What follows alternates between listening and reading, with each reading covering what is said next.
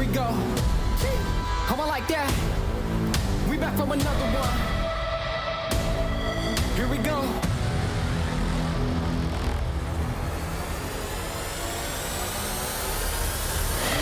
We back on the scene like we never left. Time to go put them back on the shelf.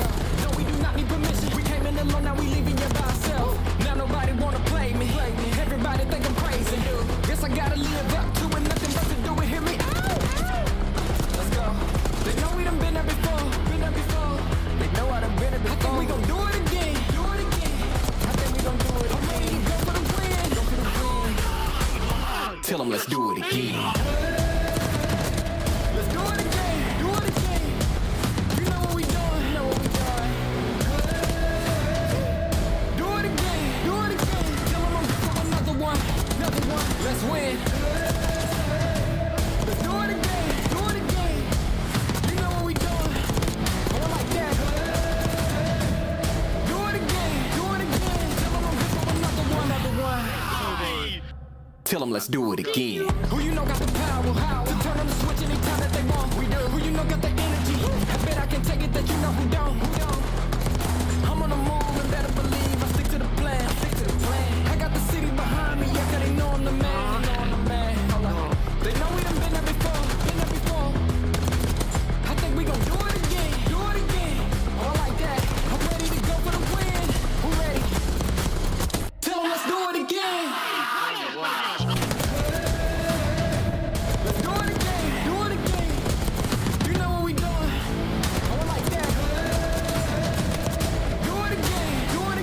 Tell them I'm for another one.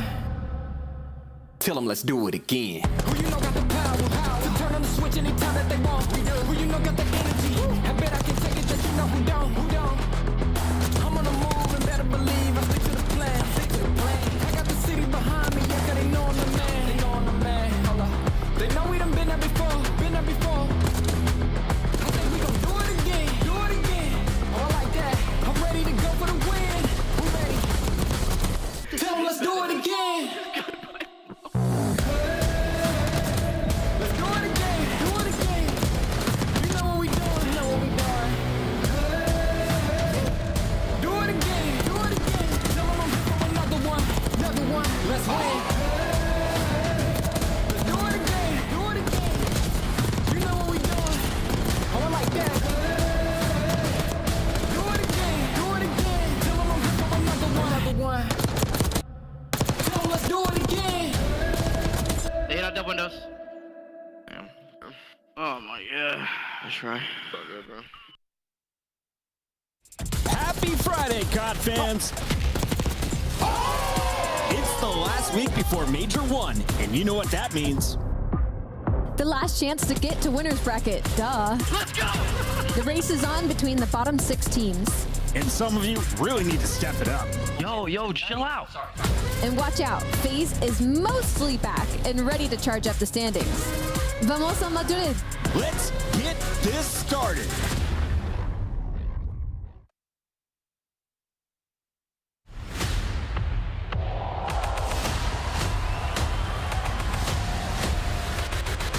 What a pitch this is. The unreadable. What a two. Oh!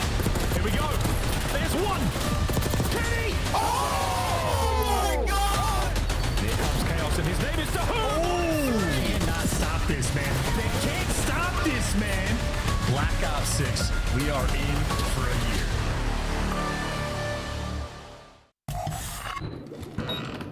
La planta parte, no creo, neta.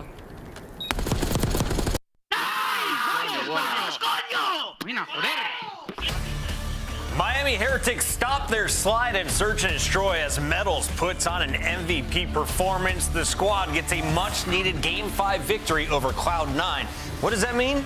Miami's in the running for the winner's bracket come our first major. And Cloud9, they're starting in that losers bracket. But both of them still have a really long road ahead of them, especially for Miami if they want any choice in the upper bracket. We've got Alley Cat and Nameless here at the desk, and Ant, we are just a week away from heading to Spain. 9 matches before we head to a different country. Yeah, and it decides everything in terms of seating, where you're going to be. We're headed over to Madrid, and we actually leave on Monday, so I'm super excited. We go straight from these matches into travel. I can't wait to get overseas and see see those fans. It's going to be electric. You can see Toronto Ultra already hyping up their event. They always throw a great show. If you haven't gotten your tickets yet, go over to the Toronto Ultra socials. Get your tickets now. That place is going to be loud. We are going to have a party in Madrid. It all kicks off next Thursday as it's a 4-day event. Now, Alley Cat, we have more matches before we get to that. Of course. And this, of course, is our first major in Spain. Yes. But we have 4 majors this year, and Major 4 got announced today. Oh yeah, I got announced today, and we go on all the way, hosted by DreamHack. Major 4, and what's funny about this is I was waiting for this announcement because my dad wanted to go to major number 4. So make sure you guys get your tickets early. DreamHack Texas is always a blast. Name was the fact that we're going to have Call of Duty in such a stacked venue. This is going to be an epic weekend. Yeah, they always have really cool events, and I'm glad that we're going to DreamHack and also to Texas. We love Texas, some good barbecue. Make sure you guys get your tickets for that. But yeah, I mean, it's going to be awesome. We all know how important Major 4 is. People on their last stand to get into champs. Those points always matter so much, so the matches are that much more competitive. And that's not the only good news. Major 4 is announced, but so is the fact that challengers will be at the next 3 majors. Take a look at this. We're going to Major 2 in Texas. We're going to Major 3. Major 4 announced at DreamHack. And most importantly, if you win Major 4, Allie, your challengers team is going to the Esports World Cup, a $1 million+ tournament out in Riyadh. And that is completely unreal. We had the pleasure of going to EWC last year, and it is just an unreal experience. And especially for the challengers trying to make their way into the league, there is no better way to make a name for yourself than not only at the majors, but also going to EWC. Nameless, I know you've been keeping an eye on the challenger scene. What is the pulse right now? Who are some of the favorites to make it to the EWC event? I mean, well, you see, this is EU right here. We had the Elite Finals last night. Notorious ended up winning it. You see some familiar names like Afro, Eric Boom, and then some up-and-comers, F. Dot and Rafi having a big performance, and then Omit Brooklyn. Love this team. Lunars, Neptune, Fellow, Craze. We've been talking about him for a while. B&J played a ton of 8s with him, and you can see Fellow still doing his thing down there in Challengers. And also, he's doing a lot for the Challenger scene in amateurs, throwing 8s. So if you want to go play, you can always go to Fellow Stream, check him out. He's trying to improve the community. But yes, Challengers is popping. We know how important it is, and we can't wait to see you guys at the Challengers Open. Congratulations on the early success in the Challengers Cup and, of course, Challengers Elite. But let's turn our attention back to the pro scene. Here at the CDL, we have just 9 matches left in our first qualifier. Allie, let's take a look at the leaderboard. 5 teams on the left, all those teams with 1 loss, still in the running for the top spot. But the real thing we need to look at is who's going to finish top 8, because that's who gets a winner's bracket spot. It's our favorite thing to talk about heading into majors, and it is the bubble. It is when we get down to the wire trying to figure out where these teams are going to go and who's going to stay in the lower bracket. And the crazy thing is remember, the minor wasn't counted into this. So Atlanta FaZe are still sitting at 8th. Not only could the first seed be looking at a round 1 Atlanta matchup, but Atlanta could also still drop down to that elimination bracket. A lot of people are expecting Atlanta to climb. The question is, who will make it in between Vancouver and Miami? Let's start here with Vancouver Surge. They're sitting at 2 and 3. A lot of Game 5s, Nameless, but this is a team that has showed us potential. Abuza has been a force since his rookie year last year. What have you seen from them as of late? Yeah, I mean, it's hard to say because, I mean, their last match win was versus the Falcons, right? Yeah. Obviously, Falcons winless at this point. And then early on, they did have that win against the Heretics, but that was when Heretics were in their search and destroy slump, right? So also not super impressive. For them, though, today, they have a huge matchup up against Carolina. If they win that, they put themselves in a great spot to secure that winner's bracket. And as you saw in the standings, 6 through 9, all those teams are on the bubble. All the way from Vancouver, Heretics, all the way down to Rocker and FaZe. So for Vancouver, a win today would be massive after a very underwhelming Stage 1 qualifier. Allie, taking a look at their road, Vancouver has played 5 matches. They have 2 remaining today. They draw the Ravens, and they have Rocker tomorrow. It's so tough because you're pulling the Ravens. This is obviously going to be the favorite in this matchup, and Vancouver doesn't have a lot of strengths, especially in respawn against one of the strongest respawn teams. Maybe some opportunity versus Minnesota Rocker, but same thing. Match. They love Game 5, so it's a huge match for Vancouver. Could be the match of the weekend, honestly. We said that Vancouver's kind of like Boston that doesn't win Game 5. So Boston beat Carolina. It could happen for Vancouver this week. Another team to look out for, though, is a team that Vancouver has the tiebreaker over, and that is Miami Heretics, who currently have the 6th seed after beating Cloud9 in the Game 5. What did you see from Metals and crew, and do they have enough to lock in a top 8 spot in Spain? Yeah, I believe that they've been pretty good at respawn throughout this whole qualifier, right? It's just been the search and destroy for them. They figure it out in the last match and they end up getting the W. I mean, for Miami, it's just about like, you look at their 2 matches, it's versus Thieves and it's versus Carolina. Yeah. It's 2 extremely brutal, tough games, right? But oddly enough, I feel like they can fare well in the control and in the hard point against them. It's just going to come down to their search. Like if they button it up to the point where they're going to be consistent in that game mode, they have a chance to win these games. And for them, it is so imperative to be in winners bracket. You remember, think back to last year, like when these guys start losers, they can end up just getting bopped out early. Yeah. And we're going to Madrid in front of like their home fans, right? So for them, this is massive today versus Thieves. You want to catch them on their slump where Thieves haven't been playing that well. This could be a big win. It's Toronto's home major in Madrid, but Miami, we expect these 4 players to be the most popular. Yeah. Taking a look at their road to major one. How do map wins? Nameless mentioned it. You got Thieves, you've got Royal Ravens. Can you get to another Game 5 and give yourself an opportunity for back-to-back dubs? And that's what's so crazy about this layout, right? Is the amount of Game 5s, and it's just been that they've been struggling in search and destroy. But we saw versus Cloud9, the amount of work and effort that they put into search and destroy to then go on to win that series. Like Ant said, they could win these next 2. We just got to get the best version of Miami. They're a top 5 respawn team so far throughout this qualifier. They've been great in respawn. It's just been search, like literally the only problem, and they've won their last 2. That's pretty impressive stuff. If you look at the numbers, how would they look in the bracket if we locked everything up right now? No more qualifiers. You would have Ultra, your number 1 What a seed, 1 playing seed. a number 8 seed in phase in that opening round. We do expect this to shake up a lot. Nameless, who do you expect to move on this board? Does anyone come up from that bottom bracket? Who moves down? I believe Rocker will win that battle against Surge, and they're going to make it into the top 8. What we've seen from Rocker, they have so much ice. They've been so clutch. Couple games have gotten away from them recently. I think they're going to turn up when it matters most, when their backs are completely against the wall, and get this dub. Miami takes on LA Thieves, and we got to talk a little bit about this Thieves squad because they were up against Optic Texas. They were looking great. They weren't able to seal the deal, and their boss, Nadeshot, wasn't happy about it. Here's what he had to say. What happened today? What happened today? I mean, bro, I can't buy one. What? I can't buy a single kill. You can't get a kill? I can't get a kill. What happened? Bro, do you have single tap on? Because, bro, we're just playing cardio. We're on a treadmill all game. We're just rotating, running across the map. Not making the hill? Someone hit the hill. All right, you guys heard it here first. LA Thieves, we're hitting the hill. They just need a purge. They need someone to show them. LA Thieves has been cooking other than in the Hilltown column. Let's talk about the potential of this squad and, of course, the other big names like Atlanta trying to search forward. Yeah, I mean, you look at this team right here, and they start off the season so hot, and they have the holiday break where I think at this point, we all know they didn't put in enough work throughout that holiday break because they come back, they lose to Atlanta, they lose to Texas. Is it time to push the panic button? Absolutely not. They lost to 2 extremely good teams. I just think Thieves aren't as dominant as they thought that they were going to be. They have to cope with that and actually get into the lab and improve. I mean, also, you look at the Texas game, and it was like a crazy 1v2 at the very end. A prayer nade that gets thrown in the sky by Shotzi to get a kill. So, like, don't push the panic button just yet. Yeah, they shouldn't be so hard on themselves just yet because obviously they set the expectation really, really high, right? But for LA Thieves, this could, though, because of that loss to Texas and the way that was, could be one of those things where the snowball starts falling down the hill and it never stops. Can you imagine losing a match and then you're expected to just go watch a movie with Nadeshot? I'm out of that house. You know? All right, LA Thieves have their work cut out for them if they want the number 1 seed, but they are looking clean for the winners bracket. Boston also in a similar position. You're basically locked in at this point. The question is, how high will your seed be come Madrid? Yeah, I mean, for Boston, looking good right now, man. They've had a successful start to the stage.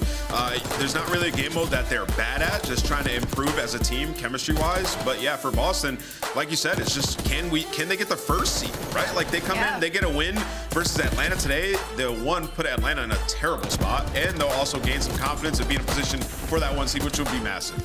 I think what's funny about the Boston conversation is, like, now that they have this win over the Carolina Royal Ravens, still people aren't talking about them in the same conversation that you would talk about, you know, Atlanta, that you talk about Toronto. And I feel like at this point they are literally fighting to put themselves in that conversation. And then come major time, like, this could be one of the craziest runs for Boston Breach, going from literally the bottom of the barrel with some of their players last year to now being like one of our top teams. Can Purge have a similar performance like he did against Carolina against FaZe today? Because Atlanta has been roaring since the start of the minor.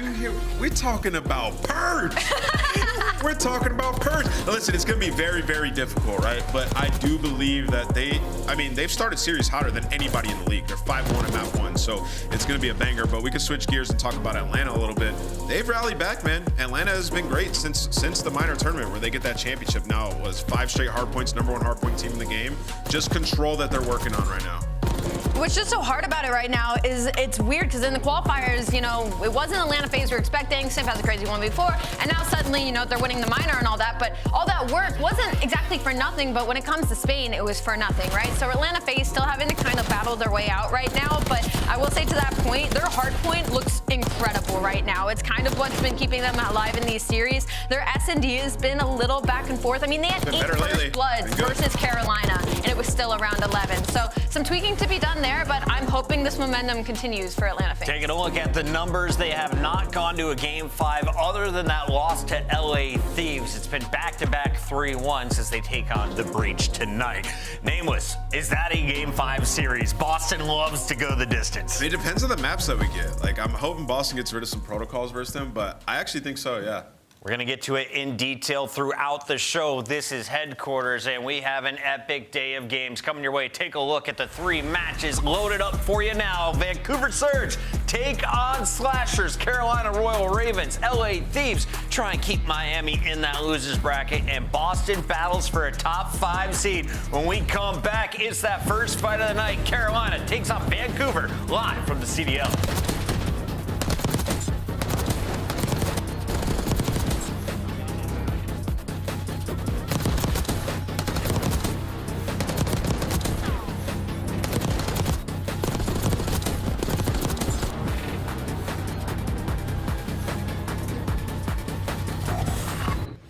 Upgrade your game with the SCUF, the official controller of the Call of Duty League.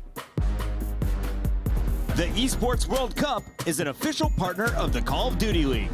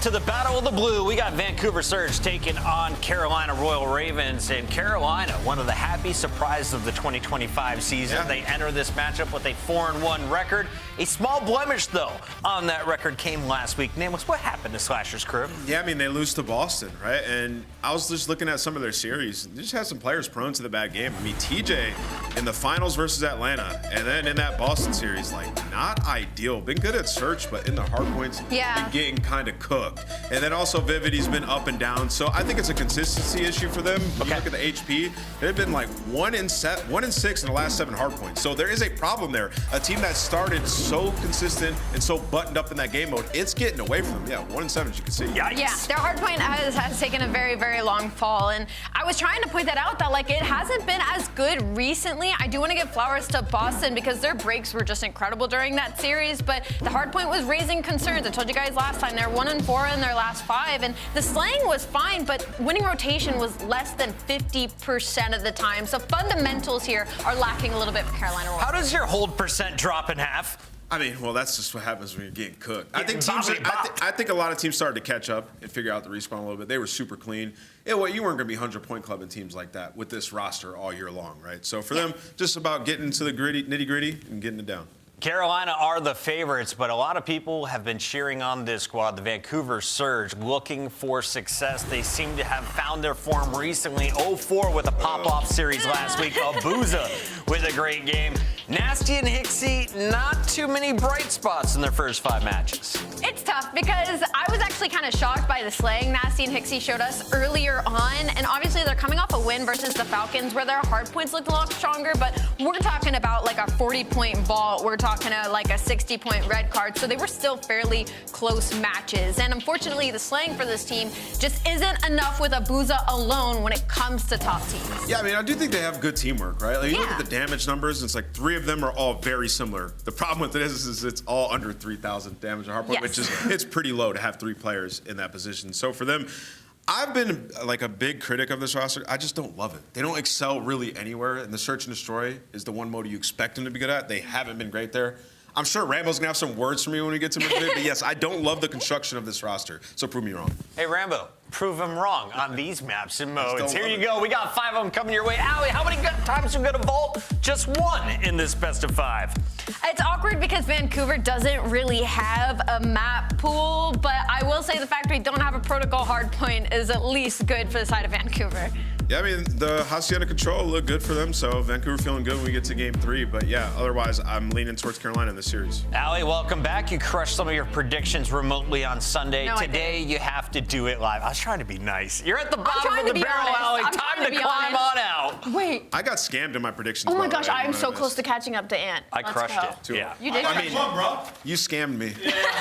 We got to go. Allie? Oh, sorry. I'm going to go with Carolina Royal Ravens. Carolina. Agreed, Carolina. I, too, will tie nameless Carolina.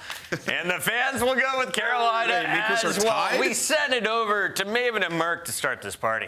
Hello, party time. Listen, we talked a lot about Carolina and the Jekyll and Hyde thing kind of going on. I want to hear from you. When you first saw this roster coming into the year, what type of team did you think it was going to be? Yeah, sort of. Honestly, both of these teams, sort of nitty-gritty 2-3-5 rosters. Maybe just honestly, there's just not enough talent, I think, to beat sort of the top teams in hardpoint consistently. Maybe you can get to like 50-50, but Carolina, they were doing it, right? We saw the graphic. They came out looking like the real deal. Yeah, and now it's sort of caught up to them. Yeah, maybe some teams get better. Yeah. Maybe you lose some of your maps. They're 0-2 in Hacienda, so that's not really working. So we're coming to, we're coming to red card. And I mean, the big thing, they were talking about the hardpoint skid, but for me, listen, you've lost 2 matches. When you lost those 2 matches, you lost both your hardpoints.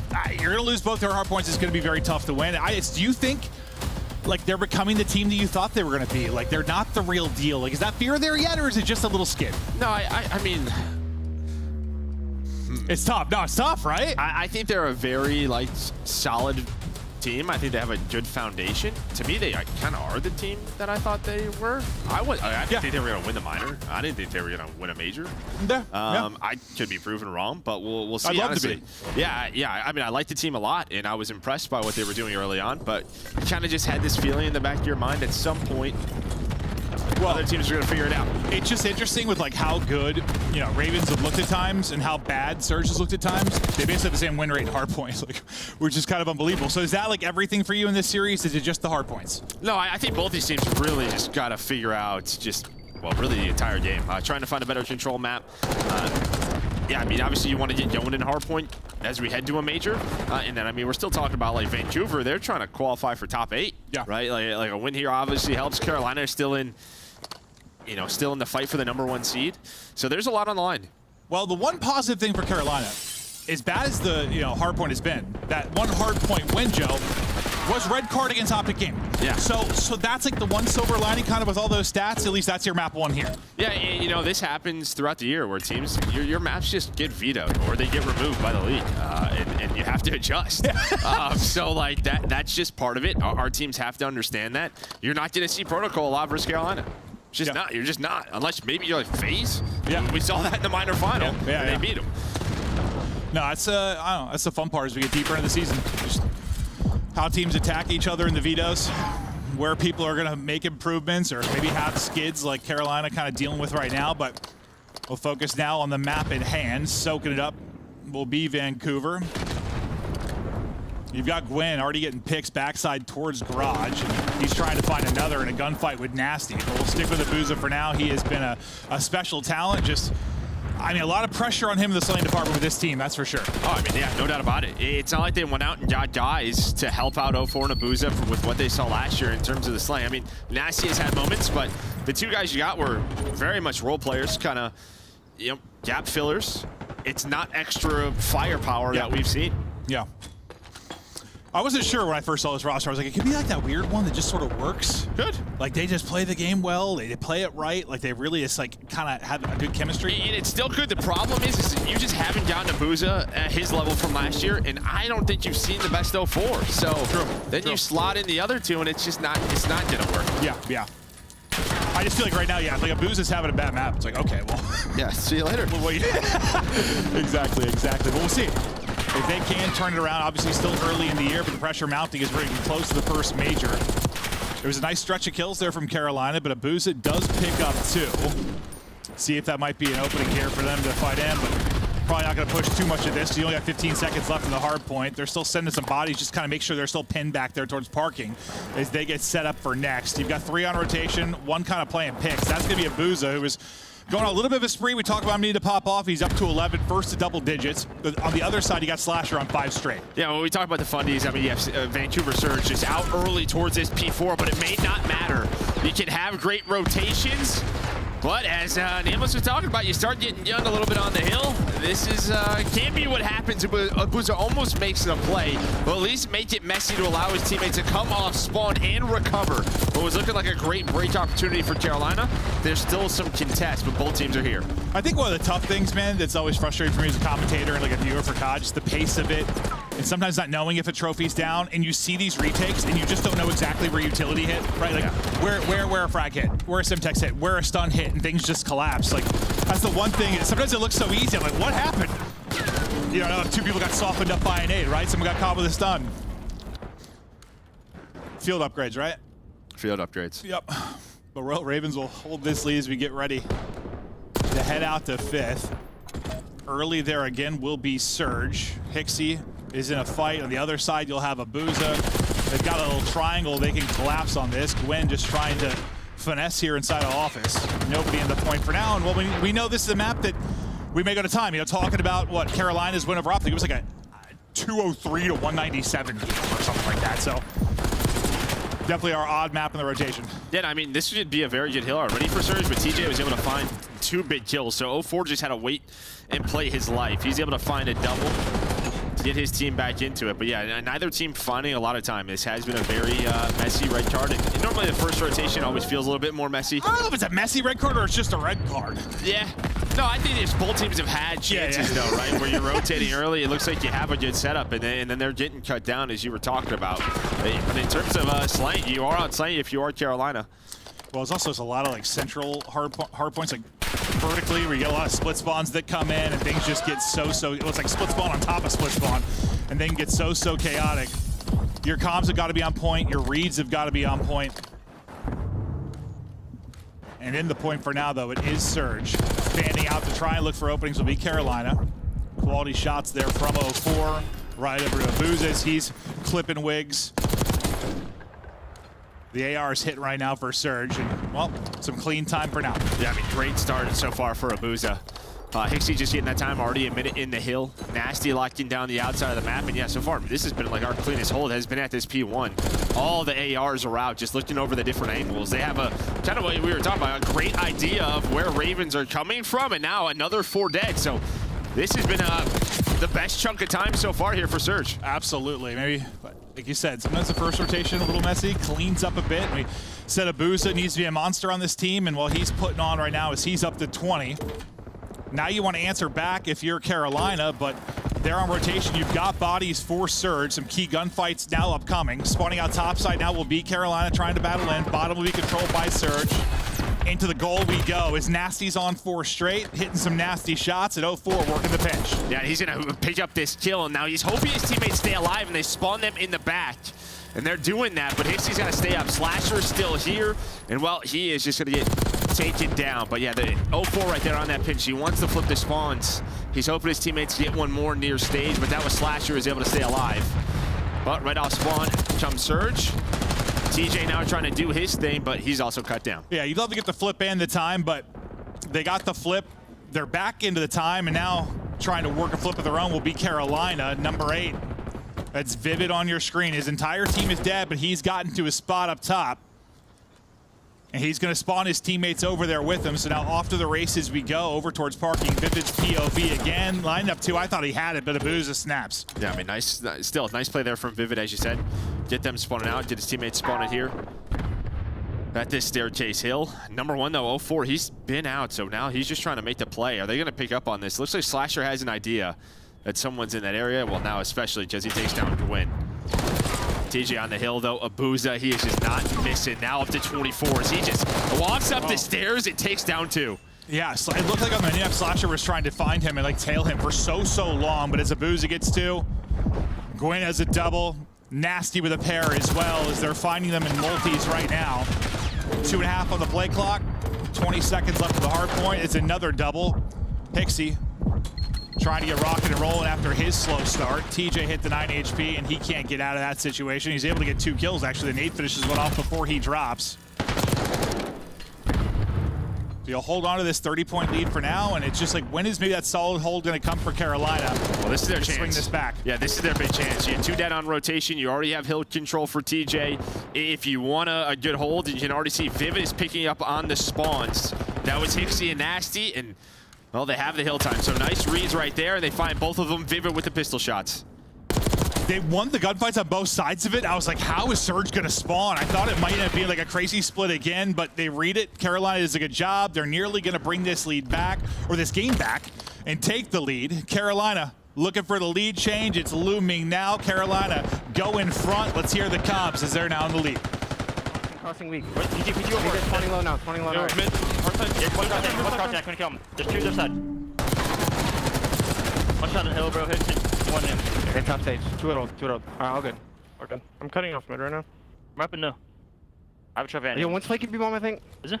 Yep. I killed 1 pinch. Is that him or no? I don't know. Oh, I have B-bomb now. Other one dead. Nice. I have B-bomb now. I'm blocking. I'm pushing our god heading. One down. Can I show you god heading? What are your god heading? What are your god heading? right now. They can go lava. Alright, try working me B-bomb. You want dub, go on B-bomb. I didn't see anything up on my shoulder. B-bomb on me? Got 1? We love my zone. Take it on me. I think B-bomb on me still. 2 ticket. 2 ticket. 16 and someone else. B-bomb dead. Both tickets, so 1 was weak. Jump top ticket. Jump top ticket. Go elbow. One more ticket. Elbow. Camera. Camera elbow. Take it again. I'm gonna get elbow on camera. Take it. I wouldn't actually have help. Take it, 1 shot on me. Let's get ticket. They're soft spawn. They're gonna be camera. Take your time. I can try a little more. I'm holding elbow right now. One's got it, camera. Got it, one time. One ticket, listen, ticket, 04. Got it, nasty, 1 shot. I got it, push. Got it, dead. Nice. He's still taking ticket. Good time. Ticket, I'm dead. Ticket's slow down. Good progress. Still take it. Good time. We got it. I'm dead. I'm rapping deep red. Got it, dead. I'm rapping deep red. Nasty and Hixie, first 2. Hixie probably ticket. I'm on our side ticket. Maybe like stage on you, TJ. I think we stage. I'm mid ticket right now. I'm about to go shoot. Yo, one hit me all that far. He's our top window, Booza. And HU in our top window. You have up top? No, bro, one top window. One's gonna be ticket on you. There's a ticket, I think. He's mid stairs. One was top window on me. Top window, one. They're gonna spawn another bus. Time dead. Let's do it to your right. They could start 20 out. I can go shoot. There's 2 HU. Where are they spawning? HU running me short. Short, going. Back to you, Teach. They should be spawning B behind. Pick on me. No, SQ to them. No, SQ's one shot dead. Back at it, Carolina get 4 dead there and some free time here with 20 seconds remaining. Pushing out will be Slasher as he's able to take down another. He's on 3 straight. Gwen there as well. They've hit another gear here late in the game, and they're nearly 30 points away from victory. Pressure starting to build for Surge as they've got to fly. Abuza, who was flying for a while, has really slowed down. I mean, he was sitting, around double positive, first out the 20. Now the lobby's caught him, surpassed him. He has had a dud. Well, I think that's just props to all 4 players in Carolina, right? Everybody contributing on this side. Yeah, it was about a 180 to 180 game there towards the P5, but at the end of it and then into that P1, Carolina really start to get going. You know, at the end of that listening, we saw TJ like rotate stage and taking down. Yeah, a little bit nervous, but then everyone else started to heat up. It just shows, like, you know, your superstar can thrive in like the chaos, but once you're trying to break, like it's not a good time. It just flipped, bro. It has been struggle city for Abuza and Surge. And this 3rd set of hard points. Now 10 seconds from the win. Feed lighting up all white again. Carolina taking over really from the halfway point on. Gwen on 6 straight to close it out. And Carolina, it's what, 4 straight hardpoint losses before this one? They lost 2 to Boston, lost the series. Lost 2 to FaZe, the minor lost the series. Here, they're able to get the dub over Surge. Obviously a different type of competition, but you've got to work on the hardpoint, that's for sure. Well, that's it, right? It's just sort of figuring out, you know, what maps and modes are we going to be playing at the major coming up. Now red card, they're up to 2-0. Not a ton of reps on it, but something they may have to rely on from here on out. Dude, I gotta go watch that back. I swear, dude, we were on TJ's POV. He called out, he was rotating early. He called up the 2 people that were going to spawn first for Surge. Yeah. He wrapped out, he got eyes on 3 players. Didn't say a word. Tried to be patient to get multiple kills, whiffed some shots, got gunned, and didn't say a word. And I was like, all right. He said middle of the hill. There was one middle of the hill. That's yeah, is that what it was? Yeah. One middle of the hill. Well, sometimes, like, if I'm looking at the minimap and glancing over, like, you know, when, like, sometimes, like, did he see him or do you see, like... The outline, yeah, the outline, but I'm pretty sure he had eyes and he was just lying. Listen, for TJ, it's 3 p.m. It's an early match day. That's true. Early match day. Yeah, he's got Eagles coming up this weekend, dude. He's probably already locked on that. Yeah, just locked in. But Gwen really starts to go off. Almost drops 40 on that map. TJ, a great game out of him. And yeah, I mean, they've just had some inconsistencies with slaying. It's going to happen from time to time when you're going up against these teams, but a much better showing there for Ravens. Yeah, I'd love to see, like, Gwen's numbers and Abuza's numbers, like, in the first half and then the second half. Kind of see like, it. What, 11-6, 7-7. Let's see what he gets out to. I thought he was around, like, double positive or 1.5 at least. It's already up there. I mean, it's just a very close game. But yeah, I mean, Abuza was leading the way, and then at some point it just kind of stops, stalls out. And I think a lot of the times what Surge are doing is they're winning some key, like, rotation gunfights, like one right there where someone's hitting a pinch, and what that does is that maybe flips a spawn. Carolina has to get out of their setup, pick something else up, and when you start losing those openings, yeah, they go away. He was still, bro, he was 24. He was like 18 and 10. He was still 24 and 18. It's from this point, like, once Ravens took the lead and kind of dictated the tempo the rest of the way, bro, it was just death after death after death. He could not get anything going, and Gwen just erupts late in this one.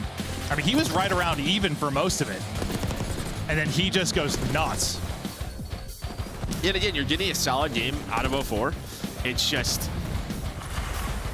when these sort of moments happen, when you're getting spawn trapped, when you're going 4 dead, like, who is going to win you a gunfight to get you out of that, right? Sometimes you just do need to rely on a star to win a gunfight or get a multi-kill and get you out of a trap. It's just, it's not there for Nasty and Hixie. Yeah, I know it's funny because we just talk sometimes about, like, you know, gun skills, not like the real skill gap when it comes to these players. Like, all being professionals, it's usually like communication or just, you know, performing the same online as online, whatever it is. Like, everyone can shoot straight, but sometimes it's really important someone shoots a little bit straighter. Yeah. Like one gunfight that can just shift something on its head. And you got a little bit more out of that for Carolina as they'll take the map 1, again, in that hardpoint skid. And now we'll get to a search where this is where they're going to have a massive advantage. I mean, that has really been their specialty, where they've been playing really well. Yeah, it's going to be in the Search and Destroy. You look at Vault, I mean, in really Surge, talk about Carolina's map pool. Surge is the same way. You have a couple of maps here. You've played either no times, which Vault in Skyline Hardpoint, or like once. So this is a team that's really, again, just trying to find their identity, I think, before we enter the major. Yeah, that's something we don't really talk too much about, like vetoes and map pool and stuff until we get deeper in the year a little bit. But it's a good point. Like, if you see a team that's really doing well early on, and like they play like 4 different combinations of maps, like that might be a problem soon. Yeah, or you start to see like whatever match this is for them, right? Including the minor. If I see a 0-0 pop up or a 0-1, to me that just says either A, they got rid of a very good map for the other team, right? Like a protocol hardpoint. Or B, we're just testing the waters because whatever we're doing recently has not worked out. Yeah. Well, we're getting close to Major 1. Well, is it different? I mean, it's different for you though. Like, I don't know. I'd have to look at data, but it's like the team that wins Major 1 might not necessarily have the deepest map pool, but come like champs time and end of the year, is pretty much whoever wins at the end of the year has the widest map pool. Like, yes, there's been upsets and crazy, but usually it's someone with a really wide map pool is able to make the run. That's what you're working on all year. Just try. Yeah, you said find your identity, find something you're comfortable on, like more maps. Yeah, I mean, majors, we've seen teams, go 4-5-0 on like I was just thinking of like Opti in Toronto, right? That invasion surge, however many times they won it there. You can get hot at a map. Yeah, true. No doubt about it. But I mean, just talked about sort of the slump for both of these guys in Search and Destroy. Again, sort of the same narrative about Carolina. You think this team, if they're going to succeed in the league, it has to come through the Search and Destroy. They did it last year. That's how they were competitive, and it was through these two, and now you're not getting it. And you think, just about the team they had last year. I mean, Brezzy, he was like the clutch god for them at times in Search. I know 04 had his plays too, but like Hook was always hitting something, finding first bloods, making some chaos, getting information. But I just feel like, dude, Brezzy, like, at least the ones we casted like late last year, he was great for them in Search. Well, when he like switched to a second AR, what ended up happening with him is he like ended up picking up the flank more often, just being last alive, and had some big clutches. So. Yeah.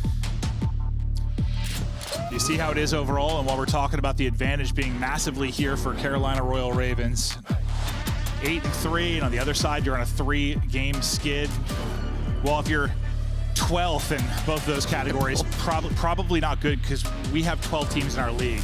It's true. Yeah, 12 out of 12. And then on the other side, TJ in January, he's been crushing it. Yeah. But honestly, even more impressive for Carolina is that opening duel win percentage is 10th. And they do have this record. To me, that just means there's probably a quick trade. But I mean, you kind of heard Ant talking about it though. Like TJ, when they were winning some respawns like early in the year, like, he was like kind of like last year. Remember, he was really first time we've seen him really consistent in a long time across modes. Is he going to be that consistent respawn guy, or is he going to be back to like I'm going to take over and search and destroys? But at least he'll have that because there were stretches where I didn't know what the hell we were going to get. Not sure. There were years, but his confidence seems to be flowing in Search. But right now, the confidence all to Surge as they've got this 4v2 advantage. TJ and Gwen going to be trying to work a clutch. Bomb getting planted now for Surge. And it got a little bit harder. Gwen, the hot hand from map 1, gets ripped out of it. All onto TJ. Yeah, he's been phenomenal. Best of luck with this one. Knock, who's there? Well, TJ's dead. Well, and that just starts with Abuza's first blood on the slasher. He gets a kill on that B street. That opens up that site, and I love that from Surge. They just stay very patient. When you're in a 3 versus 4 on a map like Vault, normally you try to get active if you're the defenders. They do. They get caught again. So 2 versus 4, you work the bomb. Just a nice round there. But yeah, the kill from Abuza gets them going. Well, Abuza and the boys chatting through stuff. And as much as they've been struggling, like, I mean, I'm happy he's like Hixie back. Like, it always felt like him exiting was weird, just. That's in his second at champs? Yeah, get second at champs, and then you're just gone. I mean, I don't know what's crazier, that or like the Precept winning it off the team, but like second out of the league is kind of insane. Just obviously not in the best spot right now. He says hello, and Gwen gets the kill. They'll play with numbers this time, but not for long. Abuza is shooting. I don't know if he heard it or had the read, but no, I think he had the read. Yeah, he was like ready for that second challenge. Yeah. Gwen almost went for it, but TJ's gonna find one. The timing of that, I was like, whoa. Still shooting. Another one for Abuza. All gonna be on to Gwen. He does have bomb planted. Drops right in front of one. Nasty just tucked away. And the first blood for Ravens wiped off the board. It's a round win for Surge. That's a great retake there out of Vancouver. Yeah, starts with, again, kind of a Booza opener. And then you just start to play patient. You did another trade. And then the 1 versus 2, there's 16 seconds left, right? So that's like a very winnable situation for Gwyn. I almost want like a name for that. Like, you know, first blood's great, but that clean blood back that puts you to a 3v3 like a Booza's kill, like, because that's as important as the first blood. It's like that clean pick. What was the second Rambo movie? There was the Rambo First Blood. What's the second? I don't know. You know what I mean? Like, second he got that, you're just like, oh well, this just became much more manageable. No, 100%. Yeah, we'll figure it out. Abuza is making plays early in the round. What? 2 first bloods and 1 thing we don't have a name for. 4 doubles up as well. Ravens, well, we were chatting about their search and destroy prowess. Right now, they're getting ran over. Abuza and Nasty still yet to die. It's Vivid's turn to try and pull a rabbit out of the hat. Best of luck with that. There are 3 rabbits. Yeah. Not going to happen there. But yeah, they're just dominating early in these rounds. Is Vancouver Surge, especially on attack. They're right there, but yeah, multiple players who don't have deaths in a game. So that helps. Yeah, Abuza 4-0, Nasty 4-0.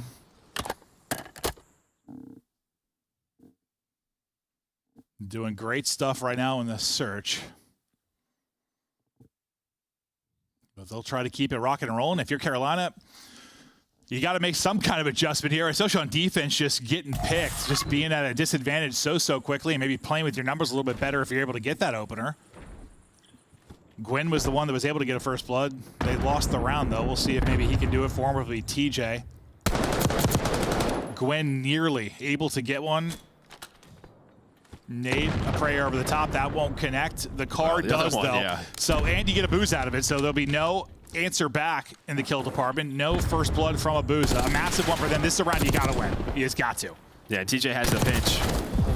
My God. We saw it in round 1. As soon as you get first blood, it feels like you have to get active. If you're the defenders and Hixie's starting to hit, he's going to turn this into 2-on-2. Bomb being planted at A for TJ and Gwyn. You got to win this one, or they are at risk of getting blown off this map. Gwyn just playing from the bomb heady. You see TJ's position here right outside of the site. Here's the chow from Hixie. He gets some good damage into him, but teammate not there for the trade.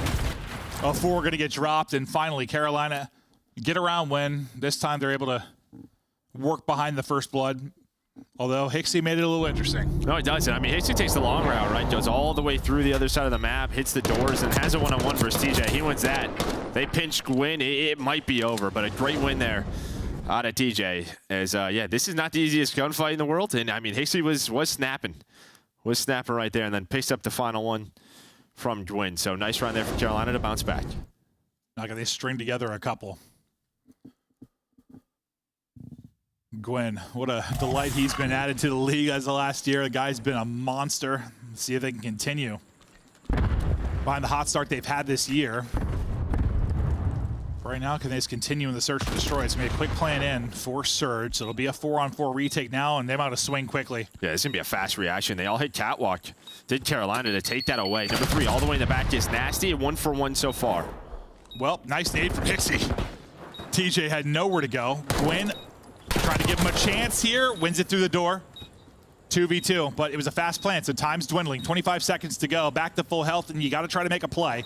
Hixie playing around bomb. Gwyn with 3 to the backside. Abuza's going to get caught. 2-on-1 now. Their chance to bring one back. All on Hixie now to clutch. Can he get it done? Nades in, dodges both, swings out. There's one.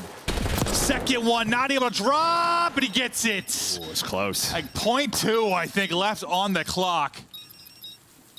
Now it's Ravens making the plays. 0.3. That was actually, you know, we saw that kill from Gwyn's point of view, that second one. Vivid's chasing him the whole time, right? He's working back towards you. So they're able to find him. And then, yeah, 11 seconds there for Hixie to try to win that 1 versus 2. There's just not a lot of room to work in that bomb site. You get to the first, and then it's just, if he picks the correct side, hits a slide, might be the difference maker. Yeah, well, when the nades miss, I was like, he's got a chance. Like, just swing on one, and can you finesse for a couple seconds? But, well, a couple seconds is an eternity Especially with Omni movement. Yeah, 100%. It is. Especially that bomb site. It is a very long time. Well, Ravens were in a big hole. They brought it back. Slasher, who has been a terrific search and destroy player, not going right now. He's 0-5, still looking for his first. Well, they go vault here, but Slasher's worked up the B Street so quickly. They might try to wrap bomb out that way, and that's going to be it, right? So he just plays on that side of the map and is like, hey, guys, I'm not seeing a whole lot. Nobody's really shooting at me. I'm at the B bomb. B bomb planted. Plan in. Now can they tie us up? Win here gets us to 3-3. But here's the 4-on-4 retake now for Vancouver Surge as they start to swing. TJ goes 1 for 1. Oh, Vivid pops up and nearly gets fried. Abuza. Now his turn to check. 04 is able to pick up one. One player to clear. Vivid able to get it. 04 has the trade, but Gwyn got the damage in. He's not going to check this. Hasty just hops it right away. I mean, the fact 04 gets another one there is huge, and that just slows it down, right? Because Gwyn is thinking 04, there's going to be a very quick trade on me, but they have no info on, and that's the type of player Ixie is. Says, you know what, go for it. It's this gunfight right here. He's weak, and Vivid just doesn't react at all. Well, yeah, Vivid's weak too, I think, but like, the fact he just got across there, he had to have been 0 HP. Well, not 0, obviously, but he was so tagged up, nearly fried on the cross, right, Gwyn? And that's one way to kind of stop the bleeding. You're in a little bit of trouble. You give it up back-to-back rounds. Stick it. 04 wins a fight. Slasher struggles on the other side continue. We'll see who can come up with the first blood now in this round. Right out the window we go. Looking to get it planted quickly again. Remember last time TJ kind of solo child got caught with a nade. We never saw him, but he's going to get a freebie. So he's able to get through. His eyes on another one. Nasty, yeah. I mean, this has been all about the retakes from both of these squads, and here's going to be another one. 04 gets one, but nothing you're going to do there. 2 HP left after the first fight. He'll get dropped. Carolina keep on fighting. Slasher gets 2 in the round. He's now on the map. But yeah, a little bit different on the retake there. Because last time, that was when TJ's kind of fought from the box, right? And got naded. Like, he was kind of fighting by himself while the rest were taking mid-control. And there was a second there where, like, if I think it was Abuza, maybe just stays at that middle block. He's able to spot TJ, but doesn't happen. He gets a free flank on a Nasty. Yeah, I mean, his spot, like, it's just, if he doesn't get eyes, there's no one else that can get eyes, really, where he's playing. It's just you're hoping you see it, or the Spidey tends to, you start tangling a little bit, but not able to react in time, and he'll drop now. Back to TJ's POV, and we'll see how they have to play this one out.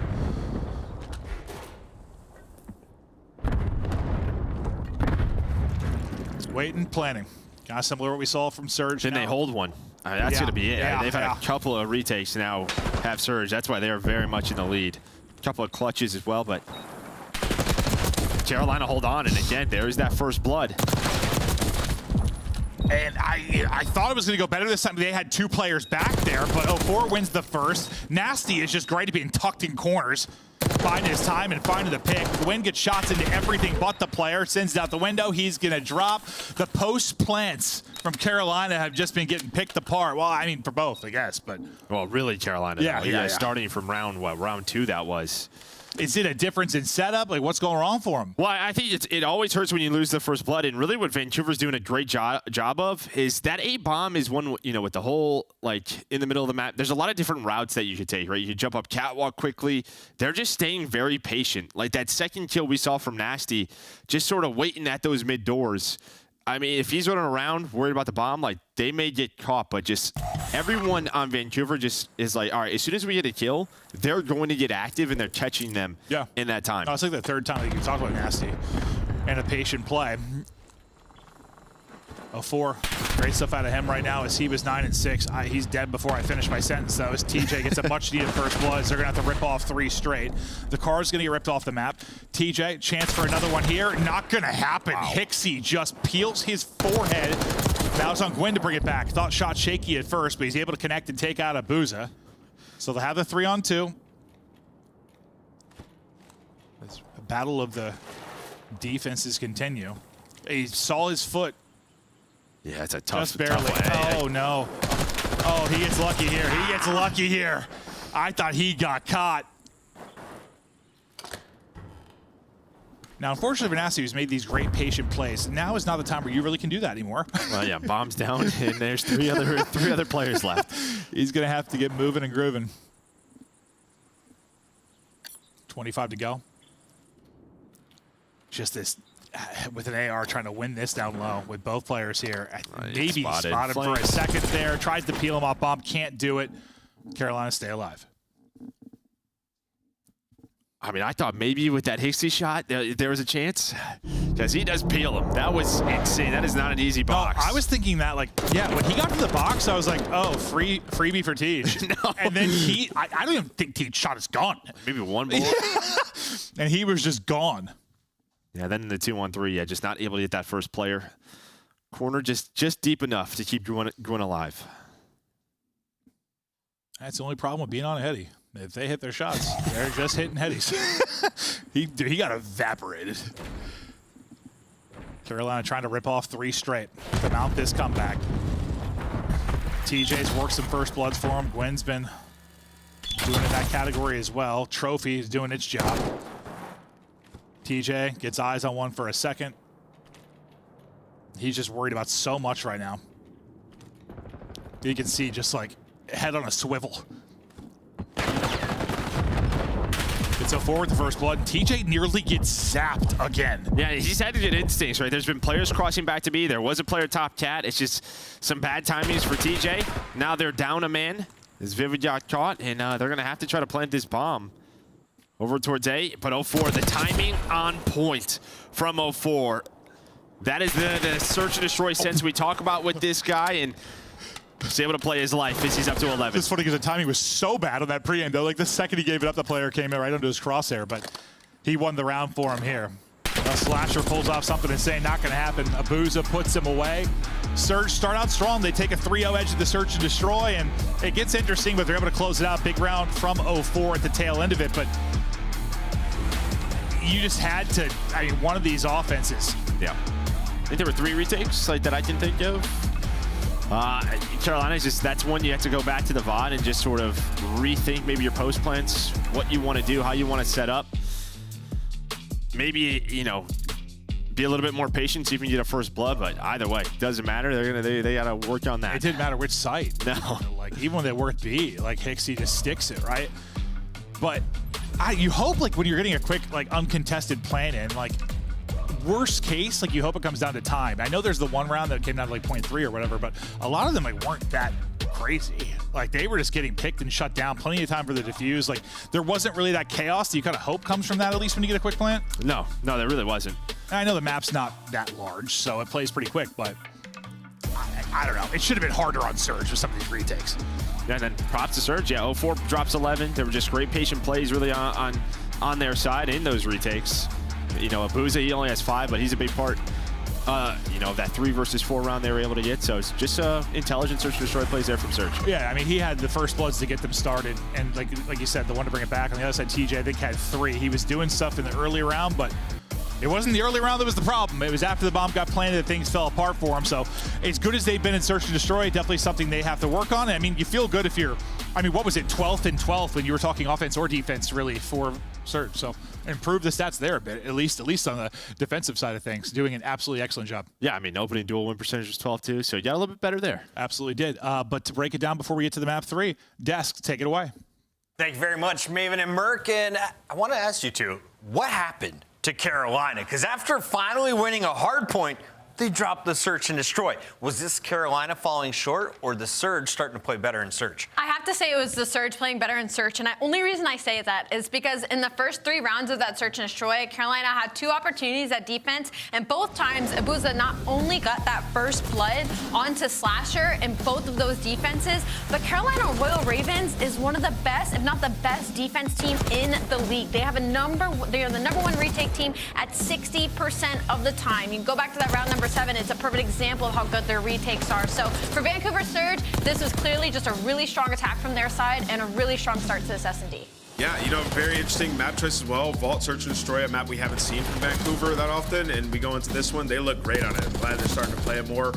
We saw 0-4 get loose, and then also coming into this match, Vancouver dead last in opening duel wins. Like, they were not finding first bloods. 5 of them here. You know, at half of the rounds here, you win a good amount of those when you do get that first blood. So for Vancouver, this is kind of what we expected. Like, you're not going to be the greatest hardpoint team. Can you win Search and Destroy? That hasn't been the case, and they've been abysmal. Now they're winning searches. They have chances in these series. So for Vancouver, this is a good sign in progress towards what I would say is the end goal, being a 2-3-5 team. Really strong game from Hixie. You heard about Abuza's performance at the start of this game, and Vancouver now enters a game 3 with the match tied up. But this is another respawn, Nameless, and I know Carolina is doing some things right in the current Call of Duty. What are you liking from the other blue team? Yeah, they look really good in the hardpoint. Obviously, it gets kind of close, but fundamentally, they're still playing sound. That's kind of what we talked about. It's like, with this roster, you're not going to be beating the crap out of the top teams talent-wise, but you can do the small things right. And let's jump into the drawn conclusions and talk about some of these small things, because Carolina, down the stretch at the end of this game, incredible plays by Slasher in being able to flip these spawns. So here goes drawn conclusions. We're going to jump right into the mini-map. So this is P1. We're getting down to the nitty-gritty, 185 to 193. You can see the blue players on your mini-map. That is Vancouver Surge. They have control of what you want. You want to control hedges here. You want to kind of have them spawn here and have to funnel in, right? So they have hedge control. They just killed TJ right here, so they know they have full control of the hill. But what happens here on the side of Carolina is beautiful. You have Slasher going on like this wide pinch. He's going to go around. Sorry for my drawing there. He's going to try to find one and pinch simultaneously when he has his players Vivid and TJ wrap around to find kills on the street. So we're going to jump back into the mini-map here in a second. Let's just watch this play out as they spawn. Just a standard pinch. We all know how to do this. This is how you want to communicate it, how you want to set it up, but it's what happens afterwards. So Vivid finds that first kill. You can see on the mini-map, TJ and Vivid sort of wrap around trying to find the kills. So they find all the kills here. Slasher, he knows that they haven't killed this last guy. They have not killed Hixie, and he knows he's influencing the spawn here, so he knows there's going to either be players trying to wrap all the way around and repinch him, or they're going to be spawning back here. So he's going to turn around, redirect his attention to try to alleviate that pressure. And this is the high-level play. Like, this is the communication. We know that there's a player still back there. We know I'm blocking the spawn on the street, so they have to be going and taking a deep route, or they're just spawning all the way back garage. So he repositions, finds 2 more kills, gets another one to give them full control of this hill where they get a big chunk of time and end up winning this map. So great play. Communication from Carolina. The fundamentals still on point. 100%. And also, during all of that, while Slasher was making that decision, Gwyn was in a serious fight with 0-4 on P1 side of things. So if he doesn't win that fight, he's still weak. Slasher isn't there. They're off spawn. That's possibly a break on P1. So shout out Carolina. Carolina able to take game 1. Will they take the next respawn? All of us called them to win this one on the desk. Allie, tell me the upset story, though. How does Vancouver take 2 more in the remaining 3? I'm glad you asked, because the fact that this is Hacienda is good for Vancouver Surge, because they are a stronger attack team. They haven't found a whole lot of success on vault control. It's been kind of 50-50. So I had actually wrote down for them, they haven't been going to round 5s, so maybe they try and add Hacienda to their map pool. So this is going to be kind of a test for Vancouver Surge and see if they've expanded their control. Listen, 0-4's just got to fry, bro. Yeah? Like, I mean, when the guy fries and respawn, like, they're winning HPs. So we got to see some 0-4 takeover. I was just looking at some numbers. 0-4, believe it or not, can't even drink beer legally. He's 20 years old. Let's send it over to a man who definitely can. He goes by the name of Merc and his friend Maven. That's crazy. Oh, hey guys, we're back. I'm saying that he's older. I'm older than this guy. Wow, that's crazy. I'll take that compliment. Honestly, thanks. My goodness. John Bald, I definitely called her. But the what was he saying? Oh, that was kind of the same thing with 0-4 last year, though. I feel like, at least when he first came into the league, he definitely got more consistent with respawn as like the year went on. When he first came in, he was like clutch up 1v3s left and right in search, but the respawns like took a bit. When he did pop off, they look great usually. No, and I always thought like he was like I always thought like he was gonna run an AR, but then he had to like turn into a sub player. And now we still see him with a sub at times, right? Because they bring out Nasty, but maybe that's part of it. Still just trying to find his groove a little bit. But yeah, it feels like he's a player that tries to find those openings and timings. And when your teammates are like negative or coming off spawn, like there's just not a lot of room for you to work with. Yeah, I mean, it's a harder role early in a title too. Like just getting, that's why a lot of times our game ends up more sub-heavy towards the end of the year. It's definitely more sub-heavy now. Yeah, you learn timings better. That thing is gross. No, it is. It's disgusting. We'll see how this control will play out, though. 1-1 tie. This will be the swing game for the advantage. Gwyn looking to hit on the nade. Doesn't hit, but the shots do. TJ is going to get clipped, though, as he tries to cross. Vivid and Gwen there, though, to pick up the scraps, and they'll be right on the point. You got a 3-stack here, 3-stack swinging on them as well. 04 is out. He's in. How many times have we seen this play come through? And that is unfortunate. Thankfully, you have more bodies here. You're still okay, but I thought things about fell apart there when you got hit with an nade. Yeah, like, can we talk about this? Like, you shouldn't be able to just go out of the map. That just adds another lane to a map that a team has to watch on the point. Yeah, I mean, Joe, we used to be able to fly and stuff, so for whatever reason, that doesn't really bother me that much. You have 3 players on it, and nobody can watch that. Yeah, so, yeah. I know someone's like, well, it's fun, and you're not wrong. But I just don't think that should happen. I just think of like afterburner and wall running and stuff. Yeah, no, but you were on the wall, I guess. It's true, that's true. But what height were they at? I don't know. You hit from anywhere, bro. It was insane. Just sitting there like they have like a great start, a nice setup, and a guy out of the map just killed it for you. Well, they did get through. I thought he was going to get 2 or 3, honestly, before the nade hit. But with about 30 seconds left, Slasher will get back onto it. Not going to be on it long. This might be their last crack at it, honestly. So it's like, do you push his 2 or wait for your teammates? They're going to spawn all the way out towards Lambo and Rock, though. And they've got to try to get back over. TJ's just trying to buy as much time as he can. Just pause that clock. But they're kind of dying just one by one. They haven't been able to really group up and make a play over this last, like, minute of play. The last person standing mid-map will be Gwen.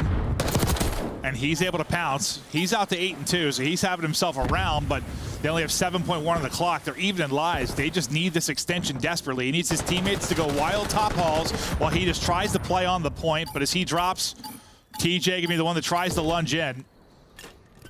They'll both just hop over to B and see what they can do. Trying to pull off a miracle here, Joe. Yeah, just trying to, at least they get another tick. Okay, now maybe they can get this B point. He's gonna have another 1-on-1. Well, maybe a 1-on-2 as a flank does come through, but it allows his teammate to get onto this point. Gwen is gonna be Spider-Man here. As much as I said they just really die one by one, they've like always just had one more person on a point. Like they extended that a lot longer than I thought they were going to, and we'll see if you know, grabbing an extra tick or 2 will end up being a difference, maybe for around 5. But overall, you like what you saw of the defense from Surge? Yeah, just nice little retakes there, and I mean, yeah, it kind of just started with the break. Then you had 3 players on it from Carolina. Nate comes over the top, but yeah, the route from 04 shut it down. Maybe you should just like start coughing or something. Always pretend it's Warzone. Like you're in the gas. You're just out there coughing up a lung, so you know someone's out there with a cigarette or something coming in with a gun as well, and they can swing on it. You know, I'd be okay with that. Like, dude, like you have 3 players on it. One's got to watch shed door. Okay, one's got to watch the flank. One then has to watch balcony and like lower into shed. Bro, the guy shed. Watching the shed door can also look outside the map. That just, whenever you say stuff like that, it reminded me, I'll never forget. Joe and I went to IW. Oh, God. In 2019, and the first map they had us play was, what Grasna Raid, was it? Yeah, without a mini-map. Without a mini-map against the devs. And I'll be honest, when we go there, a lot of times when we play with the devs, like, they get slammed. Like, we're going there with, like, pros and former pros. Joe and I got absolutely dunked on by devs. I would swing out to the street. I swear to God, there were 16 windows I had to clear, 14 doorways, 6 different paths. They were calling in choppers on us. I was in an actual war. It was horrifying. It was. So whenever you talk about like so many lanes to watch, I'll just never forget that. I walked out, I'm like, how am I supposed to clear all this? Like, I'm literally gonna break my neck looking left and right. Oh, Vivid will get his second in this, and so far the defense is held. Dude, that's still one of my funniest memories, bro. We were looking at each other's mind blown, just getting slammed by devs. Yeah. Oh. It lives in our mind rent-free, ladies and gentlemen. We always talk about that title. We will, yeah. I don't scares me. I don't think we ever make it a single cast without discussing it in some way. That's my fault. You gotta go to therapy over it. Probably should. TJ line and wait. Not sure if they're going to wrap this out back or we'll go right over his head. He's able to clip him before he gets around the edge. Abuza's double them, buys them a little bit of space. 7.7 now on the clock. TJ trying to swing out, catches a stun to the face. Bullets hitting as well. Abuza's gotten all 3. Gwen finally there to trade it out. He's on 4 in a row. I thought the snap might be there. Comes up a little bit short, but you do have the quicker reinforcement on that side. Or do you? The bodies just seem to keep appearing for Surge. TJ from the top rope, though. Thought he had it. We've had some disgusting omni movement type doubles, but they're not going to work. Got to get on it. With .9, they're able to do it. And so far, the What was it, 3 ticks on the other side? Yeah, 3 ticks. I mean, this has been, it was almost a perfect round. Yeah, now they've made it messy over here towards B. So the second tick is coming through. Abuza's going to win another one. And now you have Nasty hitting a nice timey off spawn up top in office. So what went from pretty ugly now is doable here. Could be the same result with 3 ticks, but you gave yourself more of a chance. Problem is you're down 6 lives. Abuza must have gotten 5 or 6 kills, though, to get them that point. He was huge for him. TJ's double silences the mount up towards A. Well, outside of Nasty, though, he gets through. So we'll see if they pick this up, or is he able to pinch something with his teammates as they start to work up. Oh, well. They know he's there now. Yep. They heard Stun him check. Listen to that classical music. Decided, yeah, not listen to that anymore. Still got to find him, though. And, well, not able to locate him. 0-4 is going to get 2. Oh. Nasty going right back to his desk. And now they can start to work this point. I was to say, is he going to get shot at? If it was just tucked in the corner. Maybe some awkward timing there for a moment, but that's the lives. You only have 6 up if you're Surge, and only 23.5 seconds. But hold up, hold up. Those two make it a little bit more interesting. You're clawing your way back in lives. You're pushing it on the progress. Second tick is done. At one point, you had 0.9 seconds remaining, and suddenly you pulled this one from the absolute depths. No, you have not. They're able to slide out and clear, and that should be the final clear. You only have Abuza and Nasty left. That was, well, some like late point heroics to get to that spot if you are Surge, but Ravens just kind of overwhelm them there at the end. I thought maybe they pulled that off. Yeah, I mean, honestly, like, a hell of a round out of Surge. I mean, it started off so well for Carolina. It was looking like 0 ticks were going to come through, and they were just like mosquitoes. There was just always one more player on that B point. What we saw from Carolina, where they went like towards A, they just kept pushing through to B over and over and over from top office, just reinforcing and reinforcing. Yeah, there was a couple of chances maybe to get A, or at least get another tick. Should you have that advantage, but Carolina recovered. So close to stealing the round. From 0.9 on the clock to nearly the 2-0 edge. We'll see what Ravens can do a little differently here on offense. They made it scrappy, and hell, they extended it a lot longer than it should have, considering they never actually got the minute extension. I swear those last like 20 seconds were there for 2 minutes.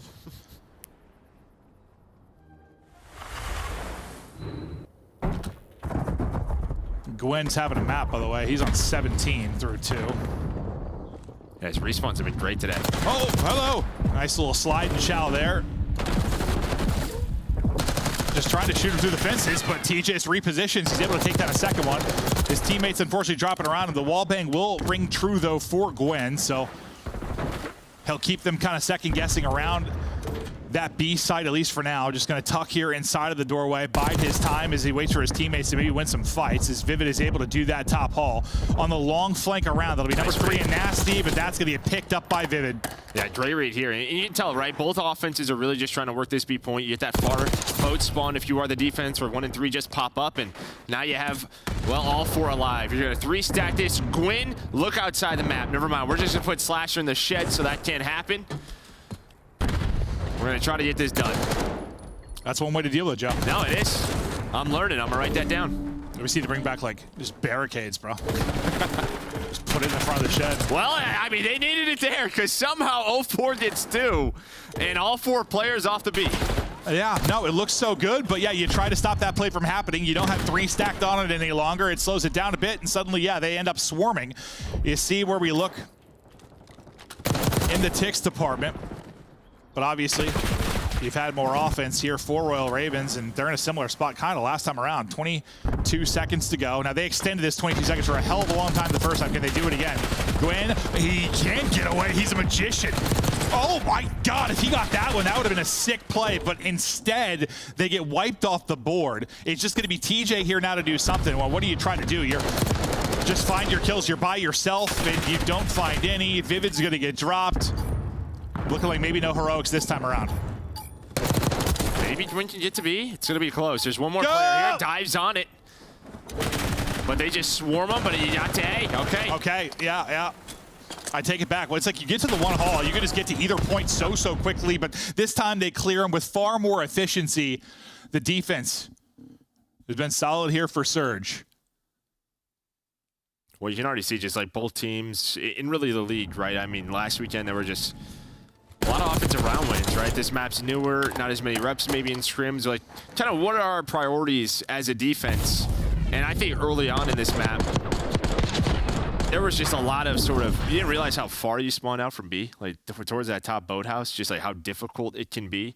Once you got a 3 or 4 day, like, it just felt really difficult for our teams to retake, unless like a nade hit, but starting to see it be a lot better throughout this map.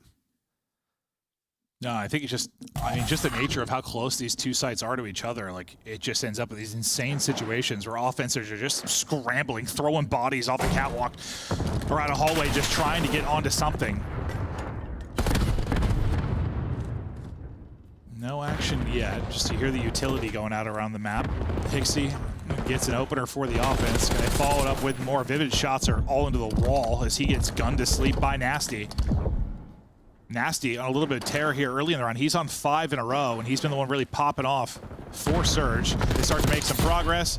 Slasher, though, with the route, able to get the angle onto a Booze's head. TJ with a headshot as well. He's still got 2 players pushed up. Oh, sorry, 1 as 04 drops. Yeah, I mean, you saw, I think it was Gwyn. Yeah, he's able to find both of them. He throws that nade, maybe hits 04, 04 tries to activate, instead gets taken down, and now TJ's in your spawn. So then we saw this the first time through from Carolina. Very strong defense. But 2 and 3, they're taking a long route here. All the way through Rock's side. Didn't flank that top office. Gwyn is just waiting again. Yeah, it's just like, how efficiently as a defense can you deal with those players once they get to offense? Like, Gwyn's been doing a really good job of it, but it's like you make one play from this spot on offense, and like, look at this little lurk. Little lurk. Wow. Okay, well, little lurk, and TJ does a little twerk on his forehead. That's a good time. As he just peels him. 20 seconds to go, only 1 tick so far, but remember, this is where they pulled it out. They had 0.9 seconds that they were able to turn into 5 ticks. Can they do it again here? TJ wants no part of it. And no, they all get dropped. No heroics this time around for Seattle, so we'll get the 2-2. Yeah, that's it. They just didn't allow a play to happen really on either of those points. But big plays out of Gwyn and TJ. Because you could see the focus there for Surge is, yeah, get off his control, just kind of lurk, trying to deal with a couple of players off spawn. At least just stagger the defense, right? Because on the other side of the map, we're stuck, or a couple of us are stuck on this side due to like someone like TJ. Just try to play office, and then from office, yeah, you can go to A or B. But they just were not able to make any play there. No, yeah. They got sniffed out every single time. But now the teams talk through strategy for this final round. Tied up again 1-1 in this series. A big one here. TJ carrying over a little bit of a streak into this. We'll see if that turns into anything. You've got, what, kind of 3-on-2, 3-on-3, maybe going to be a 3-on-4 in a second here, as you've got a pretty big stack over towards B off the opener defensively, and well, they'll take the numbers and they'll make the plays. The good luck with that gunfight as Abuza shuts it down, and that's about as clean as they'll get. Most of the breaks for Surge defensively have been solid. I mean, you just have not got a footing at all if you're Carolina, and that's sometimes that's all it takes in control, bro. One good opening break on offense, and suddenly you're making stuff happen. It's just like a snowball. Yeah, because now you know where they all spawn. They all spawned up broad shot. You shift over, one top ball. You have one watching that area on the outside, and now you all push up, and look at this. Yeah. Here in this round 5. Yeah, they're trying to make a snowball, and it's 75 degrees outside, I guess. No, no snowballs for Carolina. Or maybe, Gwyn, maybe. Nasty, though, with his little patient plays. He talks, and the fact that he gets 2 there, as he had a player right next to him. How differently this sequence could have gone. Nice little slide out and swing there from 04. Once again, he's going to get shut down with a nade as he makes a play out over towards B, but time is just gone. You haven't touched a point, really, if you are Carolina. This is your last effort to get there. You're down 6 lives. They're swinging out, and Hixie's going to be calling it. He's going to make the play. He's going to find the timing. One's going to get shut down. They're going to have to turn heads, but also have to worry about getting onto the point. They're going to get there with 2.3 left. Vivid gets one as well. Nasty, though, in the window. Him and Abuza getting the shots in. Surge come up big in the map 3, and they'll take the 2-1 edge. And now it's like, we were worried about the hard point for Carolina. It's like, thank God they won the hard point. Otherwise they just got 3 all bopped out of this, and you would have given them the advantage at 2 and 3. This is not going how I thought it was going to go. Not at all. And I mean, you know, Ali's talking about on the desk, their defense has been looking great in control, and well, they're Hacienda, now they're 2-0 on this, right? So again, just trying to find that map pool, expanding it, and yeah, Hacienda control looking solid so far on Surge. But I mean, yeah, really, their offenses were, you know, they had a couple of decent rounds where they were extending their time, but their defense looked fantastic. Yeah, no, there was, outside of that, like, great effort, you got what round, well, the first offensive try for Carolina, they were just getting blown out the last couple of rounds. Really nice stuff there from Surge, and nothing really crazy in the numbers department. No one really going off, just working together well as a unit. When they need to make a play around the objective, they were able to do that. But that final round just felt like it was over as soon as it started. I mean, they were all pushed up to like the, what do you want to call it, 70-yard line or something. Like they were deep early, and Carolina had no answer. Yeah, I mean, you win that break-off, you know where the next four are spawning, and you just had a subtle shift with one player top ball.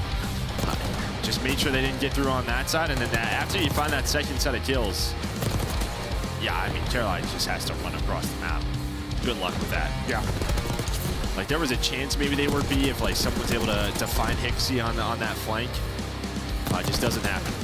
No, it just didn't feel like, honestly, on, like, either side of it, you had, like, that many situations where you had, like, a 3 or 4 dead for Surge. Well, especially just, like, when they were on defense. Like, there were not many moments. We just saw one in the feed from, like, TJ's POV, but that's when they're playing defense. And that's sometimes all you need to do defensively to control. Just, if you're going to die, just don't die as, like, a unit, right? Someone needs to get a couple of kills. Just don't let that clean wipe happen, and suddenly you're playing from the back foot. Good disciplined Call of Duty defense there from Vancouver Surge. Now in control, we'll see if they can close it out in the Harper. Where are we going for map 4? Skyline? Skyline. Okay. So polar opposite, obviously, from what we saw on Red Card. Yeah, and again, for Surge, this is a map they haven't played. There's 0-0 on the year. So just one that starts to enter the map pool. You have to get rid of Protocol. On the other side, Vault's taken care of. I think one for Carolina that started out strong, but now it's 2-4. So it's still like a map they're picking. Still a comfort map for them. That means like scrims in practice are going well, but recently in matches, not as good as they want to be. Yeah, and this is just one of those matches. Like, I know, listen, we have what? All 3 of the 4-on-1 teams are playing today. And I don't usually talk a lot about like seeds and stuff at the top because, well, I'm more worried about who's going to get into winners. Like, that's kind of the big storyline for me. But the first seed's still open, but you might end up playing Atlanta FaZe for all we know. Like, they're the 8th seed right now. They could finish there. So what do you, like, when it's something like this, it's not that often where you have like a team that's good, that's in like the 8th spot. Do you stop caring kind of about your seeding? Or are you still pushing for the first seed just due to like the advantage in the vetoes or like side picks? Or yeah, I mean, you're just trying to win. Yeah, the first seed, simple as that, just trying to win. Yeah, you're trying to carry momentum into Madrid before we go there. So yeah, we're gonna take a look at the current standing. As you said, yeah, both of these teams, you still have a lot of teams at 4-1. Toronto Optic, that's like this Sunday game. That could be for the first seed. I imagine FaZe is going to finish in 8th, depending. But I mean, listen, some of these teams at 2 and 3, there might be a team that gets in at 2 and 5, or there probably will be. Because yeah, no, I mean, I don't Surge think has a tough one. Miami plays FaZe in Carolina. Rocker plays tomorrow. And they all have some tough games. Yeah. No, I mean, I don't think FaZe are actually going to finish 8th, but who knows? It could happen. I mean, yeah. I'm like more of a believer now, but not like completely in their back scenario yet. But they have obviously been improving, and we're going to see them. We cast the last match tonight, which I'm pumped for. Actually, I didn't think coming into this year I'd be pumped for Boston FaZe, but like I am with how Boston's been playing. Purge's last series, they're 4-1. I'm all about it.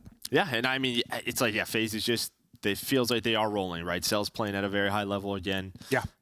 Seeing scrims where they're winning, outslaying by 30 and winning by 20 in hardpoint. So that's the FaZe formula. Yeah, no, it sure is. It sure is. Gwen erupted like a volcano at the end of that map 1. He just went wild over the last couple minutes. I think in a map like this, you'd probably love for him to come out a little bit hotter and get going early on.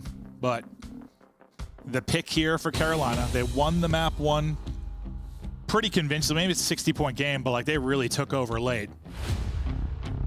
Now can they push it to a map 5, get to a protocol search and destroy? Not a team you think is going to lose 2 searches based on how this year has gone for them. It's been the double hardpoint losses that have really costed them in the last couple of series. Can they get it to a map 5? I mean, why not? It go the opposite of how I thought it might. Yeah, a great start already.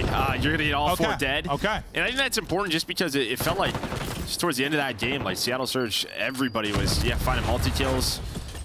Starting to play with a lot of confidence. You saw it in their player cams. They're starting to get fired up. And like that shuts them down. You play a couple offenses in a row on control, and it's not a good time. Yeah, it's almost like you're breaking a hard point over and over again, right? Like it can be. So I know it's different, but it can be frustrating, I'm sure. So you get the juices flowing here early on. Gwyn taking names, taking faces. He's got back-to-back headshots there, and they've got a hell of a P1 to start this. They turned it into 30 points. Thought maybe it would be more, but now they're swinging out piano side. Vivid's backing up. Best of luck with this. Tries to get Simtux down in some shots, but not going to take anything. So able to push through, take out Vivid, now get spawns. It's your chance to answer back if you are Surge. But they're not going to have a lot of grace period. Okay, or are they? I thought the swing's coming in, but they pick up all 3. So Carolina with a chance to maybe make that a bit messy, not give them their kind of calm, cool, collected setup. They can't break through. Well, it's just kind of what you don't want, right? With 10 seconds left, 15 seconds left into the hill, you all just kind of break down in your setup at P1. And with this, how small this map is, they get across, they flip spawns. Yeah, nice recovery from Surge. You're just hoping if you get broke with that 15, maybe you could get the sponsor P2, but it's just they lose on both fronts. Yeah, the old double whammy.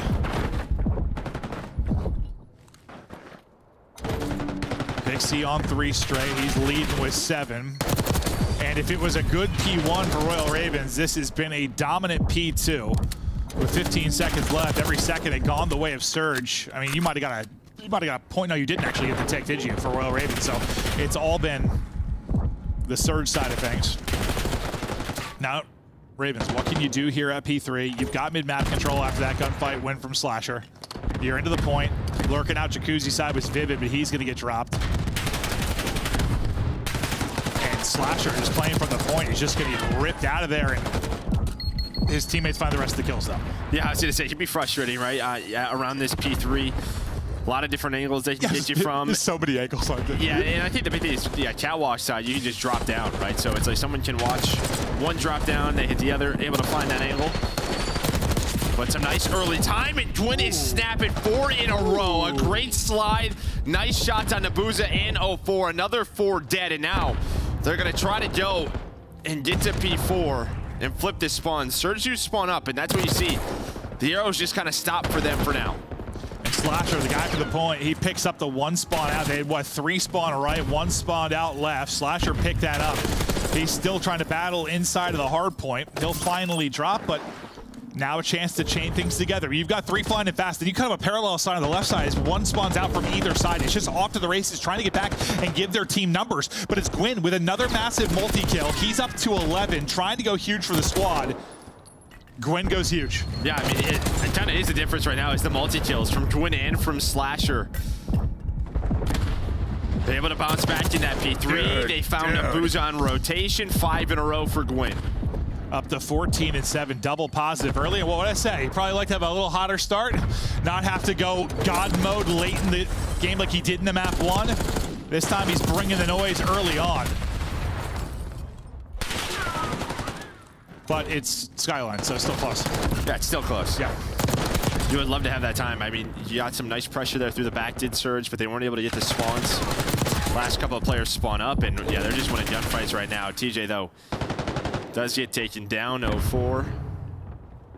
He's able to find him, but that's kind of what Carolina wanted. They wanted to flip the spawns, and now they have this set up here for P1. So great stuff so far throughout that first set. As good as Gwyn's POV has been, we haven't seen a lot of it from Slasher, but hell, he's got the most kills in the lobby at 16. You didn't really get anything from P1 if you were Surge. The P2 is where you were dominant. So the script kind of flips here in the second set of rotations. But where it really kind of came down to was, what, around 15 or so seconds, where the big moments happened, and, well, that's going to be 4 dead. You're fortunate you're spawning out towards P2 if you are Royal Ravens. You see Abuza and Nasty, everyone turns around here. They're just worried about a split. But what ends up happening is all 4 do spawn on that side of the map. It's not the worst case here for Surge because they got so much time on that P1. They're only down 6 seconds or so, and they'll have time off spawn to put pressure on. Sure, it's just one of those things like, you know, we talk about forward down a lot because it's really important in control, and it can be very important at hardpoint, but it's also like tricky to pick up spawn-wise sometimes, right? Especially if it's like all 4 within like your respawn timer. It's real quick, and it's just like, I'm not sure how this one's gonna play out. It all depends kind of on your position, right? Because if you're far enough up, pushed up, you may spawn 1 or 2 on that side of the map, but then the further you go, the other 2 might spawn on the other side of the map. So that's where those arrows are turning. But again, at P2, they're able to get that break. Is Surge. Well, last time it was the early setup and hold. This time we'll see if they can turn into a break and hold, but probably not going to happen. You got 1 player here still, but the safe spawn comes in for Carolina here close. Nasty's just been lurking. Now he wants to eat. Nice read on the flank. Able to win that. His teammate wins one on the front. And you get back in with a nice little chunk of 20 seconds or so remaining. And this is the P3 where Ravens really, that was their turn to answer. Slasher got a lot of time going. He was getting a ton of kills for him. They worked that into a P4 where Gwyn popped off. This is where you really want to step it up now if you're Surge. Can you make this look a little bit better? You can push this game, break it wide open. Well, you're just hoping if you're Carolina, like someone has an idea of where Nasty is, right? Or just someone just checks the back door. It just feels like there's that last player is always kind of lurching in a corner there. That just comes down to comms, right? Calling out names. Maybe they think they all have all 4 dead, all 4 off spawn, but Nasty just waited so patiently to make that play at P2. Well, the play might end up being massive for him. A little clean sweep here if they're able to pick up Nasty. Okay, here's another situation where Nasty, well, he got hit with a stun, so surely they're going to be ready for him this time around. No, or not. He's last guy up, and he ends up getting 2 again. I know a little bit of a different scenario, but he's just that last player, able to be patient, wait for the reinforcements to come. They come quick in a map like Skyline because you're not spawning that far out. Nasty and his teammates make the play. You're holding on to a 5-point advantage. You're trying to close out this series. Surge roaring right now. Let's hear. There comes. No, run, TV. Yeah, like, here we go. Stone, DJ, no, top stone. I came right to you, John. I'm back tail. I'm not waiting for you. He's gonna be new on you. On stone, wood maybe. Yeah, one on left, on that game. Stone dead, stone, on left, that's 1 dead, guys. 3, on left. Okay. Anytime. One shot. Keep playing more bed. Nice. Probably bed or something. 2, I mean. Bed. 1 HP bed, he's worked. He's bed now. Bedside, Rugs. I'm getting stone. Have one on the back. I'm watching back table. Nice. One Rugs on back left again. Play kills. He's weak, and need on time. You went stone, they spawned there. Stone, you went stone? Yes. Yo, shower. Shower door of time. Thanks, I'm it's a good play. Stop dead. I'm getting stone. Okay, wait, they're spawning out. Stone. D-chest. Back table. Cheers. We see. I was shower. Listen, calm down, okay? Yeah, I'm into it. I'm pretty sure Gwyn on the ground, boys. I spawned old. Yeah, he could have. One on bottom bed. I'll get it. One, stop cat. Outside old. We're going on the outside. 1,000,000%. He just nice. Teach, tap P2. Play time. I'm saying P2, okay? Yeah. They're going to be top plat. They're going to be top plat on you. Yeah, they're going to be top plat on you. I'm dead. 2 top left. 2. 1 outside and cat. He hit. TV, Gun on tail. He push 2 right. One shot. Call what you got. Top bed. Dead. Anytime. I'm praying punish social. He's safe. Yeah, you take I'm low. 3, 2, 1. TV. One shot, Teach. He's 2 cats. He's top cat. Dead. Time. 1 HP time. I want top cat again. Nade time.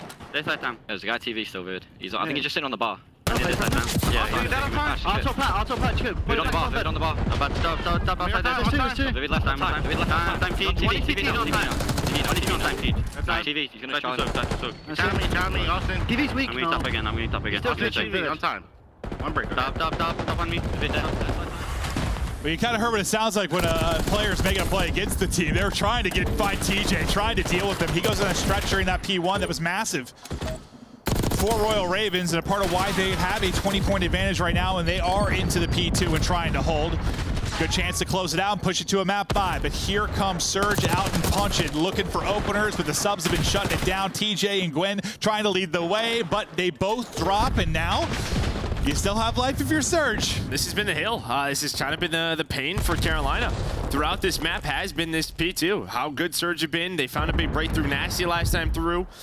So yeah, I mean, it's got to be like 115 or something. I don't it's know a what lot it to is, a little yeah. on this hill, but you're going to need to try to get them off time. They do just that. They find all 4 kills.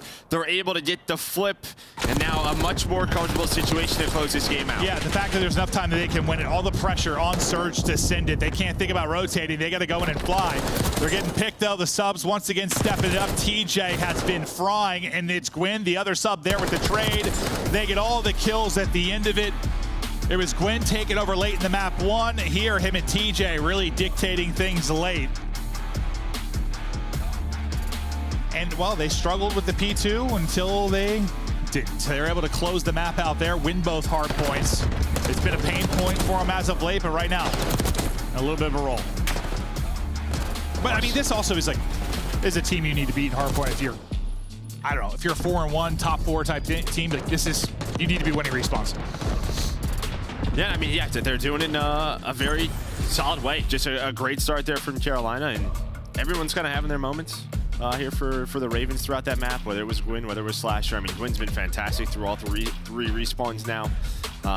But yeah, I mean, throughout that, listen, you heard TJ making the plays, Slasher throughout that map. Good skyline for them. So, this is a random question, but there's a 3-4-1 teams. I think we think Thieves in general is going to be like an elite team eventually, even if they're struggling right now. But like, if you had to look at Boston and at Carolina, like who do you think is going to be like the better team in the long run? I mean, I'm just curious. I know. I just can't believe this is like. Yeah. It started off kind of. Carolina was looking the better team. Now it's sort of. It looks like Boston seems to be a bit more of a flow, complete game right now. Yeah. In terms of the long run, I don't know. I'm just curious. It's tough. I'm just happy both these teams are. We're talking about it. No, true. Honestly, yeah, that's probably the best point from it. That they're in the conversation with Thieves at 4-1 is probably the big thing. But this is how it's looked. If you joined us late, maybe both hard points going the way of Royal Ravens. You're trying to get the old-fashioned 2-3-5 done. If you were Surge, and for Surge, like. Search and Destroy is something they've really needed to work on. On the opposite side, the hard point is something you've really needed to work on. So teams probably putting a little bit of extra effort into these two things. Maybe you're seeing it pay dividends here, but to a map 5, and well, I mean, we'll see. Anything could happen here. Yeah, I mean, it is protocol. You have to feel confident if you are Carolina. Again, protocol has kind of been their go-to throughout the year in every single mode. So for Surge, it's just you've been struggling in Surge. Map 2 looked very good. Your retakes looked fantastic. This is another map where, with that A-bomb site, a lot of it could come down to retakes. All right, well, we're getting ready for a big map 5 here. We got our final couple of days here for the Call of Duty League before we're headed to Spain. It's going to be a very wonderful, delicious, and sexy time as Major 1 is around the corner. Everything gets decided now over the course of this weekend. Don't go anywhere. We'll be back with map 5. Upgrade your game with the Scuff, the official controller of the Call of Duty League. The Esports World Cup is an official partner of the Call of Duty League.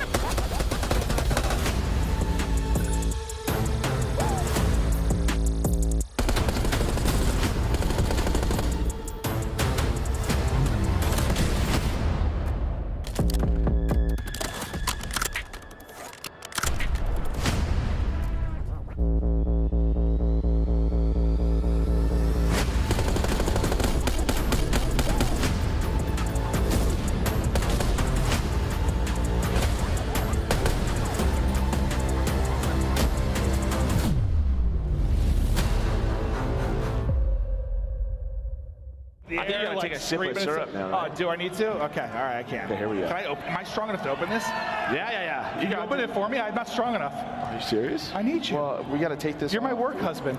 We got to take this off. Oh, that helps. Now can I do it? Yeah, probably. Go. Come on. I can't do it, dude. Twisted bar. I need to chug the syrup. Is this guy serious right now? Oh, you're very strong. Did you get it? Not the headset, please. Yeah!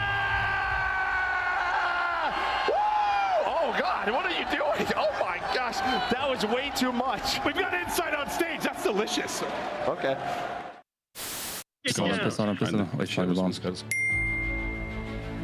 We're planting the bomb. Oh my God. God, ball, come on, give it to me. Follow his arm. I don't know if he gets some. Behind you.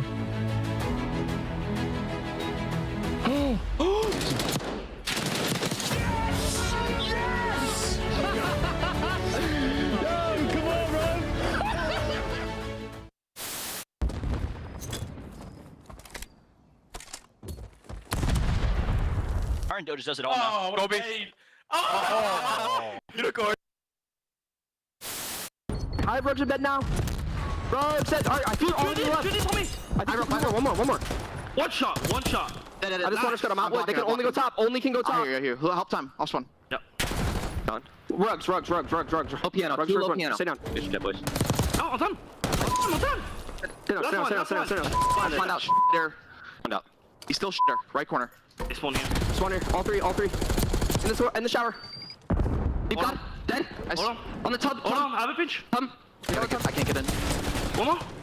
Shower. Oh my god. Holy shit, Phil. Jesus. Yo, don't go game like that. Don't go game like that. That was the worst HPs we've ever played. Oh my god. No. Oh my god. My God. No. No way. That scrap guy is comedy. Whether it was like the search and destroy where he stood up too early, thought it was over, and it wasn't. The hard point, he said, GG's, guys. The Hydra's like screaming people to the point. Got to finish the game, Joe. Yeah, no, you do. But it's important it's 250. Yeah, it is. And speaking of finishing the game, we're going out of the map 5 now. We're seeing who's going to be able to take it. This is, big for both teams, just in very different ways.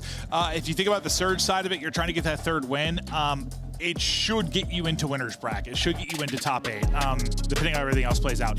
On the other side of it, it's really just those 3, 4, and 1 teams. It's just a matter of where you're going to finish up there. But, you feel pretty good about going into the tournament if you're Carolina, but what kind of seed can you get? Even if you lose this series, you feel bad you lost, but maybe you feel good. Your hardpoint looks a little better. Like you got some hardpoint wins. I guess that's something to take away. Just based on how it's gone, but also the losses over to FaZe and what? Boston, and then to Surge. This feels like you're trending the wrong way. Yeah. Trending the wrong way for a major. Well, I was thinking about just the hard points, but yeah, no, just the losses. Yes, this is definitely trending the wrong way. Yeah. Oh, yeah, through the stun, the timing. So Pixie's just able to get through all the nades in Carolina. Maybe it's a good spawn, catches them off guard. Saw his teammates were behind him, but it's the double from Hixie. The bomb plant as well. The man's doing it all. And Slasher, who's like, can I just get something going in the search? Because remember, he started out, 0-5, 0-6 in that map too. He's left on an island, nothing he can do, but yeah. Hixie gets past it, catches 2 people with their pants down. He gets 2, 04 gets 2, and they'll take that round. In the map 2, I think the first bloods were even 5-5. Both teams were finding their success. It was really just Carolina in the post-plant positions, and we'll see. It's a different map, but can they do better in those spots? Yeah, and this is just another map where you've played them one time in a match if you're Surge, right? So that's 4 maps in this series where you have 1 or 0 reps. Yeah, it's still, they're playing it obviously every day in scrims and stuff, but it says to me, again, we're just really trying to find an answer to our struggles. Yeah. Well, Booza gets the opener, insta-traded back. Nasty's got one right outside his doorway, just tucked right outside be number 7. That'll be Gwen.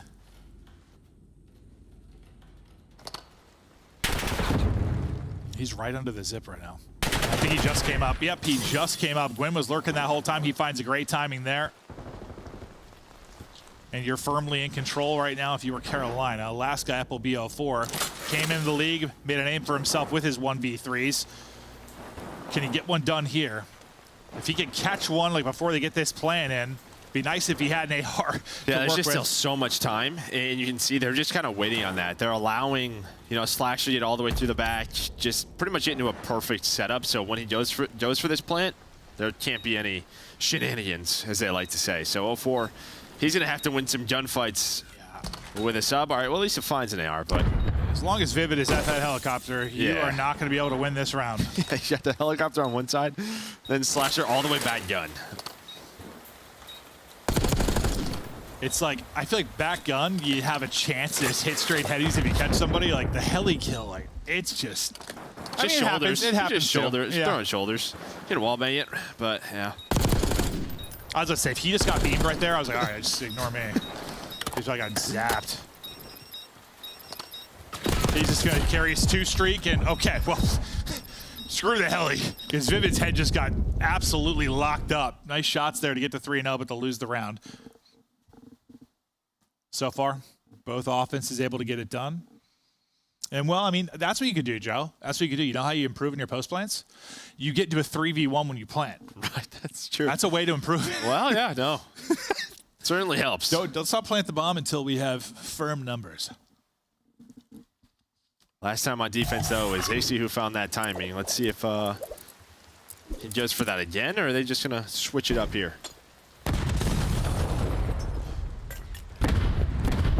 Before gets pegged. As he tries to get over top mid, never gets back to full life, and Slasher's got the comm, he's got the shots. Another first blood now for Royal Ravens. Well, I think Slasher's watching that as soon as he gets hit by a nade. Whether it's Slasher's nade or someone else's nade, they know someone is top middle. Yep. And he's just kind of staying patient. And now Surge, they try to go towards B. Slasher repositions. He's got all the kills in the round, including his teammate. He sure does. And yeah, again, he was 0-5 in that map too. Much better here as he's on 4 straight. And again, they put themselves into a 3v1. Nasty not given an opportunity there to bring it back. They're definitely looking more comfortable here on protocol as you expected they would. What's their record here? 2-1. Yeah. It just feels like they're a protocol team. They were one of the first to. I don't know, bro. There's Toronto Ultra and there's everybody else. Well, on Surge, yeah, that's true. Bro, yeah. At least the last couple. You and I have casted, 6-0, 6-1 the last 2 we've casted there. They've looked disgusting. They're not going to be playing that map. There's just no way. If anyone's watched them recently, there's no way. It's been the most lopsided searches on the year. There haven't even been like close rounds. There's literally hammering people. I think the most flustered I saw them there was against Falcons. Slasher trying to keep the streak going. Still got an aid to use. Opposition's utilities coming in. Stun is going to hit.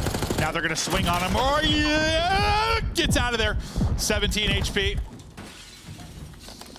Still going to be a tough spot in the 2 versus 4, but I was locked in on Slasher. No, I mean, you got a chance now. He's able to find a pick. So Booz is able to get caught. Now that B bomb site's just kind of open.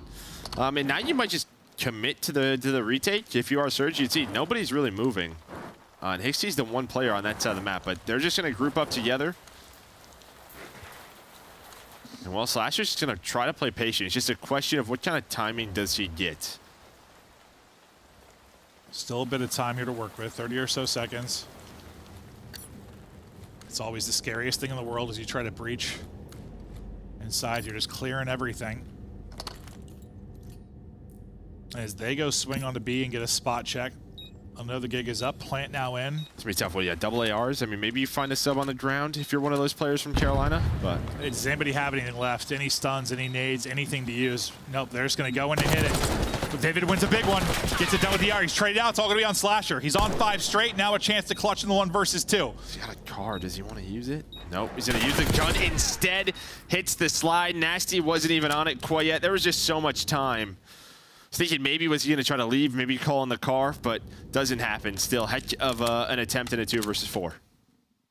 I couldn't believe he got out of there in the first place. I thought he was dead to rights. Like, he threw his frag out, and I swear I saw like 3 things fly in at him. Maybe 2 went deep, but he got stunned. I think Nade hit him a little bit too. Some bullets. He got out with 17 HP. Got a pick, as you said. Nearly made it around, but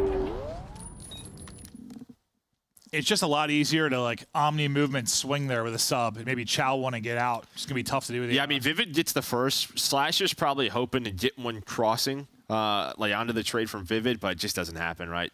They jump up top computers, they give you like no angle, or they hit a slide. That's just so hard to hit that shot. Yeah, he just had to get one before they got to bomb,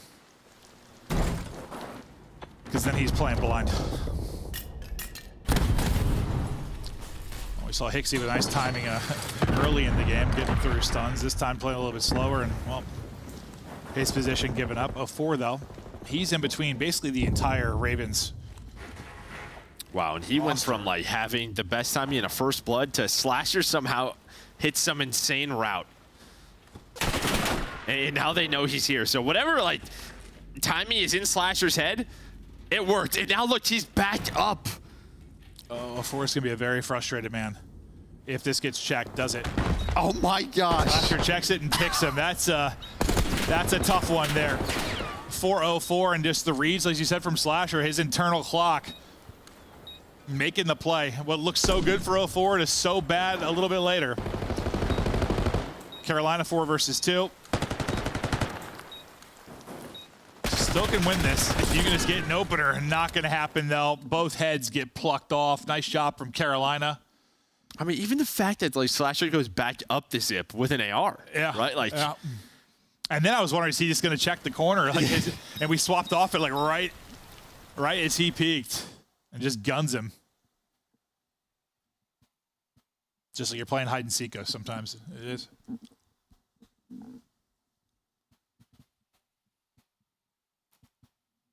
Slasher having a huge game 5.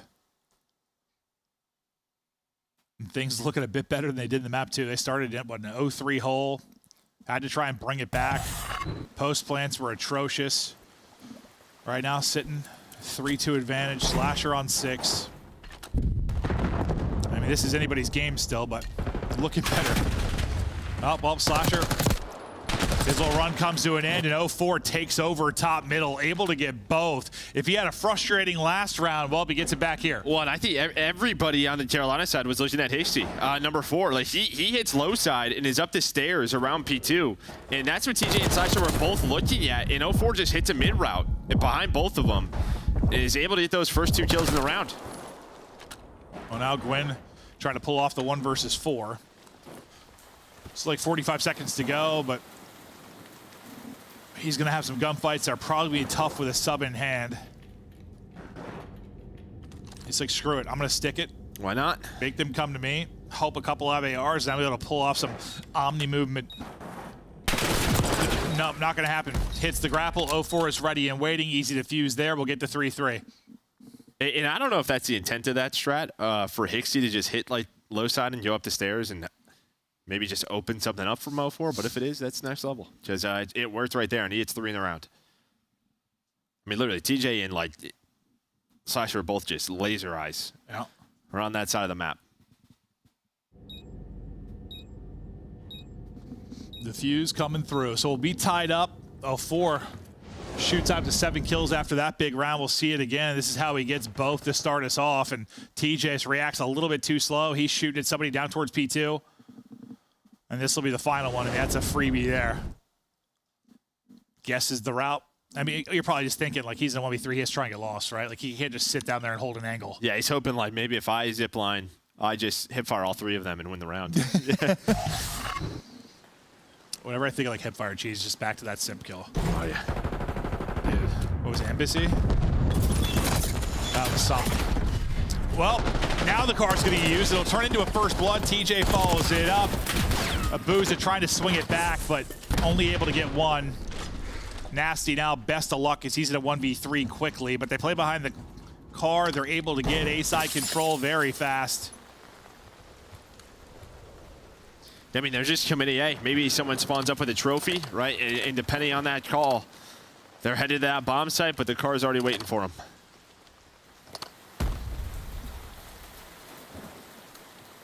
We've seen some clutches from this scenario. If you just catch someone like over peaking, shouldering a little too wide, and suddenly you catch one, but usually like you need to catch one of those first shots. It's tough to get another reach out on that, at least when there's still 3 up. I say that, but we've watched it happen multiple times where people just keep dancing with death and just get gunned. Just about 20 to go. Nasty's got to go. No chance in hell. He's getting fired on by all three. Carolina take that one comfortably. Yeah, starts with the car. Again, just sort of your base EA hit, but that gets shut down. And then here, Slasher's on the bomb. He's on top of it. Just spots Nasty Spiral, so just very clean run there from Carolina. Yeah. We'll see. Car just tossing it down. Just throws it down there, and it's like, hello, I'm already here. Oh, yeah. And 04 just, dude, his rounds. Yeah, he's looking to the right. His rounds have been comedy his last three. He had the one where he's playing hide and go seek. Then he, like, pops a double to start. Here, just takes a car to the forehead. Well, not the forehead, but, you know, his legs are gone. Just in pieces. Another car out. Ooh, Slasher just nearly laced by Hixie deep. TJ just wants to get across, but I don't know. After Hixie shots onto Slasher, I might be second-guessing that one. Hixie. Well, with how early the car's called in, that's what they're trying to do. They're trying to find 04 in the car. That's really what it is. So he's like just hoping that there's a crazy timing where maybe Hixie reloads or whatever, and he just like pops up the staircase, but that doesn't happen. Honestly, I thought he might just be able to slide across. Yeah. No, it did not happen. Slasher showing off his balance and athleticism. Once played. He's got a great core. Once was on our USA Olympic team. Incredible gymnast. Before slides out, doesn't look right, gets dropped. Hixie does get one, but waiting on Nasty to maybe make the play. He is able to drop it, so it's suddenly Slasher by himself. 20 seconds to go. Slasher another chance to clutch. This time he's able to hit the shots. Down to a 1 versus 1. Hixie gets the angle, sees him. Slasher, though, gets away. And it's insta-stuck. Slasher's got to have the internal clock. He's got to get the check. He gets the check. Slasher plays it beautifully. Hixie, he's close, but that's one you shouldn't get unless you just count wrong if you're Slasher. Well, and it's also just like, who am I playing against, right? Hixie's probably a guy that is maybe hopped in a fuse instantly, and he is.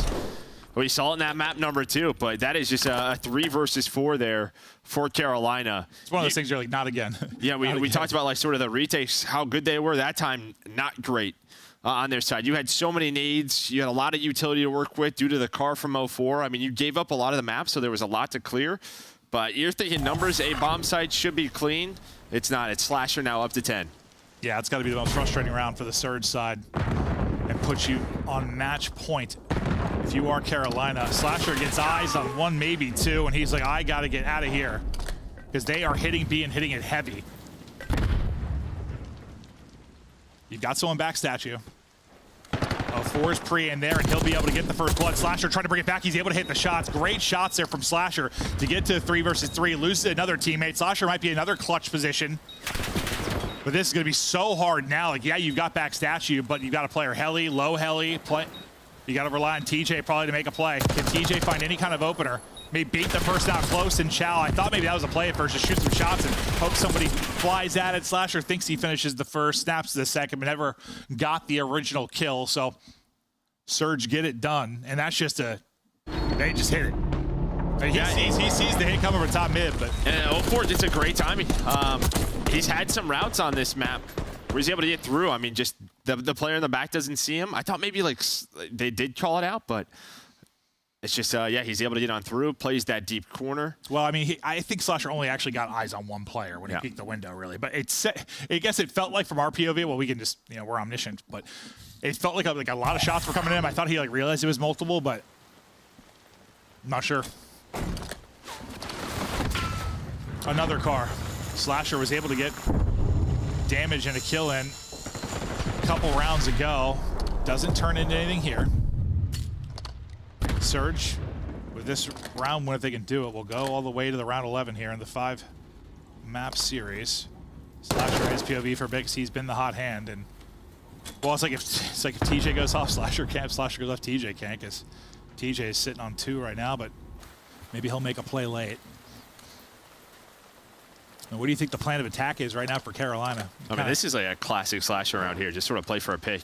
See if someone maybe oversteps if you're the Vancouver side. But it's 2 players playing very same B. So I'm not sure what's going to be open. And Slasher instead tries to make the play through the middle of the map, but it's Hixie with the double. It's looking like a round 11. Bro, Hixie on that side of the map, where there was the AR playing deep the one time, sub in hand there. He has just been frying people that try to get across. Not much time to go. Gwyn left by his lonesome, and Hixie. Okay, some team shots came in. I thought he just got put on skates. But yeah, honestly, like 40 seconds into that round, it really didn't seem like there was much of a plan for the Carolina side outside of like Slasher just saying like, just wait for me, I'm working top middle. And as soon as he died, I mean, that was kind of it. Maybe expected to get more out of the car, more info from that. But yeah, once they got put to a standstill, there was just no positive momentum for Carolina. So they were up 5-3, now at risk of losing 3 straight rounds, and suddenly looking at a 4-2 spot in the league. No chance at that top seed, and it feels like things are falling apart for them. This is a massive round right now for both teams. Surge trying to battle in the winner's bracket. Ravens trying to stop this skid. Another car out, that'll get knocked. 0-4. He's here, he's got the whole team on the other side. The nade hits, he wants to go, but so many here. You've got 3, they slide out, he needs to get 1. He is able to get 1 from that position, which is huge, and he gets damage, I guess, into TJ as well, because he's still weak by the front door, and he's gonna get dropped. Suddenly it's a 3v2 for Surge. 0-4 has done his job, now he's relying on the other 3 to get it done. For Carolina, you sucked at the post plants and 4v4s in map 2. Now you're in a 2v3 for the map post plant. Can they hold? It's on Slasher and Vivid. Well, I mean, retakes were so good for Surge, but yeah, last time we were here, these 2 clutched on up. Slasher has been clutching this one. Can he do it again? Hixie, ready to go. On 4 straight and looking to open this thing up. He gets through. Chalice 1 and takes out another. Hixie's an absolute demon. Play after play in the last couple of rounds, he erupts, and Surge get a massive win. That will be their 3rd and their most impressive win on the year, and things are looking up for them with a winner's bracket shot. And if you're Carolina, it's like, okay, your hard point hasn't been great.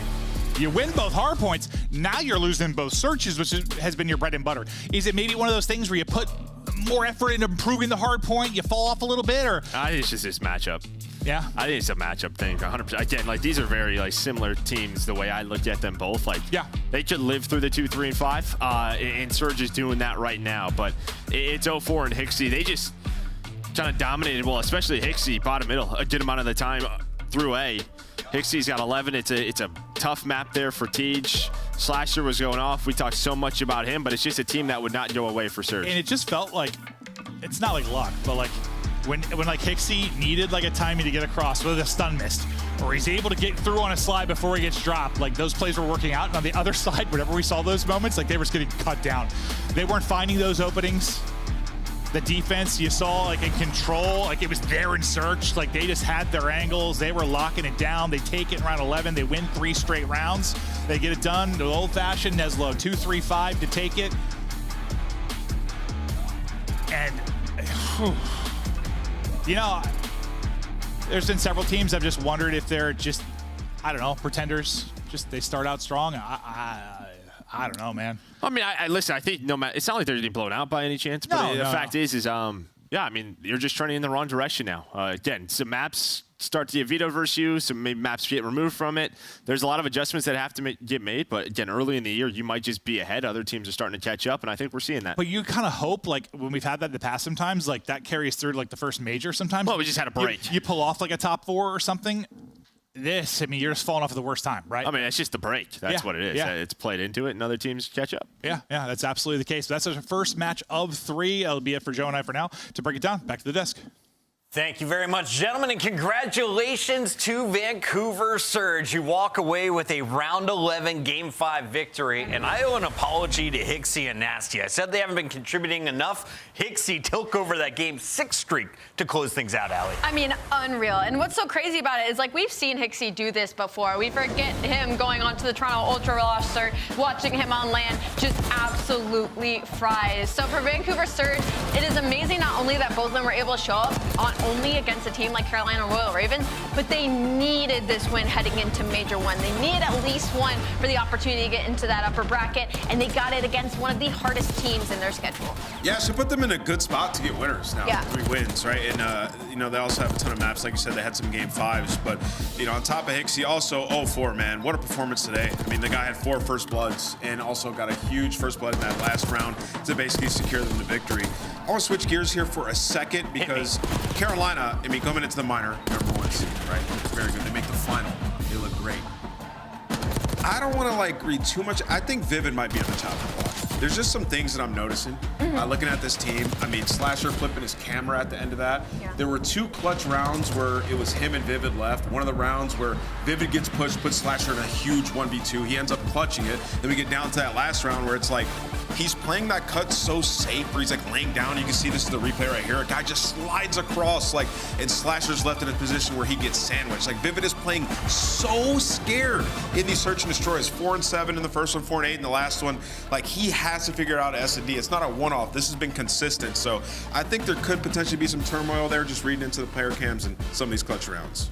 Slash over 1,500 damage, but on the other side, there was a man consistently causing problems. He earns your scuff play of the game. It's the one and only 0-4.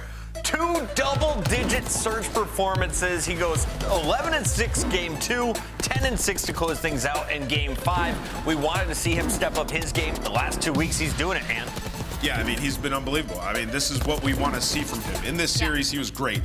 Search and destroy, he can take over games. He's massively impactful because he's on that front line, finding those first bloods, right? Finessing, sort of getting your team into a good position. And, if he can do this for these guys, this is the team that they're going to be, man. A 2-3-5 squad that's Netherlands teams. And it's so much more important when you look into the numbers because 0-4 going into this and into that Falcon series, he had a 0.7 in search and destroy with a 38% opening to a win rate. That is really bad. So for him to make the improvements and turn around against such a top team like Carolina Royal Ravens, you can tell he's putting that work in. Winning a clutch game 5, joining us live is the one and only 0-4. And congratulations, I want to be the first to say it. How's it feel to have 3 match wins? Oh, bro, it feels amazing, especially after our start. It's just amazing, man. It's a great win today. You guys basically locked up their spot in the winner's bracket with that win. But 0-4, I want to ask you about Madrid. You are not even 21 yet. How do you feel about going overseas to play Call of Duty professionally? Going overseas, bro, that's actually insane. I think if I wasn't in COD, I don't even think I'd be traveling to half the places I am now. So I'm definitely grateful for being in the COD League right now. We're happy to have you. 0-4, I want to ask you, we're used to you being pretty nasty at search and destroy, and I felt like the beginning of the season we had a little bit of a slow start from you. And so what has that kind of work been like, and where did you pinpoint kind of your struggles, and how do we get the 0-4 we got today, Carolina Royal Ravens, moving forward? Well, recently, I'll be honest, I wasn't grinding a lot of S&D because I thought I had a lot of background for it. Yeah. But after the first couple of matches, so I started playing 8s and getting back in my rhythm that I used to be. And today it showed the work. Yeah, you locked in. Hell yeah. 0-4, it's been kind of an underwhelming qualifier for you guys so far. Now you're starting to right the ship as we're headed into the major. What's your guys' identity? I feel like when watching you guys, I don't know what to expect. So talk to me a little bit about your guys' identity and what to expect at the major. Definitely some structured COD. Making the right decisions. That's why we picked up Byron and Charlie. Yeah. So we can also just know everybody's at the right time. It just, from here, it's hard to play online. So good point. Maybe we lose some gunfights as game changing, but we're ready for land. Love that call out. We will let you go celebrate with the team. Give Ray a high five for me. Thank you. That's 0-4 Ramble Ray. Apparently his roster still can hang with the big dogs. Carolina Royal Ravens, I got to say, are they on pretender watch right now? The chat was getting a little spicy during that series, Allie. I don't think so. I don't think you can say that about teams, especially when they're going up against Carolina Royal Ravens in the way that they do. You can say the Ravens kind of played against themselves in some of these search and destroy situations, as Ant touched on, Vivid kind of putting them in unfortunate spots, but you got to give flowers where flowers are due. All right, and we got Major 2 announced, and tickets are on sale. True or false? Carolina will be in the top 8 for that bracket. Yeah, they'll be there. All right, not worried. Yeah, Optic already hyping up, purchase some floor VIP for Major 2. I mean, it's going to be lit, dude. The last Optic event, champs, absolutely insane. So it's going to be electric in there. People are going to be hyped. And I want you guys to join part in that. Join and come get hyped with us, watch some COD. We only have 8 matches left here in the Major 1 qualifiers in the bracket. If you ended it right now, here's how it would shape up. I'm getting excited for this thing in Madrid. We are going, and we should see some excellent matches. In fact, I'm told that bracket needs to be updated, so we'll show it to you after the next match because it's a big one. Atlanta taking on LA Thieves. Sorry, it's Miami versus LA Thieves when we return. Don't go anywhere. It's the CDL. We're having fun here. I wish it was.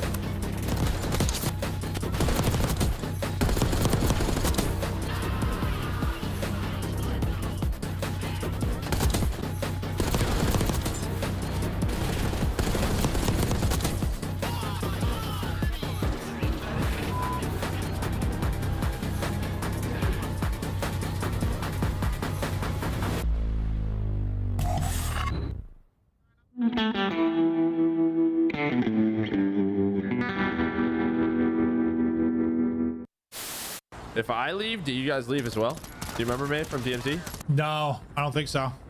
Oh, if you're leader though, I don't know. Oh, I just got clotheslined by the No! Jump, jump, jump! Get it, get it, get it in.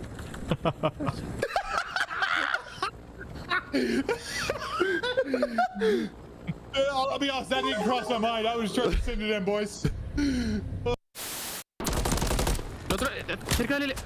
El otro tiene que estar por el under, creo. Going Ellie, going Ellie. No, en el Eli,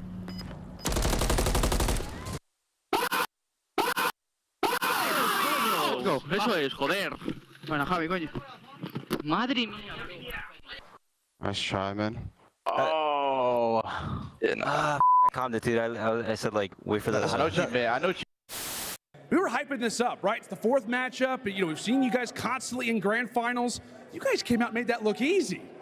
Yeah, I mean, like I said, we've been saying it online the whole time. Online respawns are different. No sound EQ, we're a way different team, and we just showed it right there. Also, people seem to forget who built that camp.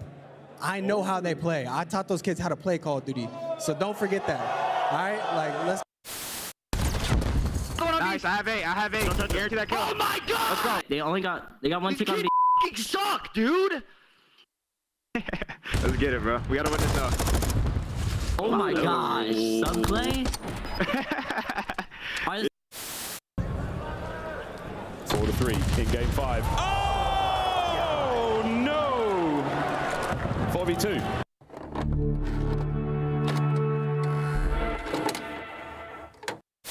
Ghosty doing his best to do it.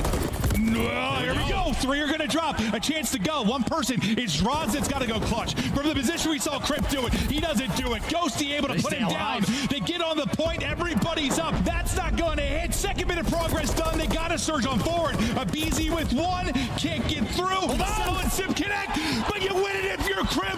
Of course it's Crip. Time and time again, he wins his one-on-one. Oh no, oh no, oh no, no, no, I'm dead. I'm dead.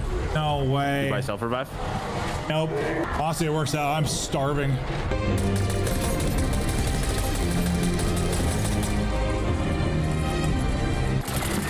Marissa calls these my old man chips.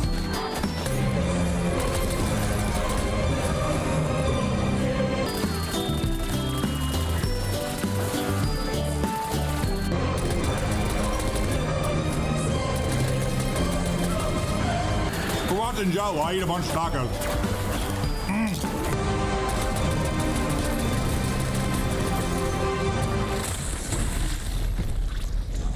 Did you win?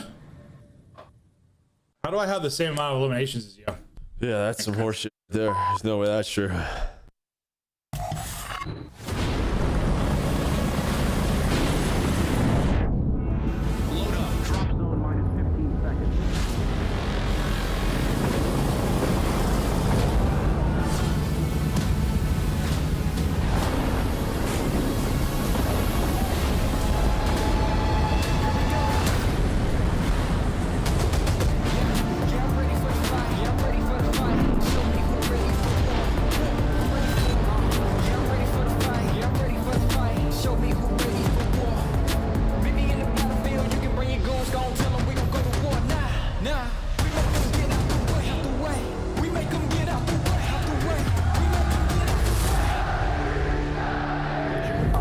Make sure we're counting names, listening to each other. Listen. This time, we take everything.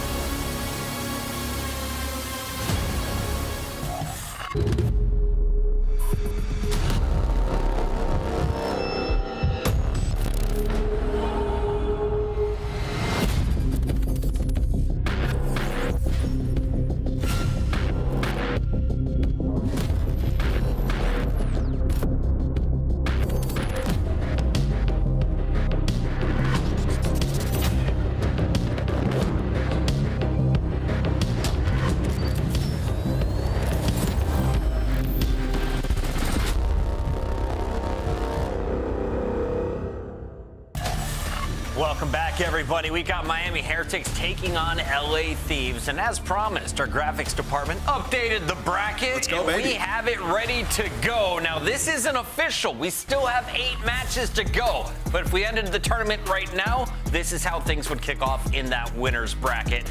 Heretics versus Optic. Not the draw you necessarily want, but there's not an easy match up there. No, there's not an easy match anywhere. Even when you fall, like you're looking at Cloud9, you're looking at Gorilla's Mate, you're looking at Rocker, like you are not going anywhere good. I mean, Thieves probably feeling decent. Feeling pretty good there against Vancouver Surge. Vancouver's win recently moved them into that position, and LA up as Royal Ravens fall down. A lot more matches to get into, though, and this one is going to have a big impact for Miami. Your goal is to keep up with Vancouver, basically. At 2 wins right now, you're basically in the winner's bracket if you get one more. Yeah. If you lose out, you could still get in if you go to a lot of Game 5s with a map record. It's just so tough for Miami Heretics because they've gone to so many Game 5s and they're 1-3 in them, right? So their search and destroy hasn't been great, but I will say, you know, they won the 2 versus C9 and they can't keep letting them play on defense. Defense is probably one of the easier side of things in the league where people are going to find success in, and they are one of the worst teams in the league. 11th in retake, everybody's got 0.8, so hoping for an incline here for Miami Heretics and search and destroy, but they just got to keep the respawn on lock. And Miami was able to go the distance against Cloud9, but it wasn't easy. Today, you're playing a different beast. You're playing against LA Thieves, a squad that went all the way to that Game 5, the distance against Optic Texas. They fell short, but that's the only blemish on their record. Envoy, Ghosty, Scrap, and Hydra looking clean throughout the Major 1 qualifiers. Yeah. What do you need to see, though, in the final week of games before we head to Spain? Yeah, I mean, let's put it in the context here. I mean, they lost to 2 really good teams, but honestly, when you look at their map pool, it's not that wide. I mean, they got hurt the most by Rewind getting taken out in both the modes and then Hacienda getting added. Active duty, guys, they're 4-4 in Hardpoint, 4-4 in Surge. Like, it's not good. So these guys, they have to figure it out. You look at Hydra, he's been great outside, of Search and Destroy. Like, the guy usually takes over in S&D. It's been his worst mode so far this year. So obviously, they got to get that figured out. Him and Envoy should be able to take over games. I have no worry about these guys when it comes time for the major, but overconfidence could be an issue. They have a man from the COD Mount Rushmore leading this team, and he caught up with the squad after their most recent loss. This is Nate Shot on Twitter. What happened today? What happened today? I mean, bro, I can't buy one. What? I can't buy a single kill. You can't get a kill? I can't get a kill. What happened? Bro, do you have single tap on? Because, bro, we're just playing cardio. We're on a treadmill all game. We're just rotating, running across the map. Not making the hill. Someone hit the hill. All right, you guys heard it here first. LA Thieves, we're hitting the hill. And what's so funny about that is Scrap made a really good point about just getting in the hill, because when you get into the numbers, yes, they're on a 4 hardpoint losing streak, but that's because they lost both to Atlanta and Texas. But you look into the numbers, they're second best in rotation in the league. They control the hill, top 3 in the league. Like, their fundamentals are all there, but their points per hold are in the bottom 4. So he made a point. They literally just need to get into the hill. They can't break. That's the problem. That's true. Like, they're literally one of the worst teams at breaking right now. That makes no sense. Look at this roster. So clearly there's some issues going on there. They're going to have to iron that out. They're guaranteed a spot in the winner's bracket. The question is, with what seed? And I have a question. With a triple dose of Hacienda, do you think LA is playing with their food at all? Are they trying out more maps, or is this their best chance of winning? Well, I just told you, like, their map pool, it has to widen, and that's going to come through Hacienda. They desperately need to be good at Hacienda in all 3 modes. I will say they're good at Hacienda control right now. Hacienda and Protocol are kind of where they've been leaning on when it comes to that game mode, but I completely agree and echo Ant. Like, they're 0-1 Hacienda S&D right now, Hacienda Hardpoint S, so maybe they're trying to expand their map pool with this series. They have to. Time to lock in. Our Scuff predictions have been on point. It's time to make our pick'ems official, though, as Nameless has the lead. I am going to keep pace by going LA Thieves first. Am I going next? I'm also going to keep pace and go LA Thieves. LA Thieves. I was thinking about it. Vamos, baby. No. We're going to Madrid. I'm going to go with the Heretics in this one. They're getting it done. Dang it. He's going against the grain. Can Miami pull off the upset? It's time to find out. We send the mic over to Miles and Chance. Thank you very much, squad. We'll find out, man. Heretics have got a tall task ahead of them if it's to bring down the Thieves. Even with, you know, a couple of questionable hardpoint performances, Clutch is certainly not there right now. This is a fantastic opportunity for the Thieves to get some confidence back, chance, turn those frowns upside down, and get on the plane and go to Madrid. Or maybe just like solidify the confidence, right? We know they're going to have it, but like, you know, the cracks in the surface start to show. You choke an extra S&D here or there. You really start to question yourself. But I'm seeing the player cams. The guys are vibey, still cracking an endless number of jokes. So they're going to be at an all-time high. Of course, though, the 4-loss spree is a big standout point here for LA. You got to stop the bleeding. And I mean, Heretics, completely solid respawn squad, decent enough record in the hard point, and they're respectable on vault as well. And a lot of that off the back of Rencore. Rookie season, man has come into a brand new roster and he has shined. He has done everything you really want him to do. We'll see if he can stack up against one of the top teams in the game. What a great test for him as an individual and the Heretics as a team. Here we go, folks. The pre-nades are out towards P1, and if you land them correct, which they did, it slows the Heretics down on the point, but only for a brief moment. There we go, Metals with the opening kills there. Can you get into the point, Thieves? A nice 2-2 there in the feed. And still, finally, no, nearly over. The battle continues.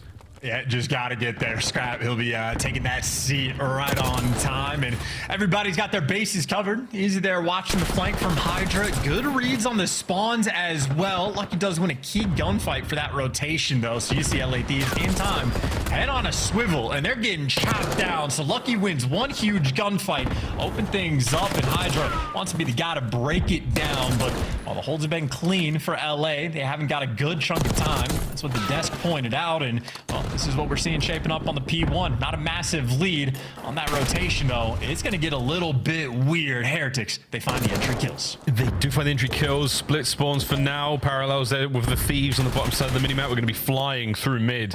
And this is going to get very squirrely, but the kills going the way of the Heretics for now. You've managed to turn it into a war of one front. So now eyes forward, get the guns at the ready. It's over to Metals now. Controlling Hall. Finds nothing. Pinched immediately. One man on the point. Lucky's going to have to go very, very big here. Real wins his. Lucky gets brought down. Pressure's there. Thieves are in.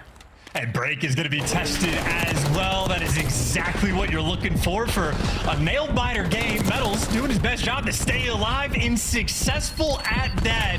Ghosty with a team kill as well. Just a scrappy first two hills. This is already a minute shaved off of the game clock, and really neither team able to accrue too much of a score. By the looks of it, the final 15 seconds, Heretics, well, I don't even know if they're going to get it. These players, yeah, they're going to chalk up the final 15, focus on the rotation, and Real trying to handle them towards the middle of the map. It has been a squirrely game so far. Indeed, I'm trying to stop calling what may happen in the future because at this moment in time, nothing is written. Lucky up close range there, takes care of Ghosty. Hard point in the hands of the Thieves for now. An awkward rotation and now an immediate break. Heretics, you managed to vacate the players from the Thieves. They've been evicted from the point and now another counterattack. Thieves are back alive and kicking. Metals suppressed in on towards the point. Trophy's gone, you name it. There's so many angles here on P3 to cover. Envoy gets involved a little bit late, but it does allow for the piece and now it allows for the time. This is going to be a beautiful time if you're able to collect, because now Heretics are playing a bit of a delicate game. You don't want to overcommit and lose the rotation, and as long as you trade out kills, you're good, but here's the slip in the net. Not a single person turning for it, and even off spawn, Metals doesn't pick it up, so Heretics unaware with Scrap behind them. They figured it out now, but Scrap is a massive problem. Yeah, he's causing it as well with the non-stop run around here.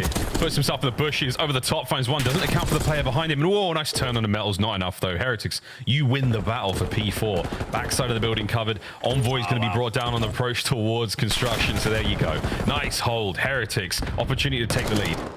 Yeah, I was going to say, if you had Envoy win that single gunfight, you would have kept the pressure up on the break. And frankly, the pressure might still be here, but Hydra's going to slide in. He's trying to time it out with the pinch coming in from Envoy, and you've at least pierced the setup to get forward, but without the back spawns, who gets the reinforcements? Well, LA, take it away.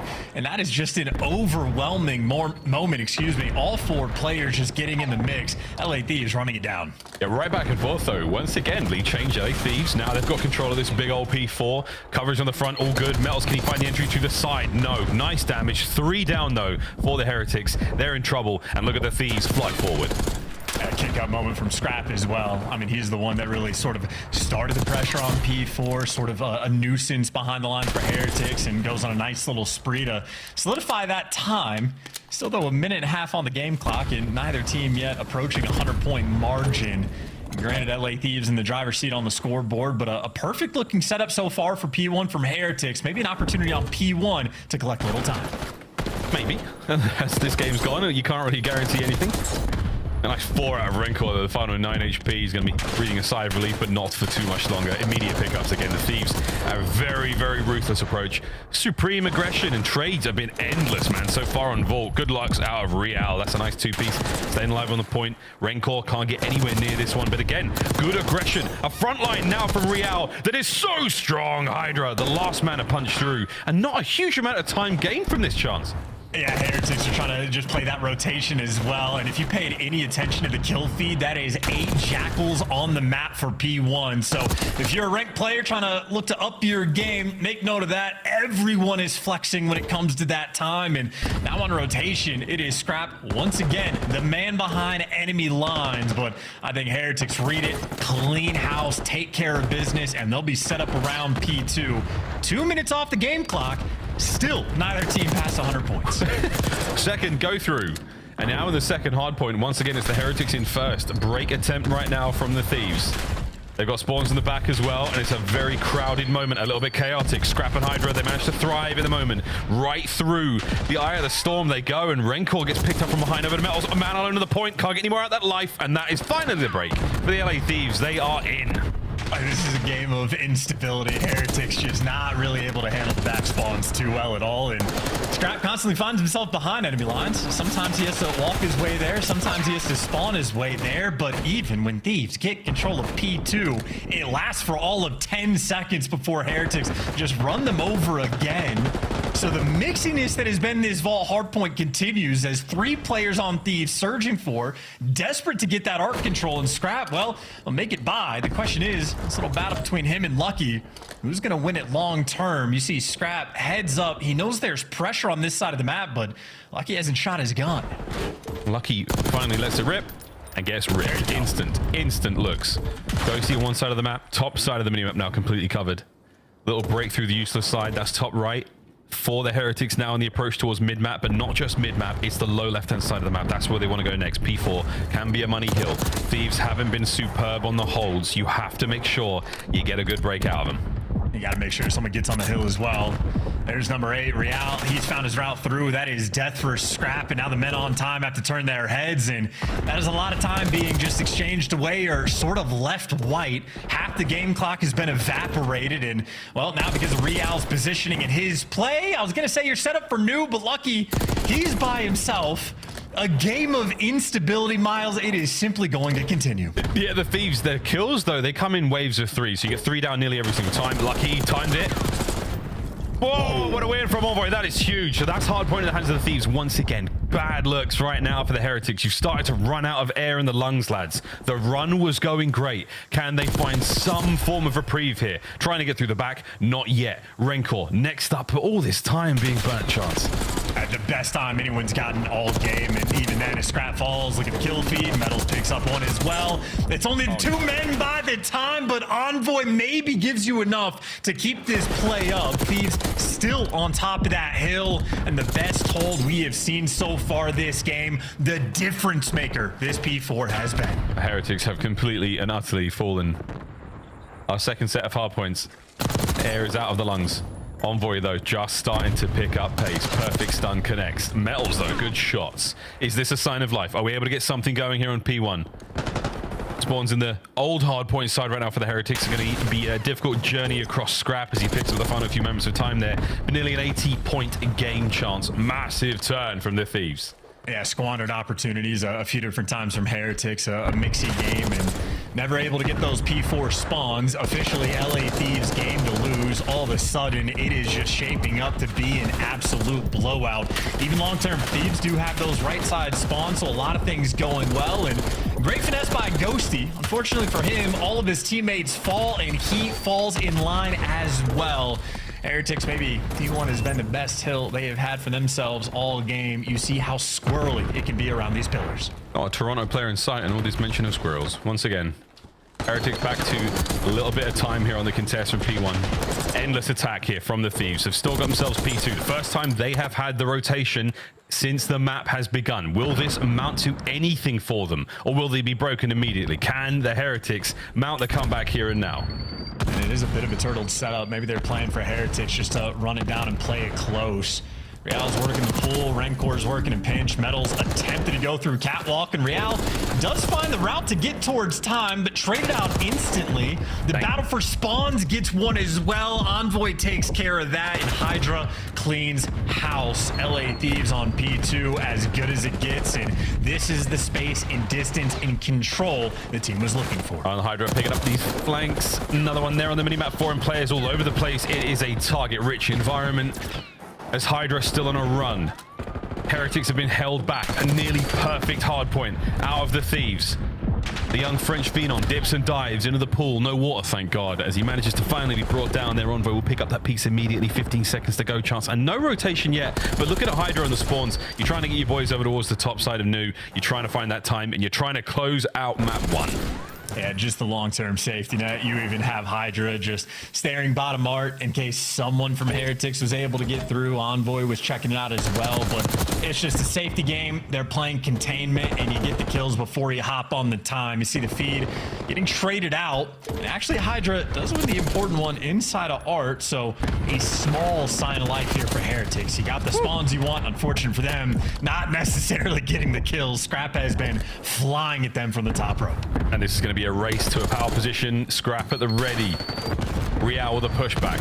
Oh, a teammate. Unfortunately, it looks here from the Thieves, but it's not going to matter too much. It's an immediate rebound, and that is going to be it. A ball, but a spawn in the backline. Immediately read there by Hydra, but dealt with by Metals.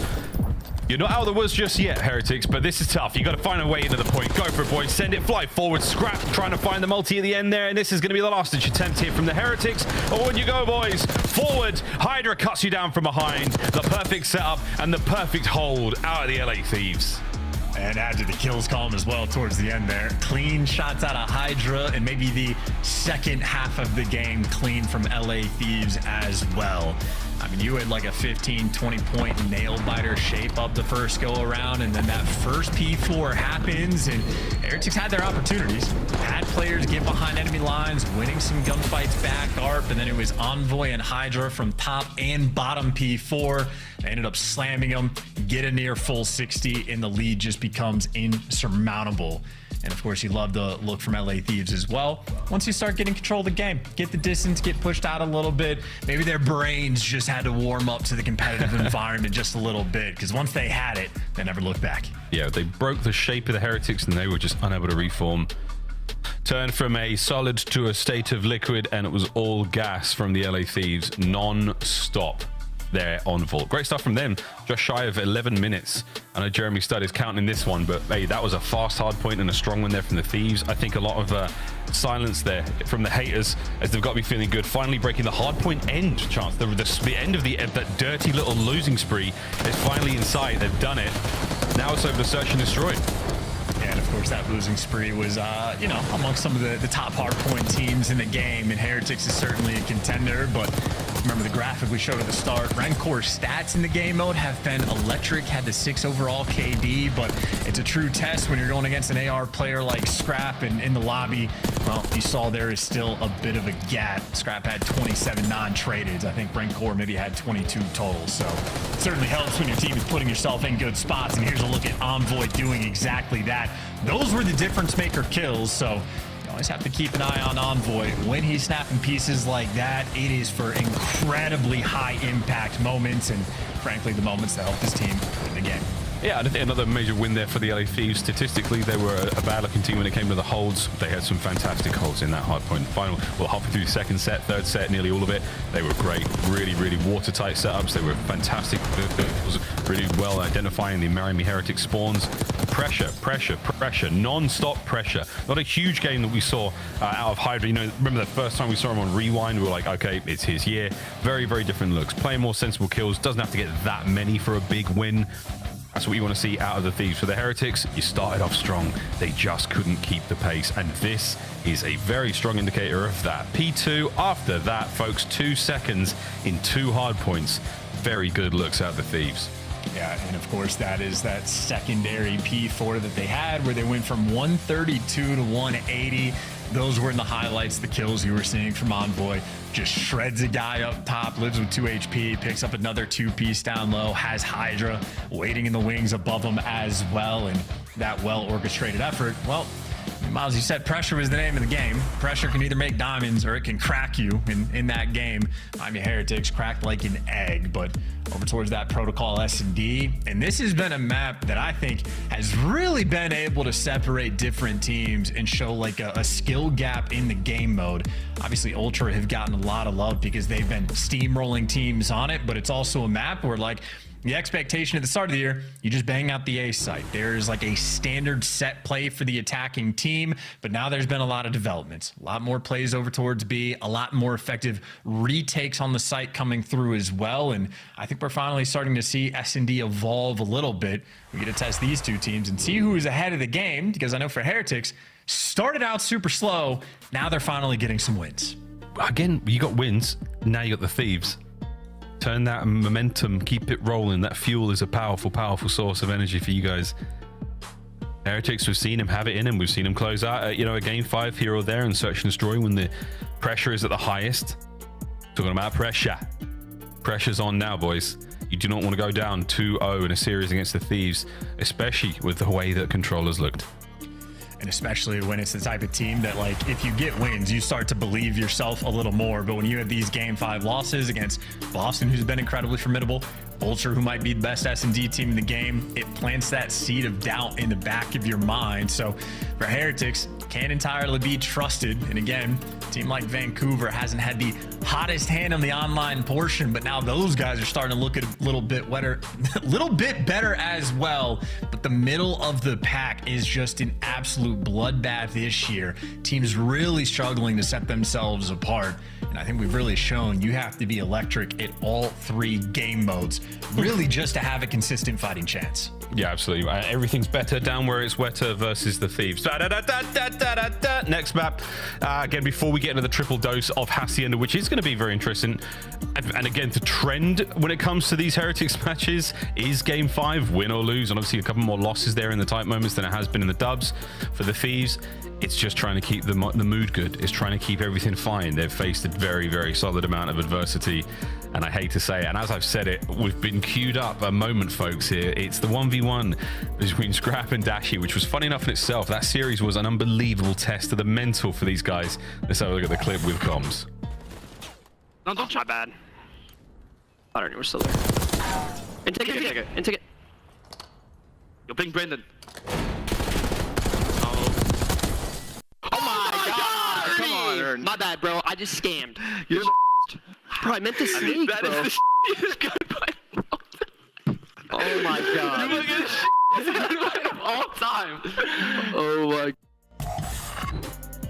No doubt about it, a moment and a clip that has been picked apart for good reason and bad across the entire COD sphere, whether you're on YouTube or on X here or wherever you may be. We've all talked about it, we've all had a laugh, and now it is now known as like the scrap or a dash. So I pulled a dash. If I lose a fight like that, if I win a fight like that, I pull the scrap. I mean, it's just the way it goes. And hopefully, if you're playing ranked, you pull neither. Hopefully, you just win the clean gunfight. Don't actually punch in the air. Like, you want to keep things a little bit tighter than that. But I also appreciate like the dynamic in comms. Ghosty sort of focus on like the meta game, what they can improve on. Hydra and Scrap, it feels like they're just concerned about being the best player in the game. They want to keep everything close to perfection, which the record has not, with the game 5 faltering towards Optic Texas. Obviously, that 5-1 lead that they blew on the Hacienda going to haunt them. them, but that's just an opportunity to bounce back and get an S&D win right here, because obviously their record has been pretty solid. They're in an incredibly comfortable position. They just want to finish out their road right and try to be those top dogs come the major time. But vibes certainly flowing for the LA Thieves. They are not feeling stressed out at all. Meanwhile, Miami, well, Metals might take a bit of a hiatus, but that is look at players who just got stun locked on the vault and know that they are going to be dealing with a ferocious team on the protocol. Absolutely. In the road towards the major, of course, the LA Thieves, they want a clean sheet in the next 2 games to try to guarantee themselves that top spot. Ciao, easy Mac. Is this the standings here? Just here at Major 1, again for the Thieves at 4-1, the Heretics that 2-3. They're also trying to stay alive in the winners bracket. They don't want to go home to Spain, to Madrid, to a beautiful city in front of an incredible crowd and have to play a one and done. That is not ideal for them. We'll see if they can find some success here against the Thieves and not only get that winners bracket, but also thwart the Thieves' dreams of #1 seed. Toronto, Optic, Breach, and of course, well, not so much as the Ravens at the moment. There's chances here for a few more of our squads to nick that top spot. Still on the road towards the major. Get your tickets now, folks. We'll be there in a few days.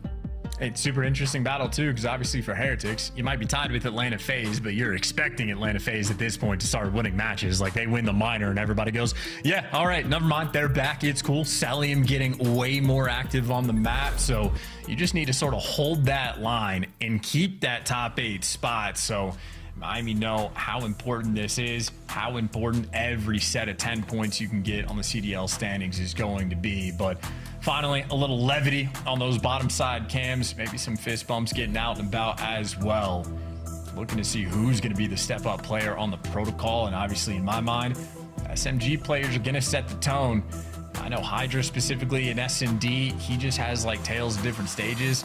At times he can get 4-5 first bloodeds where he's just dying endlessly at the start of the rounds, and then there's times where he is quite literally the best player in the game mode. So we are simply waiting for this young man to step it up once again, as he has done year over year.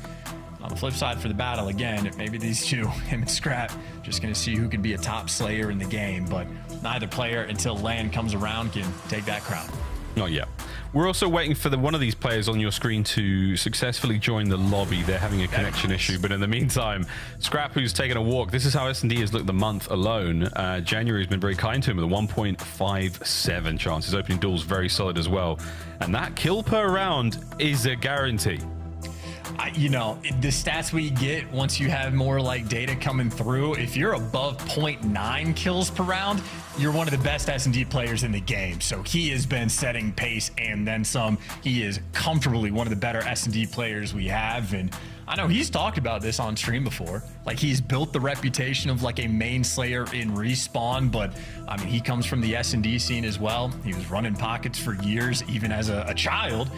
Now that he's here in the league, he doesn't feel like he's gotten enough respect and credit in the game mode, but I mean, he's been earning it so far.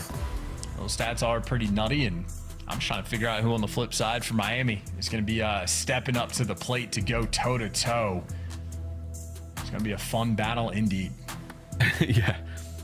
Fist bumps complete. Scrap, get in your seat. We're loading up the map. Let's go, boys. Map 2. S&D on the way. A must-win here for the Heretics. A big one on Protocol. And again, good looks across the board. A strategically quite a deep map at times. You got to be looking for something new, something special, something that no one's seen before. Here on a map like this against teams like this. How's the end after this one, folks? But first and foremost, we're going first to 6. Let's get it. Really want to set the tone on the offensive rounds as well. The S&D record for Miami Heretics, they've won their last 2. So when they started out, they were looking like the worst S&D team in the game, and the conversion sitting at 12th is the best indication of that, but that was their primary focus during the break. They've started to collect wins and the opportunity to strike first, and Hydra's out towards the boat, and that's Hydra getting Real 1 HP, but he's got his life, and his teammates have his trades, their opportunity to convert right from round 1. Is it though? Envoy is now behind you, and that is going to be a problem. In this 3v3 with the bomb planted by the A-bomb site, Lucky lives up to the name, gets away with it.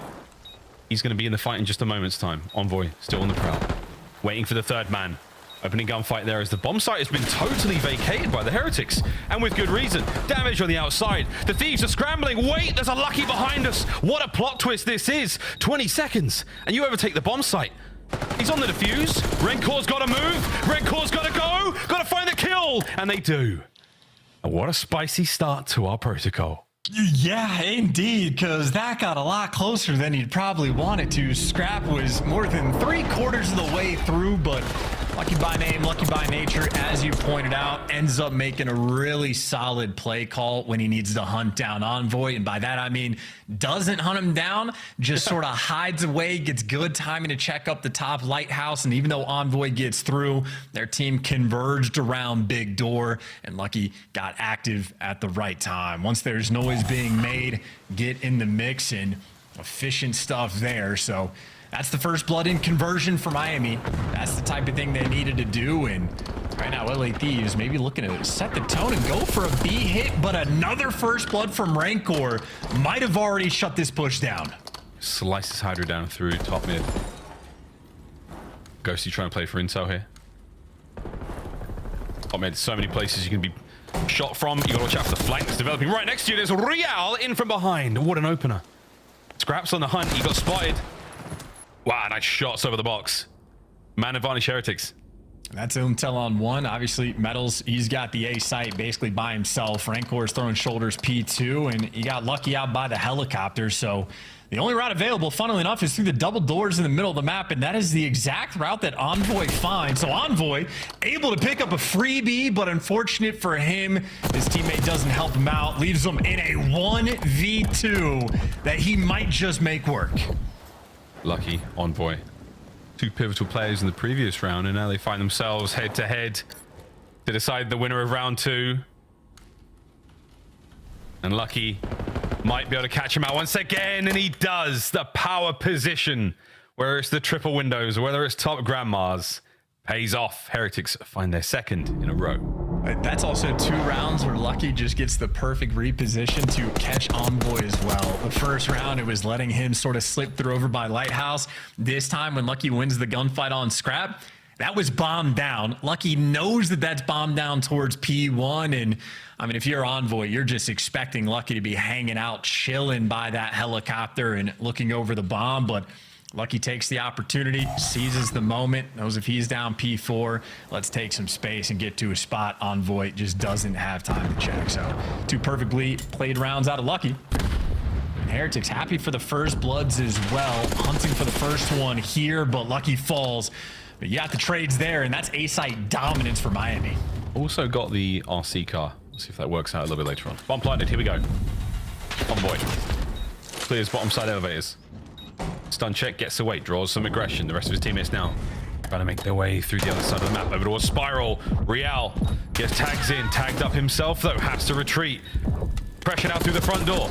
The clock's in the red. Metals into the feed. Heading in himself too. Hydra might have caught that nade in between his teeth. No, he doesn't. All down to Ghosty, and damn, Daniel, can you find the 2v1?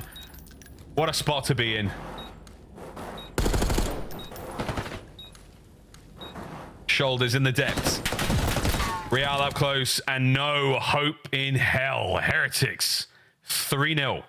And how about that for the exchange, right? We got the first death from Lucky's perspective there through the middle of the map, but where Lucky was dealing with 3 players, that means whoever's playing the A site is isolated for LA Thieves, and the rest of Heretics capitalize. Real able to just bully out Scrap down low. Have to imagine the stuns and nades there to back them up as well. So Real gets that 5-1 start. 2 players right now from Heretics looking super clean in the game mode. And again, Protocol is a map where you can set yourself apart, and so far Miami are doing exactly that. It's 3 rounds in a row. We've seen wilder comebacks, but so far the Thieves yet to really get effective. Stuns and a good nade. You've got to watch out. What a slide right onto the site. We take care of Metals, and now we have an opportunity to plant the bomb. Big gunfight as well. Yeah, Real versus Scrap.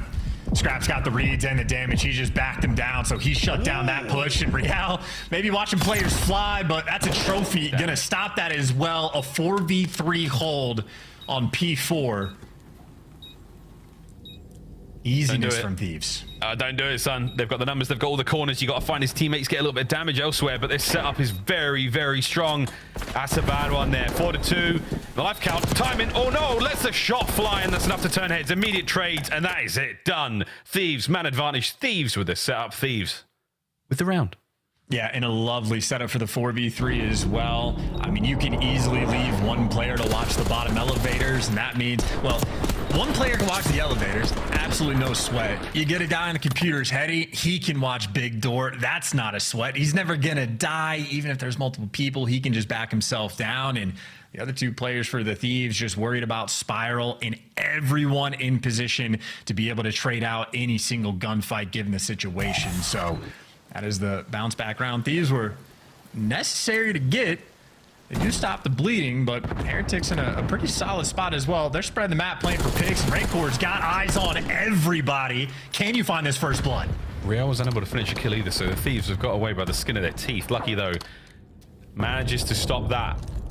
Immediate wrap here from Rancor with bomb in hand and the fast plant towards A. Man advantage for the Heretics, and with the bomb planted. Oh, no, it's falling to pieces. Man advantage, it's a 4v1.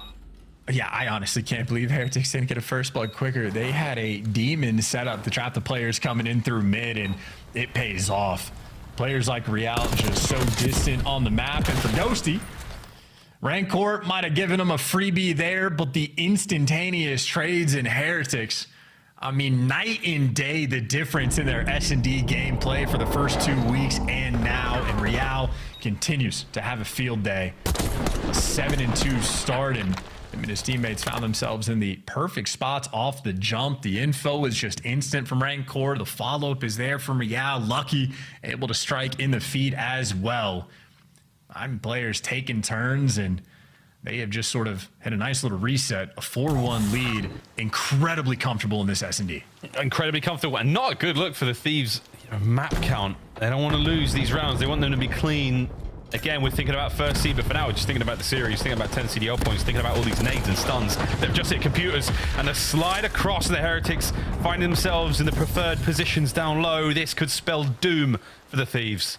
Well, yeah, maybe not if you get the B playing out. How quickly are these Heretics players going to turn for it? Finally, they recognize it and start wrapping back, but not before the bomb goes down. Planted in the default spot, but with 4 men alive. I'm liking LA's odds, but Lucky able to strike for the first blood. So Heretics 4v3 on this retake. Well, we're able to hit the retake. Are we able to jump the defuse? Just get on it, mate. Real, lay down. Start pushing buttons. No worries. An immediate destructive push.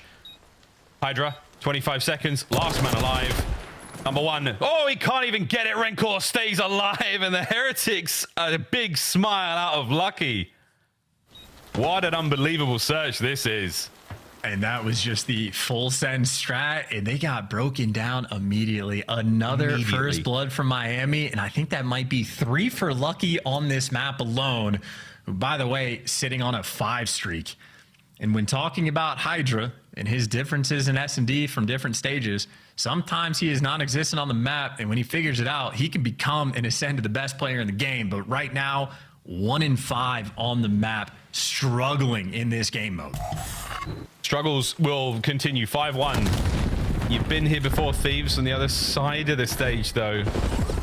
Lucky's still got his RC to play with. Will it matter, though? Oh, my God. Scoreboard, not what you want to be looking at, folks. The stats on the bottom side are more important. Real, first blood, 9-2. Can he find his 10th kill of the map in this very round? He is on track for it. RC car as well. Over the top. Ghosty down and out. That's number 10. Oh, and now you get so much freedom. You can do anything you want, and what you want is to kill Hydra for a 1 versus 4. We'll see if the Phenom can bring it to the table. Timing might be great. Ah, he got spotted. Rancor guns him. The Heretics bounce back with a vengeance. They're in the search and destroy protocol, a thing of the past. An absolute flash in the pan there for the LA Thieves. We go to Hacienda, and we will stay on Hacienda until the end of the series now, folks, as the Thieves just got smacked. Hey, look, I mean, hard work pays off. Miami Heretics, there was one thing and one thing only holding them back from the first 2 weeks of the qualifiers. It was search and destroy. And a map like that, you can tell they have put the extra effort in. You just had Lucky and Real absolutely shining lights in that game. It might be something like 18-5 combined from those two players. And a 6-1 stuffing there on Protocol. LA Thieves, well, maybe a little bit lackluster in the break. Getting bullied out like that, not a pleasant experience. So it's going to be a fun time here. I am now officially, truly hoping for a Game 5. Well, very possible. Triple dose Hacienda on its way, and I'm not a doctor, folks, but that might kill some of your desk. How are we guys feeling after that one? Oh, boy. I'm feeling good, brother. Wheeling over here. Can we talk about this, Ant? Why are the Heretics good at search and destroy right now? I thought this is a team that's supposed to suck at search. You play a top 4 team, you should get busted on. Yeah, I mean, they won 3 straight searches now, and they look good. The retakes were there. The map was wide open. LA Thieves in that map just literally don't know what they want to do. I mean, Hydra's literally was 1-5 going into this last round.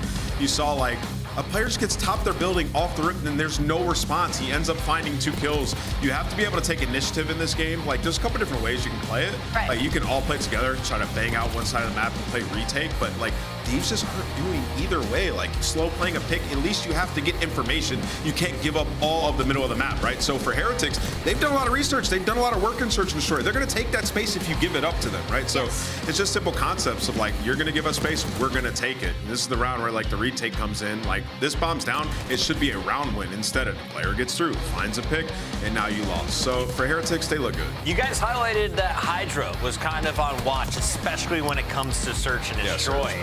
First blooded numerous times throughout this game. It seemed like he is just not able to find any flow. Allie, what is different now that he's in Thieves? I don't know exactly what is different with him in LA Thieves. I think he might just be getting caught. Maybe he's not used to not having somebody with him, because for LA Thieves, like, I even wrote it down, like, they need to work on their opening duels. Like, they're making it harder for themselves because they're 11th in the league and getting them, but they convert it 80% of the time. So they're just giving themselves a disadvantage. Can I tell you guys what's wrong with Hydra in search? Hit me. You know who else is struggling in search? It is Kismet.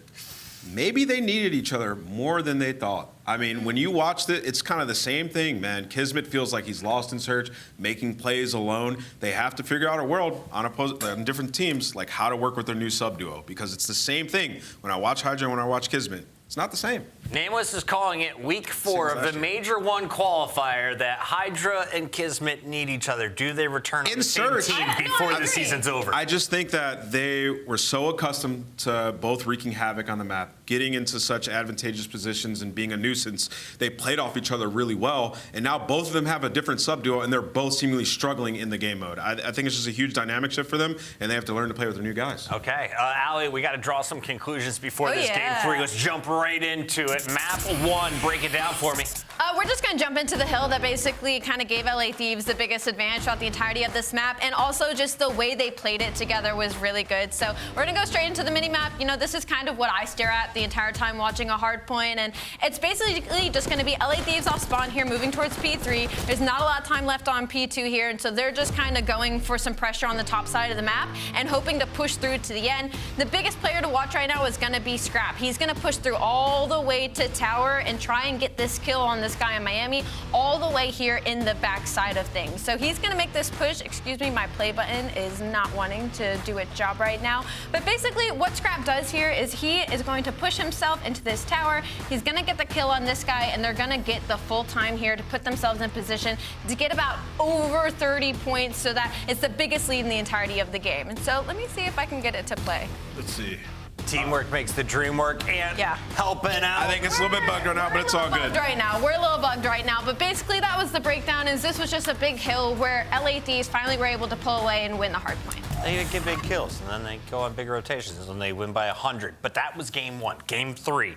Who has the advantage? You still go in Miami? Yeah, they've been great in control. I got Miami winning this game 3. Well, speaking of Miami, they could be fan favorites in just 1 week as we are headed to Madrid, Spain, the official Major 1 hosted by Toronto Ultra. But you have to think the Spaniards are going to be local legends. Nameless, I know you and I are fired up to find out why are so many roofs red in Madrid. Yeah, I know. Nobody's tweeted me yet. Can somebody please tweet me why and tell me why all the roofs are red? Because it looks dope. And honestly, I can't wait to go to the city. I'm going to be staying out there a couple extra days. I can't wait. One global man may have an answer to this question. He goes by the name of Miles, the Ross boss. Miles, is it Clay? Stir, the coach of the Ravens. Oh, like why are the roofs red? Roofs in Madrid. Why are they so red? This guy below me. This guy. Chance, can you tell us before? Yeah, it's terracotta clay. It's just readily available, like all throughout like Western Europe kind of deal, and it's super cheap. It's good for home insulation. I can Google. I have that. Nadal's pretty good at it. On it too. All right, go ahead, guys. Talk COD. Let's talk some Call of Duty. Okay, so now we go to Hacienda. We stay on Hacienda until the end of the series. We've got ourselves a control hardpoint and S and Dizzle to close this one out. Chance, how are we feeling about this? Obviously, that was a ridiculous bounce back there from the Heretics. 6-1, superb scoreline. Confidence flowing, but we go to control. Well, I think, like, when we're looking at these teams, it's like expectations versus reality kind of vibes. So for Heretics, their expectations have been sort of middle of the pack. You got new players. How much better can you get? Well, when it came to S&D, they made improvements. When it came to Control, well, they've slowed down. They were elite on Vault Control. They had a perfect record at the start of the year. But now that Hacienda has made its way through, that opens up the potential for protocols to be played. It opens up the potential for Haciendas to be played. And easy bans against Heretics. If you don't want to deal with the Vault Control prowess, you just take it out. So now you have to be good at a second map. Heretics are going to have to add Hacienda, their home map, to their repertoire, or else things are going to begin to falter. Oh dear.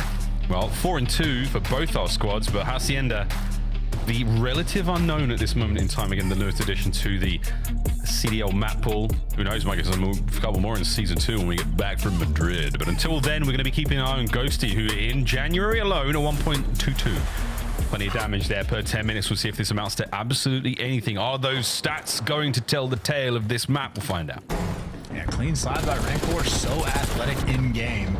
Not a clue about in real life, but hey, Scrap gets the first blood. Easy reads on Real. Doesn't make a difference. Where did Metals even just get these kills from? Might have been on the opposite side of the hallway, but whatever just happened, you get bodies on the point. The B zone open up. Hydra is behind you, but the front line getting chopped down. But how about those trades? Hydra gives you 2, waiting in the wings, and now those LAD's red arrows are swarming around your spawn. Okay, look, 4 dead, 3 dead. Okay. Whoa, if not for Rancor, another 4. Okay, Envoy's got it covered. Passes the intel to the next lads. Ghosty immediately goes in to pick him up, find those kills on the way out towards the B zone. Nice shots once again from Envoy. This is perfect pressure. The key word here in this series as the Thieves maintaining it. Pressure still towards B though. You're able to get out now. Can you relieve some of it? Lucky finding nice shots there. Trades once again, but he and Metals, they managed to fight their way through and they stop the clock on B. I'm just worried about this. This might look like, boys, we're desperate for Vault. That was a tough swing of things, but as bad as that was, I suppose it's only a 4 life difference, so Heretics may be able to have a little bit of fight in them as this second tick is going to roll through, and Scrap is going for the power position, but while you take that over, Rancor is here for the wins. Metals wins his on the point. That is a 3 spree on the time, and the B zone might just fall. And that's that. Great work there from the Heretics. B zone captured, minute 27 to play, and they're already on A. And again, look at the front line. It's Real. Metals might be dancing around 10, and another 2 go down. Thieves now, in a pair of them through the bottom side of the map. Metals with a quick stack. What a turn this is from the Heretics. Pressure. Once again, the word of the series. Go, Thieves, go. They line up. Oh, what a trade. And the fight is done. And A is safe for a second. Ghosty does get brought down. Real's the last man alive now. He's gone. Thieves can finally breathe. And tied up on the life count as well. This is a Thieves sort of desperation effort to hold on to this, because what an electric moment. Whether you're David Bowie or Freddie Mercury, you're happy to find that amount of pressure on the map, but now it's corners up for the Thieves players in and around lobby. Lucky though with a little bit of intel and a nice win on Scrap. That opening sieve, Heretics though, you can see they've slowed the pace down. They know how important these lives are. You have to whittle these players out one by one. And there you go. The LA Thieves, you can call them Vanilla Ice because they had a sample of that pressure. And what the teamwork. Okay, teamwork makes the dream work. Keep going, boys. You've got some space. You were gifted a team kill. Thieves now starting to drive the life forward. Last ones here for the Heretics. 9 for the Thieves. Final 30 seconds. Anything could happen. Yeah, well, what's going to happen is effectively, I mean, I don't know how you chalk this one up, to be perfectly honest, because you ended up getting 5 ticks. Like, this could have been a round where LA Thieves just completely slam you. And on the life count, that's the way it plays off towards the end. But I'd say all things considered, maybe Heretics sort of happy to cut those losses because on the objective front, they sort of found their stride. But maybe not so much fun when you're in those very intense moments. You know you need this like really good team push and you just start things out with a team kill. That is not a fun situation and not really a big believer in the clutch, but I don't know. That is just a wild first round. Hacienda Control continues to produce moment after moment. Wonderful moments indeed. Again, Heretics outside of your one, team kill, that was a really, really good retake on B. And perfect timing on the aggression towards A. Nice map coverage as well. By the time B was done, A was already getting progress made there. So objectively minded moves there from the Miami Heretics. We'll see how they look on defense. Now, Thieves, it's your turn to attack A and B. Well, apparently just A. That's the zone they're going to be dialed in on off the rip. Rancor gets traded out, but gives you a blood. Easy reads on the pressure through the hallway, but maybe not on the Metals flank. And there's Metals at least striking the feed. Trey's coming out all over the place, but not a lot of time on the point just yet. So Thieves not able to stop the clock. And I mean, they're stuck on the top side of the map. So the A zone, that's just where they're forced to go. Ghosty finally here, who by the way is on a 6 spree. Make it 7. He'll be thinking about a cruise. 7 in a row. Hellstorm. He gets them on the zone. He gets even more. We'll go on that later. Takes a decent amount of points, but it can be quick time to get streaks here in BO6. 11-6 for Scrap. 11-7 now as he can't get himself out of the garage over towards the A side of the map. Not going to happen. Envoy now pressuring his way through the outside of fences, and it is endless. You can't seem to buy a couple of kills in a row right now for the Thieves, and on the way we go. Chill, see how things work out. Ooh, hey, this is not a fun looking minimap though. His team right now is just going to be in an absolute spawn trap, and if he's not on the clock, well, it's not going to stop it. So now you only have 23 seconds. His team has made it to support him through the middle of the map though, so an opportunity to play for kills, bait some players out. Players poking their head up through you, but the coverage isn't there quick enough, and now the clock continues to tick. 17 left. Thieves gotta go. Yeah, not as successful in the attacking round as the Heretics were, but it's not over yet. 10 seconds. Real done and out. That's going to be enough time to stop it. Whoa! Snaps onto his teammate. Hydra is turn. Scrap, thankfully, doesn't take any damage. He gets a trophy down. Able to now provide a bit of assistance here on the capture. Metals, you heard the reload. Will you check it? Unfortunately, you do, but the perfect disappearing act as the young Hydra Houdini manages to stay alive, and they capture B. In the nick of time as well. So close on that front, but Heretics not able to get the pressure where they need it. And now, I mean, this is 2 bodies on the A zone. This is already nearly 2 ticks through. They're gonna get the second one of progress. And at least Lucky's there to strike and get him off the time, but similar to what we saw in round 1, the team on defense has a stranglehold. You blink, you miss it, and the round is nearly over. Thieves now have plenty of time and a life lead. Would be some life leads of 4 lives. Makes a big difference. Whittle them down one by one. Back over to Envoy. Big difference maker here in the attacking round for the Thieves. 40 seconds to go. Stun checks all over the place. Teammates finding kills. Finding these avenues of attack now towards the A zone. Clear out the top side, and they're going to hop the point. But again, whoa, making a good job to truly clear the top side. Envoy does that. Diligent on the attack. Just about 20 seconds to go, and Lucky, a stalwart of defense. He may have just saved it for his boys. Scrap the last line. How about that life for Lucky? 15 seconds. Once again, you get an LA Thieves player behind enemy lines, but just getting caught. They didn't want the objective, and they're not gonna get it.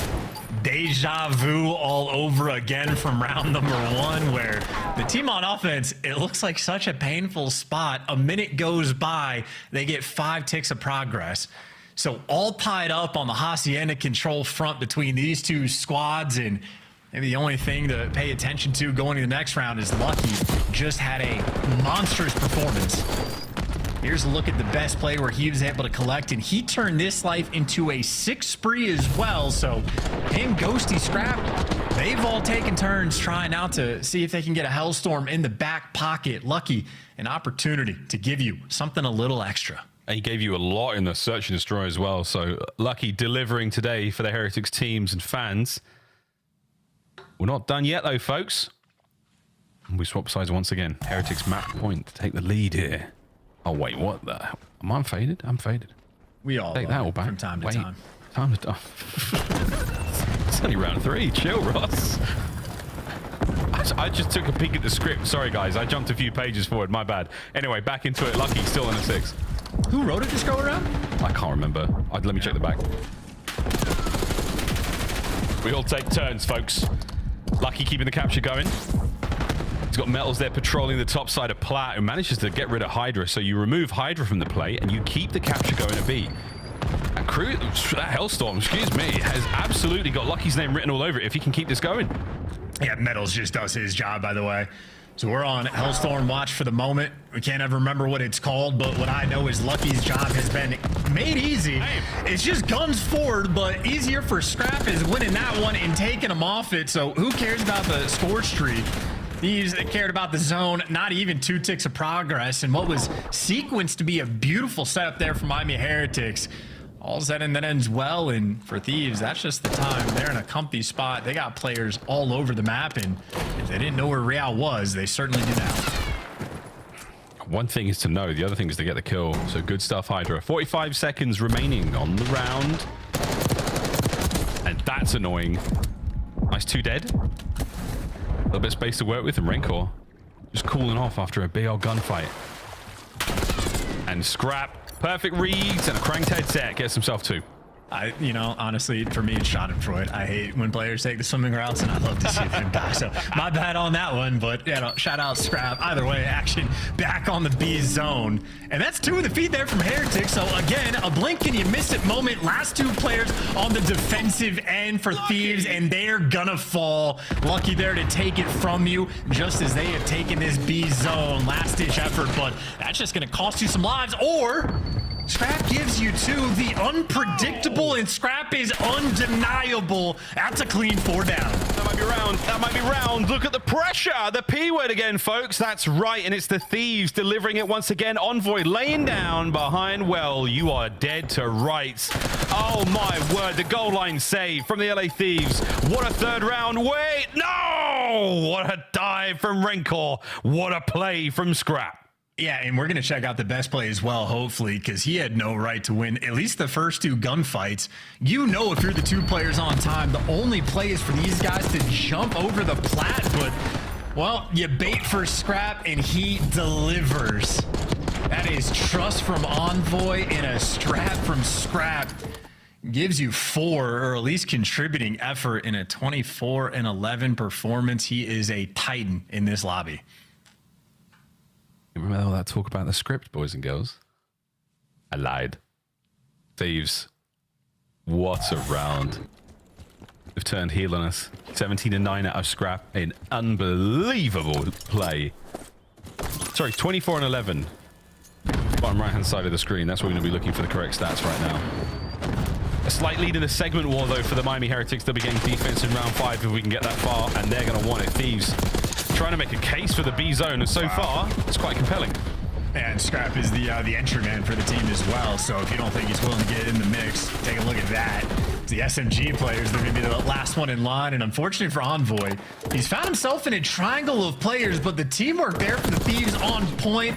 And the disappearing act, not good enough, but on the A attack, Ghosty stopping the clock. LA Thieves, they're just buying themselves time. You get Hydra inside of office, controlling the power positions. And while Ghosty gets traded out, Envoy's right there to pick him back up. Oh, and Rancor saw the nade be thrown. Should know exactly where he is. Nice work there, up close with the PDW. Two beasts with a bit of help from his friends. Real.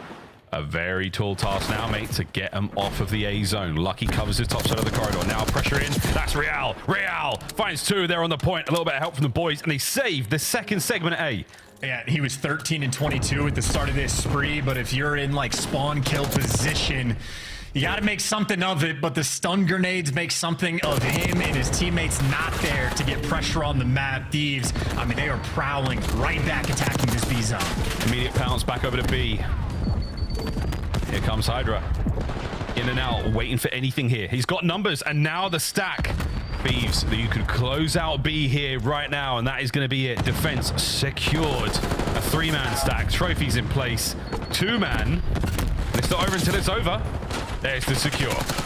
Yeah, and you get office control as well. Envoy locking it down. If you're an SMG player and you want to learn how to play on Hacienda, Envoy showing off the goods right there. You see extra kills being collected in the feed, and they can't get past the front line. Scrapping Ghosty, just hanging out at home. Hydra, a little bit of love towards Big Ernie at the end, but LA Thieves comfy in the respawns, and they needed scrap for one pop-off play. Outside of that, a well-orchestrated effort, barely breaking a sweat.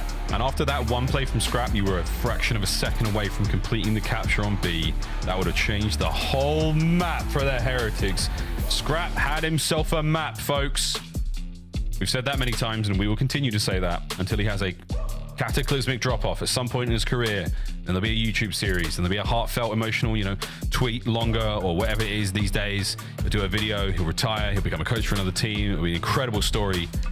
Model, of course, after his role model, Clayster. What an incredible journey he will have in 10-ish years' time. But until then, Scrap had himself a map. Thieves take the lead. Yeah, 29-14, and we're gonna wax poetic a little bit about the future, but right now the only future is a potential 3-1 win because the respawns have simply been too easy. And yeah, Scrap and Titan in the lobby. He had 27 non-tradeds in the first hard point that we saw, and no one was really there to match him. Lucky had a moment, but that was a 6-3 that just brought his KD all the way back up to 1, let alone and then some. So Rancor and Lucky struggling just a little bit. Real felt the pressure of that one, and you can see Heretics not quite on point. Anytime you have those moments where like the map is nice and quiet, you just have to stabilize, take your time and work something as a team, and you entry with a team kill, it's not ideal. Either way from LA Thieves, little moments like that, just able to capitalize. And no questions, I would say, in the respawn game modes, at least for me, for LA Thieves. You expect them to deliver performances like this. Yeah, I mean, it was outside of, as you called it perfectly, mate, a couple of little mistakes and a couple of turns there for the Heretics that don't quite work out, and then magic from Scrap. That would have been a much closer game of control. A step or two behind. And wicked work there from the Thieves. Great stat lines as well. And a decisive bit of work there to win that 3-1. Final moments there. Absolutely superb. There's all smiles there from the LA Thieves as we go into another hard point. We stay on Hacienda, boys and girls. One of these teams, it might be Hacienda. And we might get a search. And Hacienda as well for Control, it really seems like you have to be on point as a team because the map sort of delivers a bunch of different looks. You have the opportunity to be creative. Offense and defense have the opportunity to get wins. And on Hardpoint, it's probably the most sort of like structured old school kind of COD map we have, in a sense of like you really do need to focus in on rotations. You have to be rotating when there's 20-25 seconds left on old time, depending on where you're going, P2 to P3 especially, and you have big opportunities to lock them down. P2 you can turn into a full 60, P4 you can turn into a money hill as well. So if you have those poor moments, if you're having those like little team kill things slip through, top teams in the game will absolutely punish you. So Hacienda, you have to bring your A game. None of those skyline weird spawns, parallels coming through, bailouts where you can just full send and get mixy. You need structure. It might not be a hot take, but Hacienda alongside maybe Red Card, two of my favorite hard points in Black Ops 6. I dig Red Card's fun to play, man. It really is. Yeah, Red Card, really fun to play. I miss Rewind though, can't lie. I know you're listening, Spence. I miss you're listening. Here we go, folks. Hacienda. Will it be structured? Will it be sound? Or will it be chaotic like our first map was? That vault was wild until, halfway through the second set with Thieves took over. Will there be another takeover moment? Will there be another scrapping that changes the face of a map? That breaks the Heretics down. And once they were the sum of their parts, then they are merely scattered to the 4 wins. We'll find out in a moment, folks. Confidence key. Confidence is a weapon here in the CDL. And right now, a tale of 2 sets of player cams. Yeah. for LA Thieves, well, the player cams are obviously going to be happy, and it is because they have a team with a full tool set, right? You need those high IQ rotation plays. Envoy's going to deliver. Do you need the main slang performances? Scrap is going to be doing that and then some. Is it a position where like an AR player needs to rotate? Ghosty will absolutely do that as well. And some people like to be referred to as King of the Hill. Some people like Hill Kitten, Ghosty. He just wants the dub in the end. He will be happy to sit inside the time from Heretics. They're going to be tested. One of the top teams we have here in the game, and for Miami again, they are just trying to hold the line of that 8th seed, tied up with Atlanta, a squad we expect to get wins. And I mean, listen, the story for even like Minnesota Rocker has just been grit. What's grittier than sneaking your way into the 8th spot into the winner's bracket in the final moments? That is a dangerous team to be just chewing there, or chomping at the bit rather, in that 9th spot. Heretics, you gotta make sure you hold the line, and a big moment here to prove your worth against a top squad. Quick looking at the standings once again. We're waiting again. The Thieves seem to be having an issue getting in the lobbies. We will work on it ASAP, folks. But before we get into that, once again, the sort of journey towards the major. Oh, Journey. I miss him. He's great on the Heretics back in the day. We do indeed. Well, we'll get to that. Life is a journey after all. And Scrap's journey through map 1 was pretty good. That was his 34 and 22 hardpoint on Vol. Again, a bit of a wriggly game to start things off, but with the 55 seconds of hill times towards the very end, he did make some absolutely mega plays. He was Mr. Top Art for a long time when it came to the P4, P3 rotations. Superb position to be in there. And a 1.55 in the KD. Can't complain. And I'd say on like just a gunny front, all the 1v1s he's been taking against the other AR players, if it's not lucky drop shotting, he's been absolutely feasting as well. So yeah, 27 non-tradeds really set the tone, and you know, you just expect it from him. That 16-19 performance is one that's gonna, you know, we're gonna meme him for the rest of his career, but just because of how much of a standout it was. And I suppose it's the exact same map. So if he gets 7, we'll be happy. If he gets 7, the crowd will go wild. But we got to get into the map first. For now, just thinking about, you know, the implications here for the general standings. Heretics fighting for winners bracket. Thieves want to keep the map count as good as possible. If they go to a head-to-head tie, it comes down to series wins. It's a head-to-head, and if it gets into a sort of a 3-way, 4-way tie, which could honestly happen, depending on how Boston plays a bit later on today, and it comes down to what map win percentage. I'm already fluffing this up, but it's not good for the LA Thieves. The more maps they lose, the uglier things get. Hacienda hardpoint, a chance for Scrap to right the wrongs of yesterweek. Here we go. And the tiebreakers always get wild. I think we've had like a 5-way tie before. There's times where a team with like a 2-5 record is able to make it in a winner's bracket. There's times where a team with like a halfway decent record ends up in losers. The middle of the pack is extremely close. Things often get weird, so every map does matter.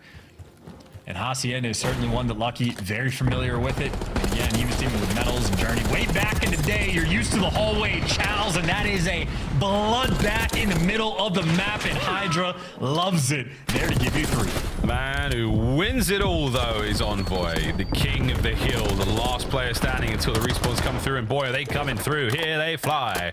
Through Bomb Secret, through you, and straight into the hearts and minds of Scrap, who's taken damage, dealt damage to nearly 3 players. I mean, hey, yeah, you call him the damage dealer as well. Nearly threw up 4K in map number 1, but where the damage and the kills falter, Rencor there to thrive. There's a little 3 spree from him, and able to win the extra one with the Jackal. That is the God gun. No, I'm just thinking, though, the pressure that Scrap has on himself right now, like, it's in the back of his head. There's no denying it. Every time he gets gunned, every time, like, and that one, that felt a little extra. Pressure now towards P2. Ghosty making his way through Zig, gets himself one, straight to the point. Rencor, down. Envoy's in. Straight back over. Nice turn from Real. What a nade that is as well. Everything being thrown at Zig, you name it.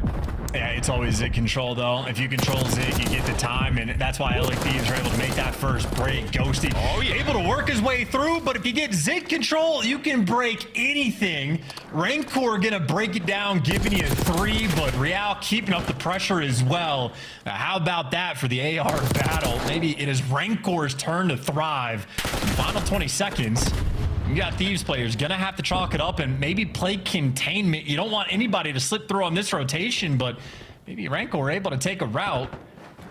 Question is, does he just go all the way through? He has one battle to win, and he takes care of Scrap. Good news for Scrap. His boys there for the trays. LA Thieves, they'll be on the new time first. Good news for Scrap. He's halfway to tying that 6-kill game. I will make a request of the Observer team if we can get over towards Scrap's POV when we get him to 5 kills. If he can get towards the 6th, in the meantime, it's all Heretics. It's all Heretics in the hard point. Big 3 out of Lucky. Here's the contest. And Scrap's getting caught again. Oh, he's so far pushed out as well. This is actually prime position from Lucky. You do have pinchers rolling through, so you got to start making decisions. If you're the Heretics players, Metals gets dropped on the back line. Real going to fall as well, so Lucky needs to be there to help his teammate. There's the first kill, but you see they have lost the time, and the final 20 seconds is worth fighting for. They're pouncing. They're jumping on it. Lucky getting after it. Lucky delivers in a 7 spree and the Hellstorm. How well can he use that tool? Big wins. Rotation, Real. Here comes a big hit. Thieves are in. They break their way through the middle of the map. Lucky's going to be pinching his way through what we call Lambo. Definitely not one.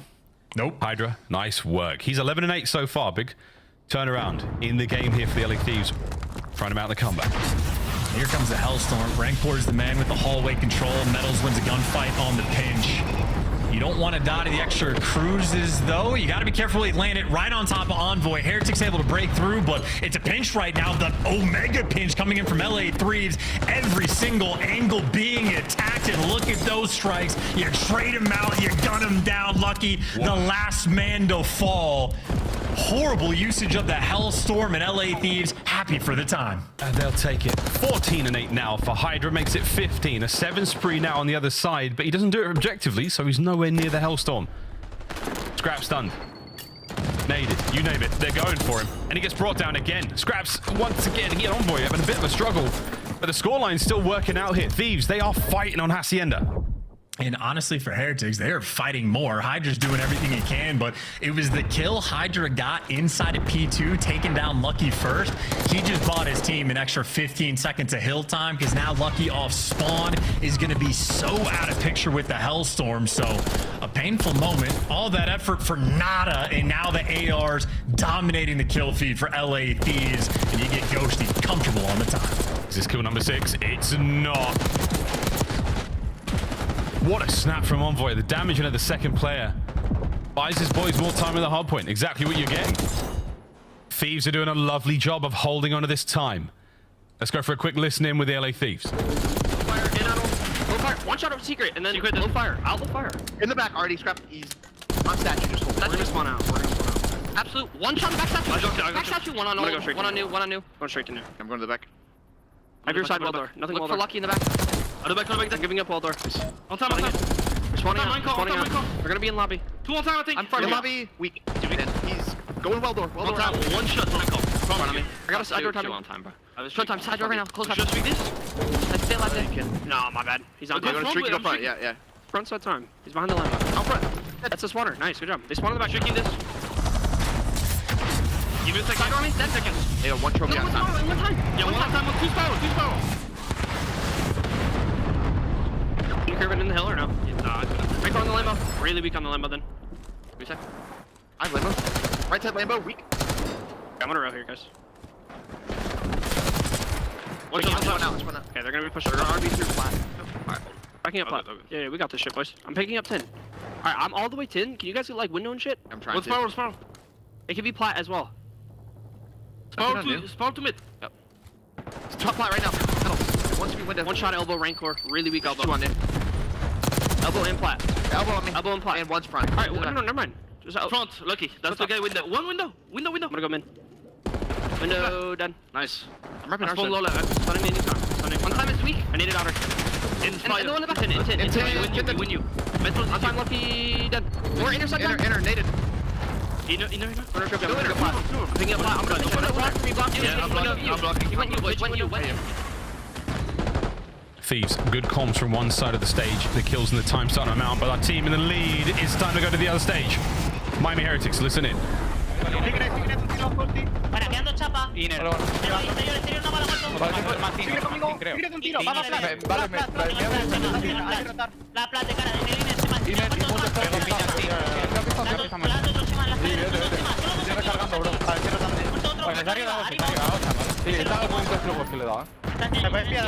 Sí, te lo pillo, no sé, no llego, No llegamos a tiempo, ¿verdad? ¿Me podéis esperar que voy a flanquearle? No, blanco, esperadme. Puse el Lambo, una vidra, Lambo no le veo.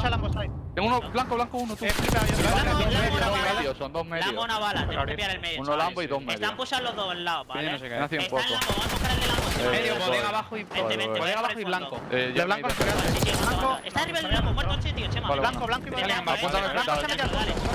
La roca está muerta, Vale, Paco de cara, es Juan y por Snappy, Lambo. Y medio, voy medio. Dos Lambos ahí. Tienes trophy, ¿vale? Tienes trophy. Pueden estar en medio, chavales. No tengo blanco todavía. Tienen de cara, yo tengo medio tiro, bro. Hago chal de cara. Ando en la cara, otro más medio, el de cara. Está corto, vale, voy a pushar medio. Vale, escuchadme, jugar aquí el jorear ahora, bro. No sí, tengo el rojo. ¿Vale? Uno en Lambo, están abriendo hacia el medio, ¿vale? Quieren ellos el Ambos flancando, Pozo, no hacen al Lambo. Pues no se arregla el embarcadero. Hace tengo uno, bro. ¿Dónde sale? El embarcadero, muerto. Embarcadero no veo a nadie, Abajo arte, Chema, abajo arte. Arte, esquinado. Paco arte, ¿vale? Sí, pues lobby. Tengo uno arte, tengo lobby ya arriba, ¿vale? Tengo arte. Vale, rojo izquierda. Arriba sí que tengo una bala. Otro más. Great work. Heretics have got themselves a sizable lead chance. Counter-attacking out for the Thieves. They've got a P1. Yeah, and I gotta say, man, once is a fluke, twice is a pattern. Scrap double negative. If not for Hydra having, I mean, a masterclass 29-19, a Titan in the lobby.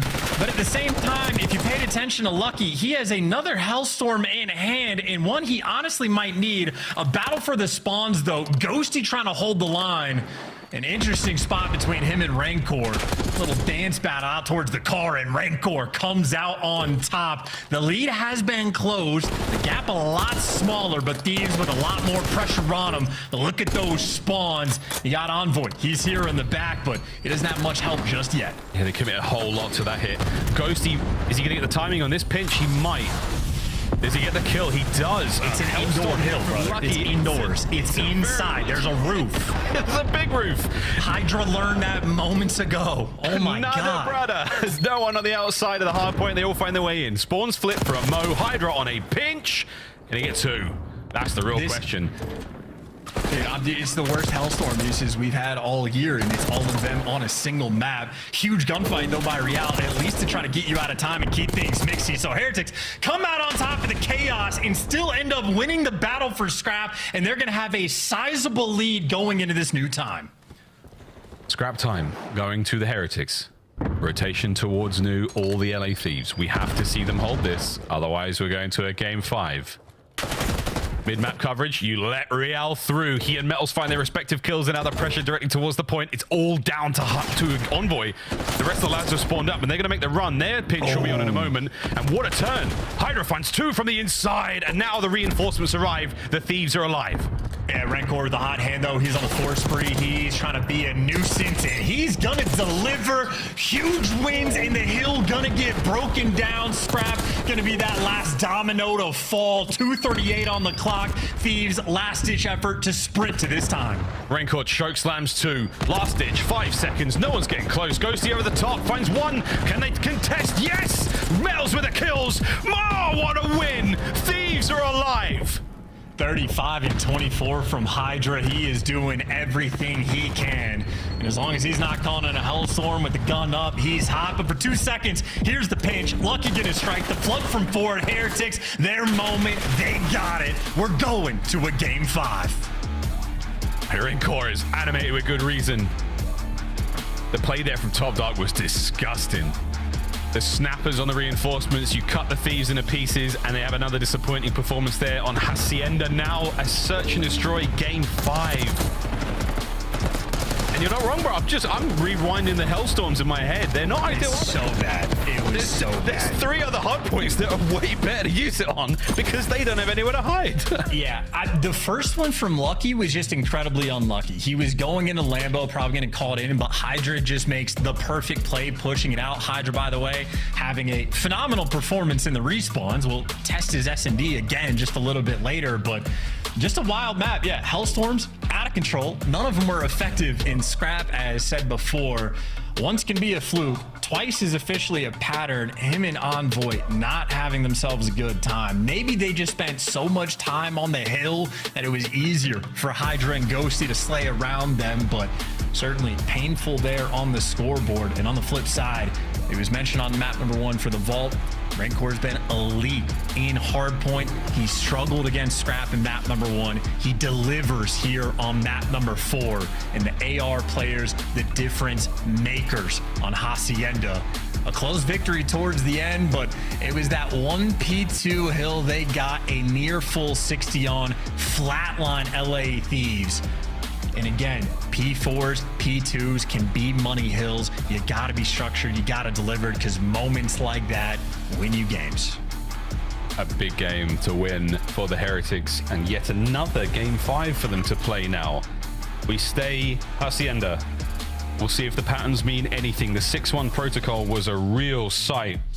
It's the Heretics with unstoppable confidence walking away with a dub there. Now on Hacienda, will that be the case as well? Folks, a nail-biter for sure. The Heretics have had more losses than wins in this side of the map. And the Thieves, we go back to Hacienda for another game 5. Other side of this break, folks, we go down one more time. Search and destroy. Game 5 after this.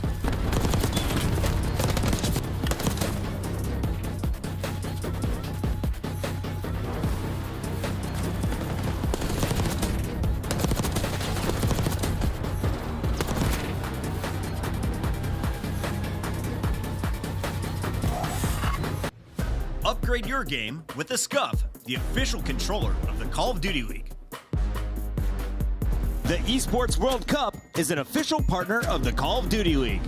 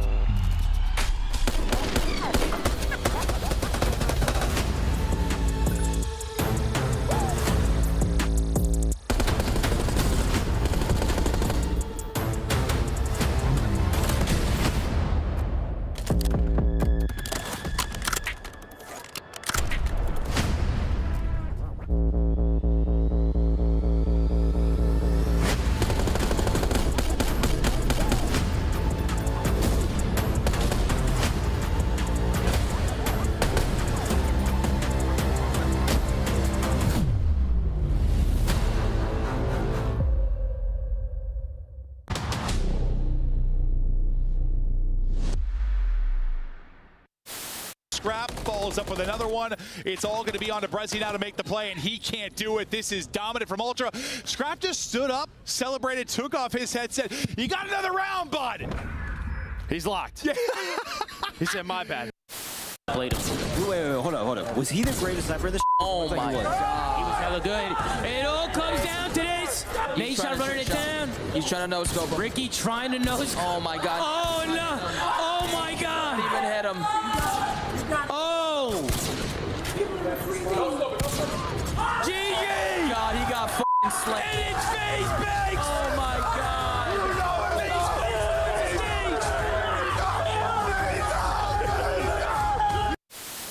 I don't see anything, bro. I literally top left. Put your head down Nading him? and secure the target.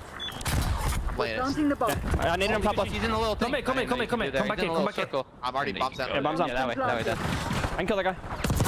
Nice. Above you, on the gear. No man. No man's right now. Now, hit them again before they... Little baby. Hey, bro, I'm on Mars, right? I'm on Mars. To make the play, it's been all about him all tournament long. It can come down to a 1v1. Oh, he's not.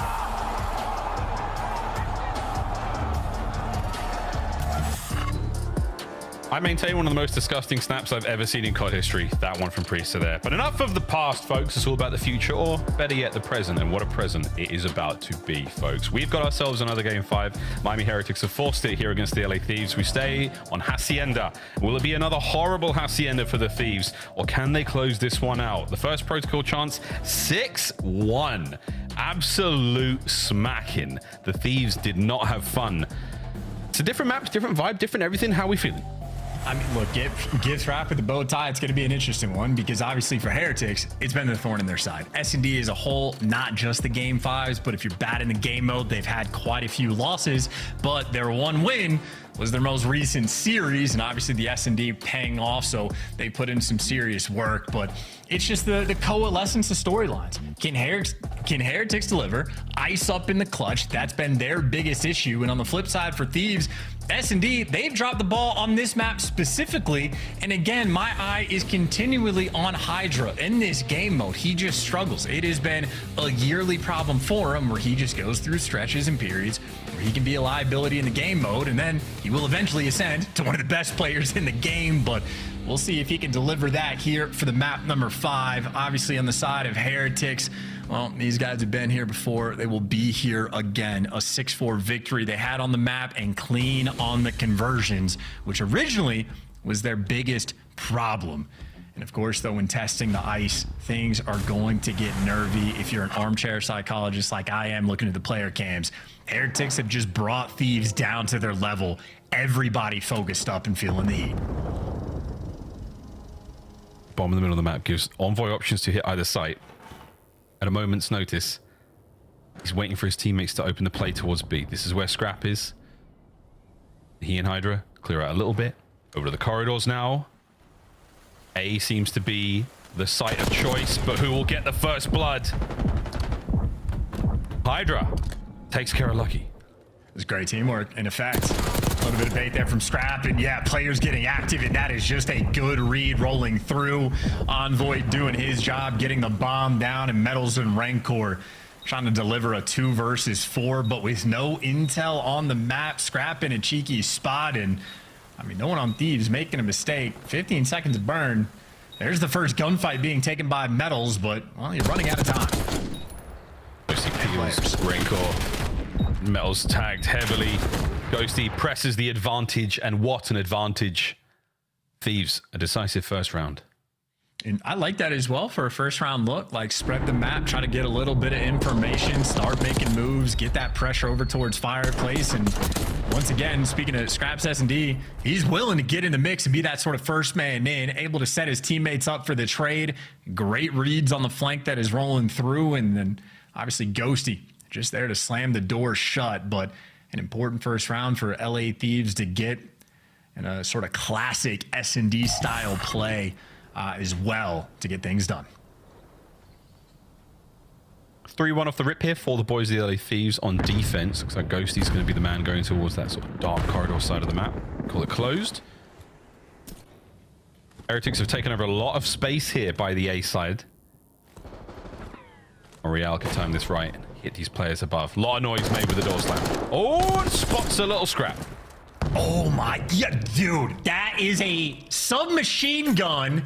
The Jackal is nuts, and Envoy's out here just breaking this round down, and now Real's getting chased. I mean, he's got Hydra and Envoy hunting for him.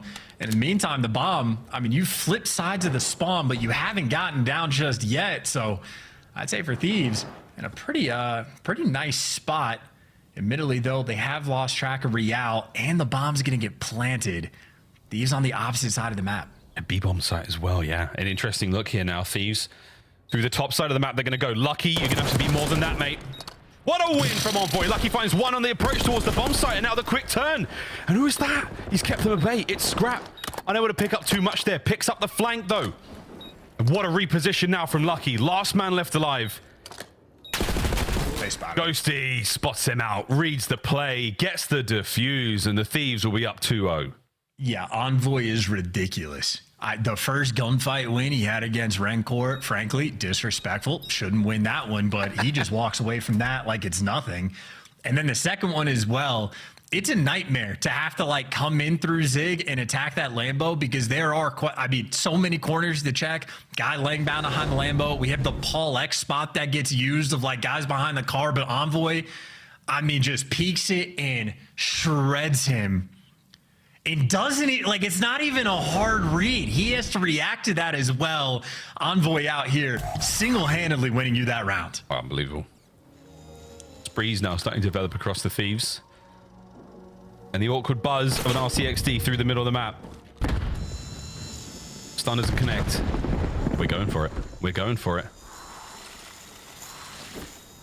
It's going to buy you a lot of space over by the A-bomb site. And if anything, parked up, not going to let those players. Uh-oh, in the tin.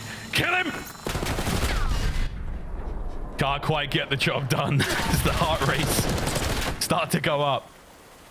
Real finds himself at least a kill turning into a 3v3, but shenanigans done. Back to business. Well, maybe more shenanigans are going to continue because that was bombed down inside of you. So your hand is going to be forced. And any intel you had on these players of Miami, you lose it. You know they're around the hallways, but now it's more of guesswork. Always confident someone's going to be by office, but now the question is, do you read Hydra? You absolutely do not. There's a free kill, and when Hydra's getting bloods and S&D, or at least performing, you're feeling great about your odds, but the player on the other side of the map, Heretics, swarming back towards A. He's got to get there fast. Crap. Versus Lucky. Big wins once again for the Thieves. Everyone wins their ones, and they get another round, 3 in a row. This might just be the shape up of a runaway game as well. Scrap 3-0. He's hanging out. Ghosty, I think, is yet to fall as well. So he's busy. I think Thieves right now with a lead like this, they're just trying to figure out where she is. Find her. She'll be at Major 1. She's in the next round. Keep looking. Heretics, we've had a couple of nice looks. We've just been able to close out a decisive moment, but 3 straight for the Thieves is 4 kills in a row for Ghosty, 3 there for Scrap, 2 for Hydra. Square boys. Yeah, big square up. Here we go. Scrap starts off proceedings, trades. Oh, nice shots out of Rencor. That gives you a big advantage, Heretics. It's good stack and a good read. Flanks rolling through on one side from Hydra. And they're not planting the bomb either. They're waiting to find these players before they actually go for that approach. Heretics, they are not looking forward to getting caught at all. And last time on offense, they did full wrap the bomb through spawn, and they favored the B site in the end. And with a player over towards Dark, that might be the play call once again, but Heretics for the moment, happy to take their time. And again, with the player in top office, it means you still have to worry about the B site. So Heretics have played their numbers, played the time, and they should be able to plant this. Here we go. A bomb site. That's where the party's being held. Is being held right now. And LA Thieves, you've just received 2 invites in the mail. Please RSVP. Hydra won't make it. It's all going to be on Ghosty. You coming to the party? Yes, you are. He's coming alone. He's doing the best he can. And that's it. Heretics, finally. Stop the runaway LA Thieves. It's 3-1. And so far, this is deja vu from the protocol, but just with teams taking places. Exact same thing in map 1 where Heretics went up 3-0. Thieves won a round, and then Heretics just ran away with the game. So LA Thieves still in prime position to reflect that map number 2 in the game 5. Heretics, though, want to keep things going, but the problem for them on the defensive rounds, Thieves has shown you a few different looks. There's nothing clear-cutter, cookie-cutter about their approach. It's going to be a tough one to deal with. Envoy, again, bomb in hand, clearly leaning towards that A site, and a 2-2 setup for Heretics on the defensive end. They'll meet him here. Oh, they've got through. Hydra v Rencor. Perfect timing from Hydra. Gets in. Real doesn't check it. Rencor could push up here and hopefully find something, but he's still worried about fences. He's worried about the players on the outside. And now a fast B-bomb site rotation from LA Thieves. Yeah, and I mean, this is just too easy. Heretics not reading or responding to this pressure at all. They are left dumbfounded on the map. And Hydra, these are the kills you're looking for him to get. And now he's pulling the disappearing axe. Rencor on the chase eventually is going to get him. This will be a 2v4 clutch from the AR players that will simply not last. LA Thieves are quite literally running circles around them. This is going to be 4v1. There's no way, Lucky. Surely. Bomb planted for office side. He's got to do something unbelievable. Completely open. Scrap peels it. Got on a couple of good kills there on the round. LA Thieves 4. Heretics 1. I've been saying Hydra's name, talking about his sort of lack of S&D prowess from time to time. Right now, having himself one hell of a map. So that's the bounce back you need. And Heretics right now just faltering. Not really showing too many signs of life at all. I mean, you're getting first blooded with not even a thought towards a trade, not even a bullet being shot back, and just an easy rapid rotation. And funnily enough, the Heretics get sort of caught off guard by it, because when you watch these play the map, they wrap the bomb endlessly. That was the name of the game when they played against Optic, so they've showed their hand, haven't changed too much, but for the moment, if it ain't broke, don't fix it. As Metals looking to try to get on the board. There's the first blood on Hydra. Did not want to live in this round. Ain't broke. That will be needing a fix, though. That door should be gone after that nade. Real, good. You've seen a red dot. And now Rencor. Oh, Slat. Yeah. You got the intel. You know where he's gone. You heard the door. 3v3. Bomb in the top side of the map, but Scraps on a wrap. This is just a game of corners. Dramatic music to close out a dramatic moment. 2v2. Scrap once again. Going walkabout over the top side of the map. Ghosty doesn't know where the bomb's been picked up from there by Real, so still alive in the play. You might bump into Scrap on this rotate. Oh my goodness, Hacienda. A haunted house of horrors right now as Rencor catches an errant Ghosty. Scrap though, Scrap. It's a 1v1. Bomb recovered. 15 seconds. Scrap has sent it. No way. Are we going to make it in time to get the bomb down? This is the perfect play though. Scrap's just going to be here. Rencor ran and hid for his life, and Scrap an easy dub. Run from him, hide from him, but Scrap inevitable. Rencor not giving himself a good spot in that one, and Scrap, we've talked about the aggression he is willing to bring. He brought it again right there. 9-1 in S&D. In the battle of the ARs, he is clearly coming out on top. Oh man, it's so hard to just catch that moment, and Scrap, lovely centering every step of the way, finds those kills his 5th in a row. I'll tell you what though, man, if Rencor just pumps the brakes and pulls his knife out, that could have been a legendary moment. But alas, no, Heretics not producing anything legendary. Dude, they're playing so scared. No one sticks to the script. I'm just saying. 5-1. Heretics, you're at death's door, and the Reaper is knocking. And here we go. It's another wet one from Scrap. Bomb down for free in a 4v4. Hey, you get the first blood though. You'll take that. Obviously, you need this round. There's your opportunity. Hit that go button. They're going. 2 in a row. Cornered out. Perfect check. Rencor finds them. It's a nearly immaculate turn here. And that's the defuse. 5-2. Heretics, what a bounce back. Rencor catching Scrap fresh out of the water flank. Starts the proceedings and then does not stop for a second. That's a fun one as well. A little bit lucky on that catch. He was looking at it for a reason. They knew what they gave up on the map and there to collect. So maybe playing just a little scared, but at least able to fight. But now they're going to have to produce on the offensive end. And again, these rounds have all been scattered. There is no clear path to victory. Sort of no weaknesses in the Thieves setup. So a difficult play call to make.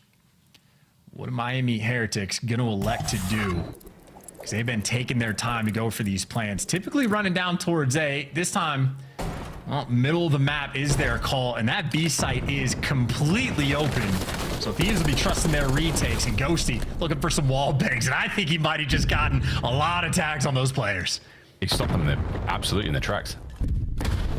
They have not picked up on the player on the pinch either, so now a perfect counter-attack opportunity for the LA Thieves. You got to win your ones. You got to make sure those trophies are absolutely in the right place at the right time. Envoy gives up his position, and now the play's on. Scrap starts his flank. Scrap on the other. Through the middle of the map. Keep these boys softened up. Allow Hydra to get in there and get the kills. Medals now dancing, diving. Scrap, Hydra, Ghosty all find their respective kills, and the curse is broken. And my God, a weight off their shoulders. The LA Thieves close it out. 6-2. Yeah, clean, easy, efficient. 10-2 performance there out of Scrap, absolutely just running at the Heretics players, and you at Hydra making big time plays as well. Perfect first blood on the flank. He gets out of dodge. He makes sure one Heretics player has to worry about him, and while he's regrouping with his team, they just force a 4v2 over towards the bomb site. Perfect first blood, perfectly played around, and LA Thieves, as mentioned, able to clutch up there in the game number 5. Protocol maybe going to haunt them a little bit, and Hacienda Hardpoint certainly is going to be haunting Scrap, but outside of that, a W is a W. And LA Thieves, I mean, obviously their winner's bracket is secured, but their seed, well, a little bit comfier as well towards the top of the league.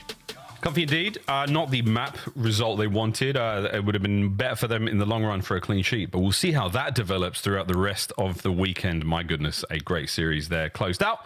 Over to the desk. Thank you, Miles. It's chance. Oh. Close. It was close. Wheeler. What? Almost. What happened? Hey, man, we get to game 5. These guys forgot how to play S&D. I don't know what to say, man. It was so close. I really wanted that one. But LA Thieves and Hydra right in the ship. Finally look good in the search. Yeah, we were in here, we were watching, and we called out the fact that Hydra isn't dying first. In fact, he's the one drawing first bloods. This is the Hydra we know and love. LA Thieves, though, took a while to find their footing. Why did Miami give them such a hard run? I mean, I think Miami's a good team. You know, I talked to you about, you know, the respawn from them, how they've been solid there. The Hacienda looks clean, and they've made some great improvements in Search and Destroy. I mean, we all watched Protocol. We talked about it in the game break, how good they were there. But this LA Thieves team, man, adapted throughout the series. You saw a lot of the Hydra in the game, too, getting first-blooded, not getting loose out there. Well, there's more leeway on this map. It's not as cut and dry as a Protocol can be, right? So on Hacienda, you can get lost. And there were multiple rounds where he got lost, and really where Real was getting shut down, to be honest. Died at the hands of Hydra a few times throughout this map, and it just opens up the map for the rest of the LA Thieves team. Some nice rotations, good picks, and honestly, that last round, a beautiful retake. On the positive side for Miami, Rancor, Rookie of the Year. Do we just give him the honor now, Allie, or do you think there's more faces rotating we just kind of put the crown on Rancor. I mean, I think it's been really like what's crazy to me is that Rancor wasn't really that talked about. You know, because Miami's not really that team to talk about. And it kind of reminisces me of last year, like when Gwen was put into the league. So it was kind of like so much pressure on your shoulders as a player plugged into a roster that isn't already like a top 4, top 6 type team. So for the side of Miami Heretics, they expanded their map pool a little bit with this series, which is positive for them. And same thing on the flip side for LA Thieves. They expanded their map pool a little bit in the series. They can add Hacienda S&D now, and Hacienda Control is still pretty solid. So good for LA Thieves. You know, I took 6 years of Spanish. I don't understand much of it. But I do know Rancor was talking a lot during those listen-ins. Yeah. If anyone who is a Spanish speaker can tell me, is he contributing solid stuff or just always chatting? Because it seems like he's commanding the troops. And as a rookie, that's impressive stuff. For now, though, we got a Scuff play of the game. I know what this guy says, unless we have to bleep him. He goes by the name of Scrap, and he laid down the damage. 3,800 plus in map number 1 on his way to posting 34 and 22, Yeah, he balled out in the control as well. And, like, this is sort of their path toward victory. I mean, we've seen in the respawns that they've lost. Scrap has just been on this generational run on Hacienda where he just needs to figure it out. Because every other map, like, he's doing things like this. It doesn't matter, AR or something in his hand, like, the man is a beast, one of the best players in the world, and now we're just waiting for the Hasi, man. That's all it is. That's all we're gonna be talking about. I don't care about your 35 bomb. I care about these performances. Well, I care about the fact that you get a chance to talk about it with him right now. Here he is. It's Scrap. It's our winner circle. Let me ask him. Scrap. Ant's got a question for you, bro. Yes, yeah. Yo, Scrap, man, what's going on Hacienda, brother, in the HPs? Like, is it just because you're behind, like you didn't play that year? Like, tell us why you're struggling on that map, because other two maps, you had 30 plus. Yeah, why I'm struggling on the map, I couldn't really tell you. You know, if you're gonna be asking me, I feel like I'm getting shot in my back a lot. Maybe I'm not in the right spots a lot of the times.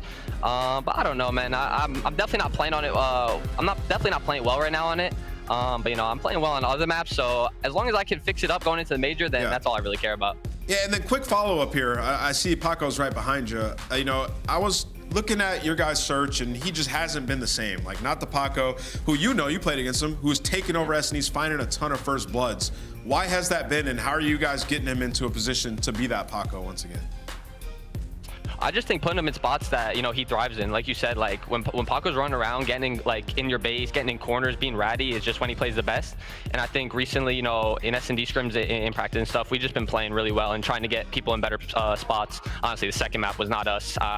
We already chalked that up to like, we're not playing with any info. We're letting them do whatever. But you know, the last map looked pretty good. Looked better than the last time. I'm glad you talked about that map number 2, because I guess my follow-up sort of is, when it comes to search and destroy, are you guys kind of just always on the same page? Is it one of those situations where you're hot potatoing play calls? Is it one guy that's kind of taking the lead when it comes to search and destroy? What is LA Thieves' kind of identity when it comes to that game mode? Yeah, in search, you know, I'm a big believer in, like, I don't really think there should be one IGL, especially in Call of Duty. I think it's like whoever has the hot hand, whoever's feeling something, you know, call it out and let's just do it. Because I think we start second guessing and you start hesitating is when you run into problems. And I think right there we did a really good job of just knowing what everyone was going on and just playing the game together. Yeah. Scrap, my brother's coming to Spain. He hasn't watched any of our matches from the qualifiers or the minors. So give him the drama breakdown. What are the big storylines going into a Madrid?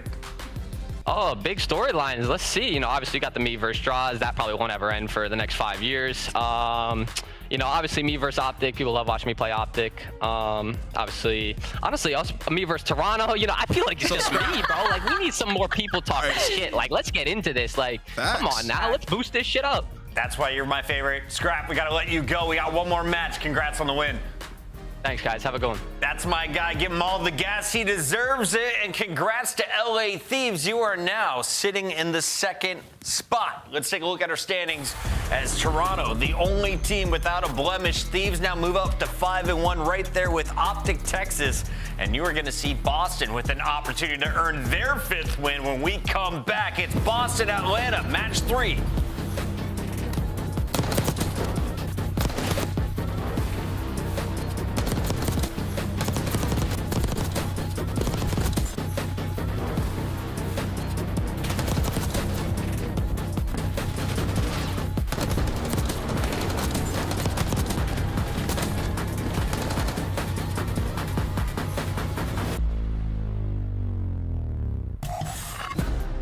Upgrade your game with the SCUF, the official controller of the Call of Duty League. The Esports World Cup is an official partner of the Call of Duty League.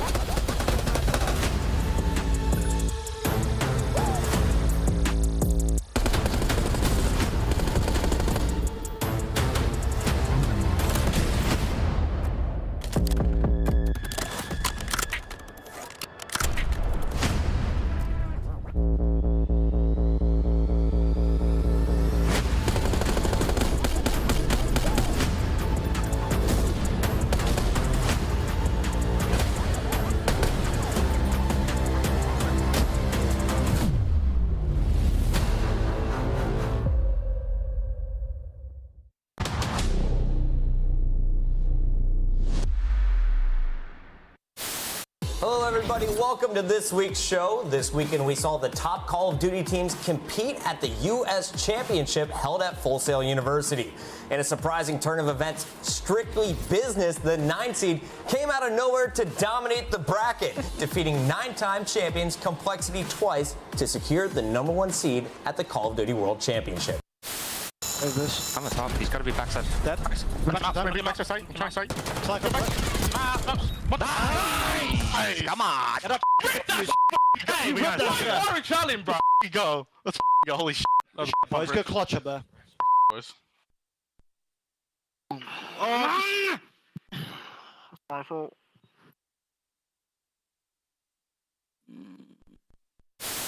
We gotta find him. We gotta find him. You guys get smokes if you're a little weak. Run the outside. He's running the outside. Yes, Eddie. You're right. Close. Let's go, baby! Come on! Come on! Let's go! Let's go! Let's go! Long, nice. I'm holding back. I have the door push. Okay, stay alive. Long. I have the door. You two front door. Let's get front door.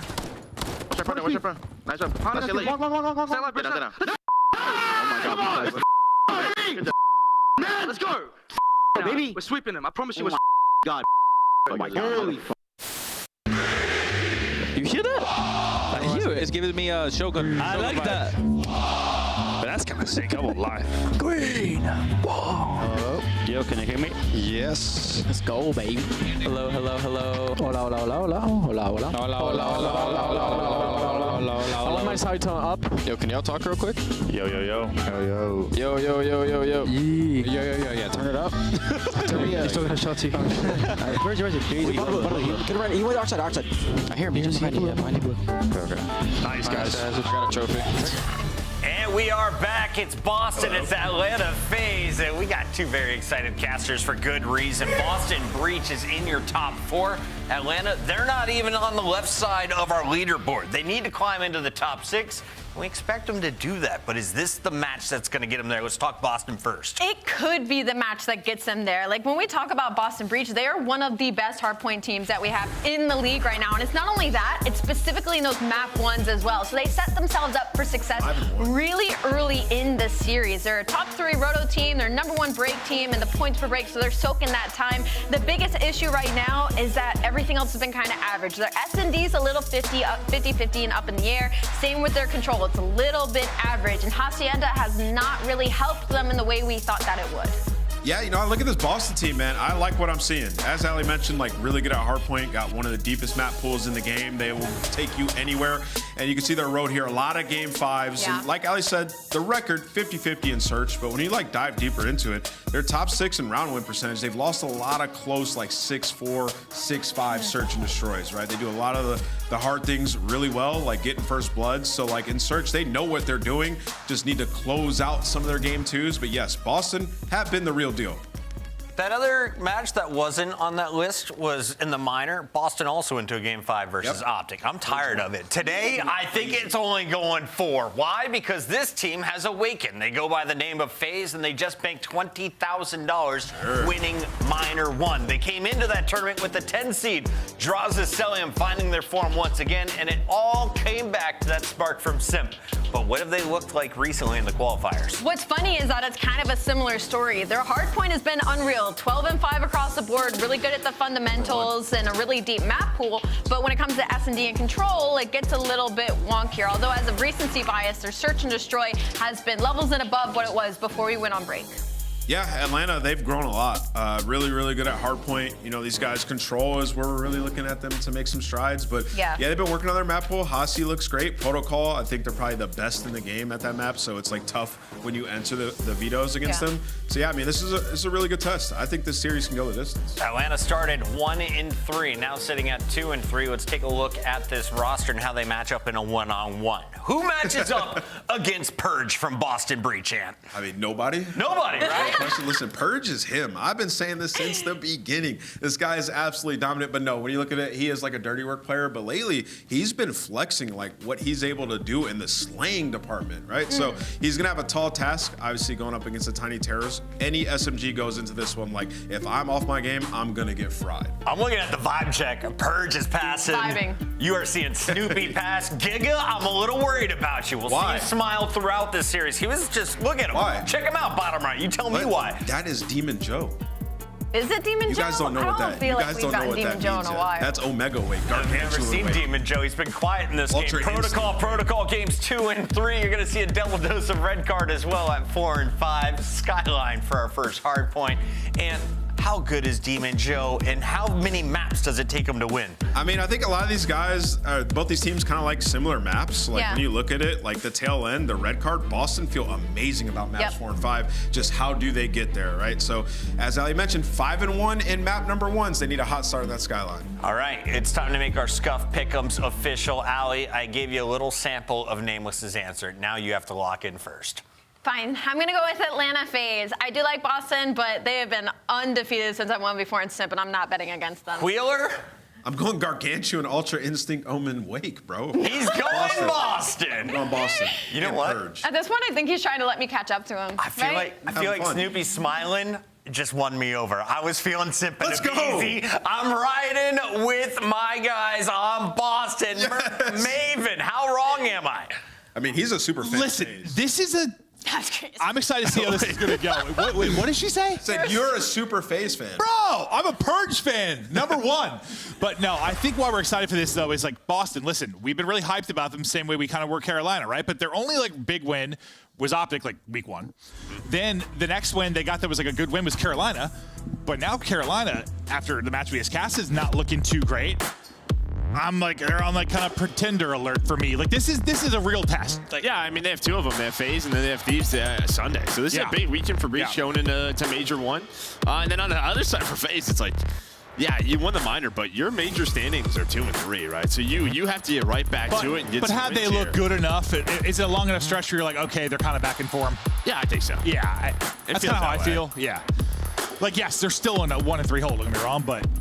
I'm not that worried about them figuring stuff out. They seem to have put the work in and continue to improve. But Boston come in and beat them, then, well, we got no idea what we're talking about. But this would be really the biggest win for this Boston Breach team, especially just with the major around the corner. Like, the Optic one was great and all, but, like, I don't it's week 1, right? They come in, they catch them, they win a crazy red card. Purge is playing with some confidence, bro. This guy's, he's him, dude. No, I mean, he is.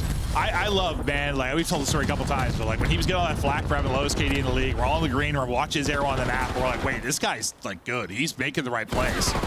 And it's cool to see it starting to click for him with this team. He's been putting up some numbers. You know, he's not always going to be dropping what he had like a 2 KD in every mode last series. I don't think that's going to be the case, but he's been making some improvements. Fun player to watch. No, I mean, what the Dust was talking about, right? You saw with Boston, they just look like they're having a good time. This is a team, just weren't sure, but so far so good. As Purge is now going to have 2, starting to rotate, or another double kill, and then rotates over towards this P2. A bit split spawns here because Draws and Cell, they're just trying to play safe on this rotation, and that is going to be 3 dead for Breach. And sometimes I think when you're a new young player and you come out and struggle like he did in the league too, confidence is a thing, obviously, but like he really struggled against the top teams last year. You come in, you beat Optic, you're on a team, you're having fun. He just seems to be playing with way more confidence. He's leading the way right now. 4 straight, 6-1. Not sure he can keep it up, but so far impressive is they're doubling up FaZe when it comes to the points. They're finding the kills. Draws his pistols hitting though, and he's looking to hit some more. Yeah, this is a big moment, honestly, because they had a chance with 40 seconds left. They had spawns. Purge makes a great play, but then Draza makes a better one.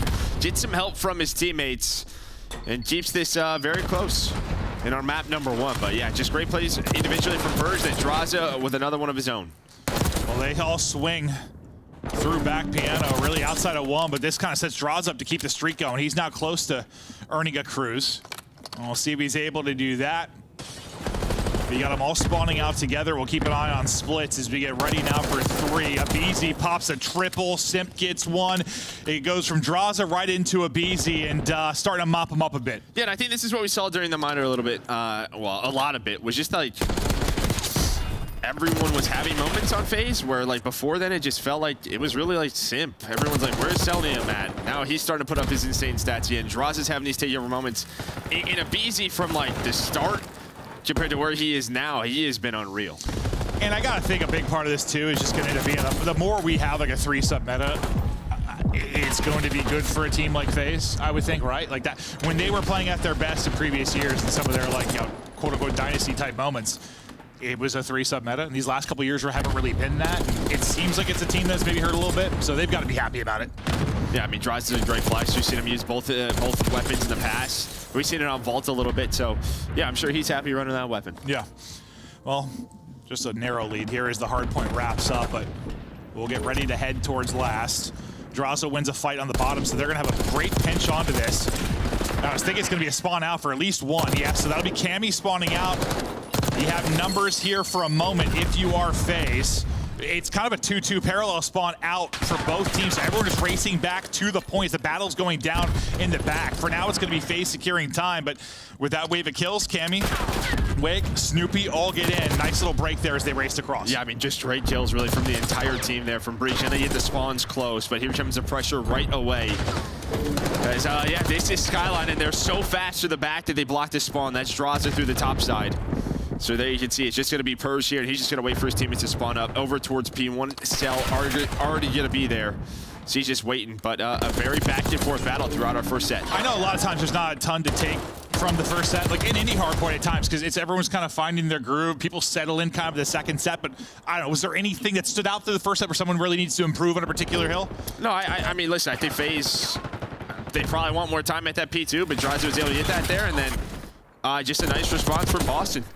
Just to get right back into the game. Yeah, because it felt like there was a stretch there where FaZe were getting all the kills and they really started to heat up. It was like the 6 spree from Draws into a BZ's triple and things were getting away from them. But, well, if there's one thing that's good about Skyline, you've got a lot of opportunities to bounce back into it.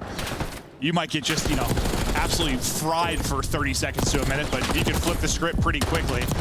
No one able to find any separation for now, and we'll keep an eye on Cell's stats because it seems like, you know, after the interview with him last week, he started to get back to his comfort zone, put in some individual work, and he might be back to that 1.5 guy. Oh, I think he is, yeah. I think he absolutely is back to putting up those stats. A great P1 here for FaZe. Draws trying to hit the backward slide. Did you see the interview last week? Yeah, he said he wanted to play faster with the team. Yeah, like they want to play fast. I want to play fast. I've been putting in work to play fast. Yeah, sounds good. No, I mean, I think that's what we've wanted, right? In the last couple of years, like, as insane as his stats have been, there's just been moments where, you know, he's trying to play his life, and we're just like, yeah, like, you probably could have pushed up there, or done this and done that, and now it seems like they're on the same page. Yeah, when we were watching some of the scrims, like early on, just listening to their comps, there's a lot of time where it was like a BC, like, I think you could hit that with me. I think you got to push with me, and like just working that out, figuring out those moments, and I mean, I think he can put up numbers regardless of how he's playing. He's just got to get comfortable doing it. But right now, up about 25. We're chatting a little about phases, improvements, and Celium really starting to put in work and put up numbers. Let's go to a listen in with FaZe. Good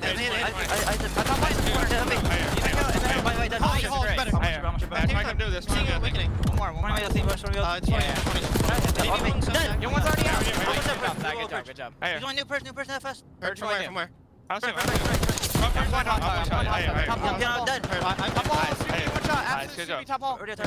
Top all dead. I got nice. Yeah, yeah, they're gonna hit me P1. They're gonna hit me. What's their side? Ball jumping at me dead. Wait. How many times? Yeah, I'm trying. Go on time. One shot in you, going out of bed. I'm taking it. Purge that. I flipped. One running at me. We got out of bed again, Cammy. He's going back. Nice.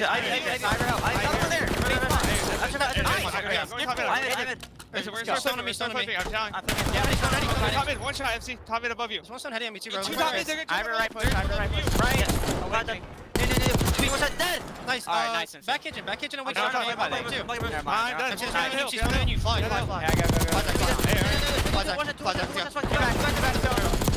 go. One shot, stone back. Close us. On team. We can follow back. I'm gonna streak out spawn. Don't have point. I'm gonna streak out spawn. He's top right. I'm gonna streak. Just wait. I'll see him top wall. Hey, I'm top right. Give me time. I hear. I'm just on top right. They have to run to you. Hold on. Top one shot. Bottom bridge. I got two. Bottom bridge. Trying to block the back right. I'm trying to block the back right. Purge. Nothing back right. Trying to break in off the back of the streak. They're able to get in with about 30 left, but for the most part, that was them dealing with the onslaught of Boston Breach. They really got fired up at that P3. Even like a simp, like 4-piece, didn't slow them down. A nice stretch for Breach. Well, and I think really what you kind of saw from Breach, like you heard in the listening, like they were trying to Joe phase and trying to flip them, but there was always one more player left for Breach staying alive, and that allowed their teammates to get there. And I mean, yeah, we're going to be tied up, and this is sort of like that old school phase, like outslayed by a ton. And well, we have a very close game.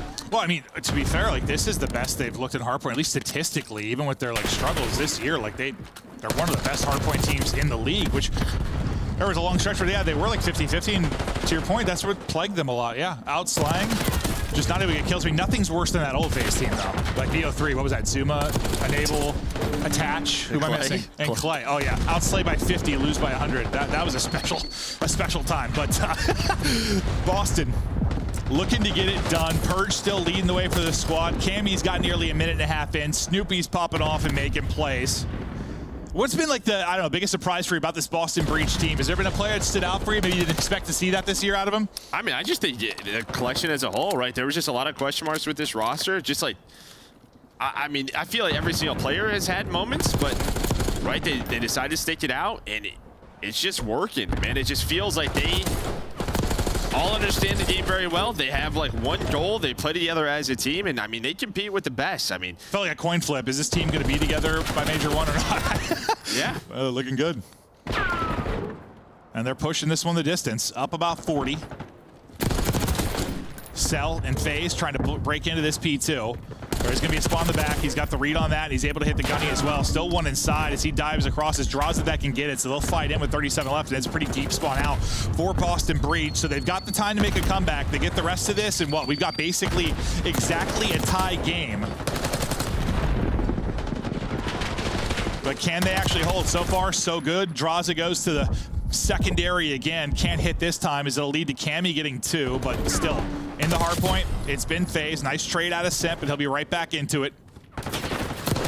We'll keep an eye on rotations here soon. Mid-map, you see a couple players from FaZe. They should be in a good spot to transition this, but it's going to be splits right now for Breach, but they pick up the one split. That's Cammy that's going to drop. Let's see if FaZe can hold. Yeah, let's see if they had an idea that could happen. Now, Snoopy trying to take a route on the right side of the map, immediately picked up again, so now all spawning towards Piano's side, and this is what FaZe want. They were down about 40. They're able to take the lead once again behind Draza, 36 kills. You know, BZ slowed down a bit. He was like 17 and 29. Started to really struggle, and that's just due to the team effort of Boston Breach, which we're seeing once again. Everybody contributing, but Abizi, he's going to step up here with the double. Yeah, he's like, you mentioned everybody else, Fry. Now it's my turn. As he looks to drop 3, he's able to do it. Nearly slides back behind the bar as well, but his duo and Simp is right there. He has headshots all over the place. Simp, he already had a quad. Give him a couple triples. He's on 36, right there with Draws. 10 points now needed for the win. Just trying to finesse and stay up. He's able to do it because he's got his AR looking over him and Cell.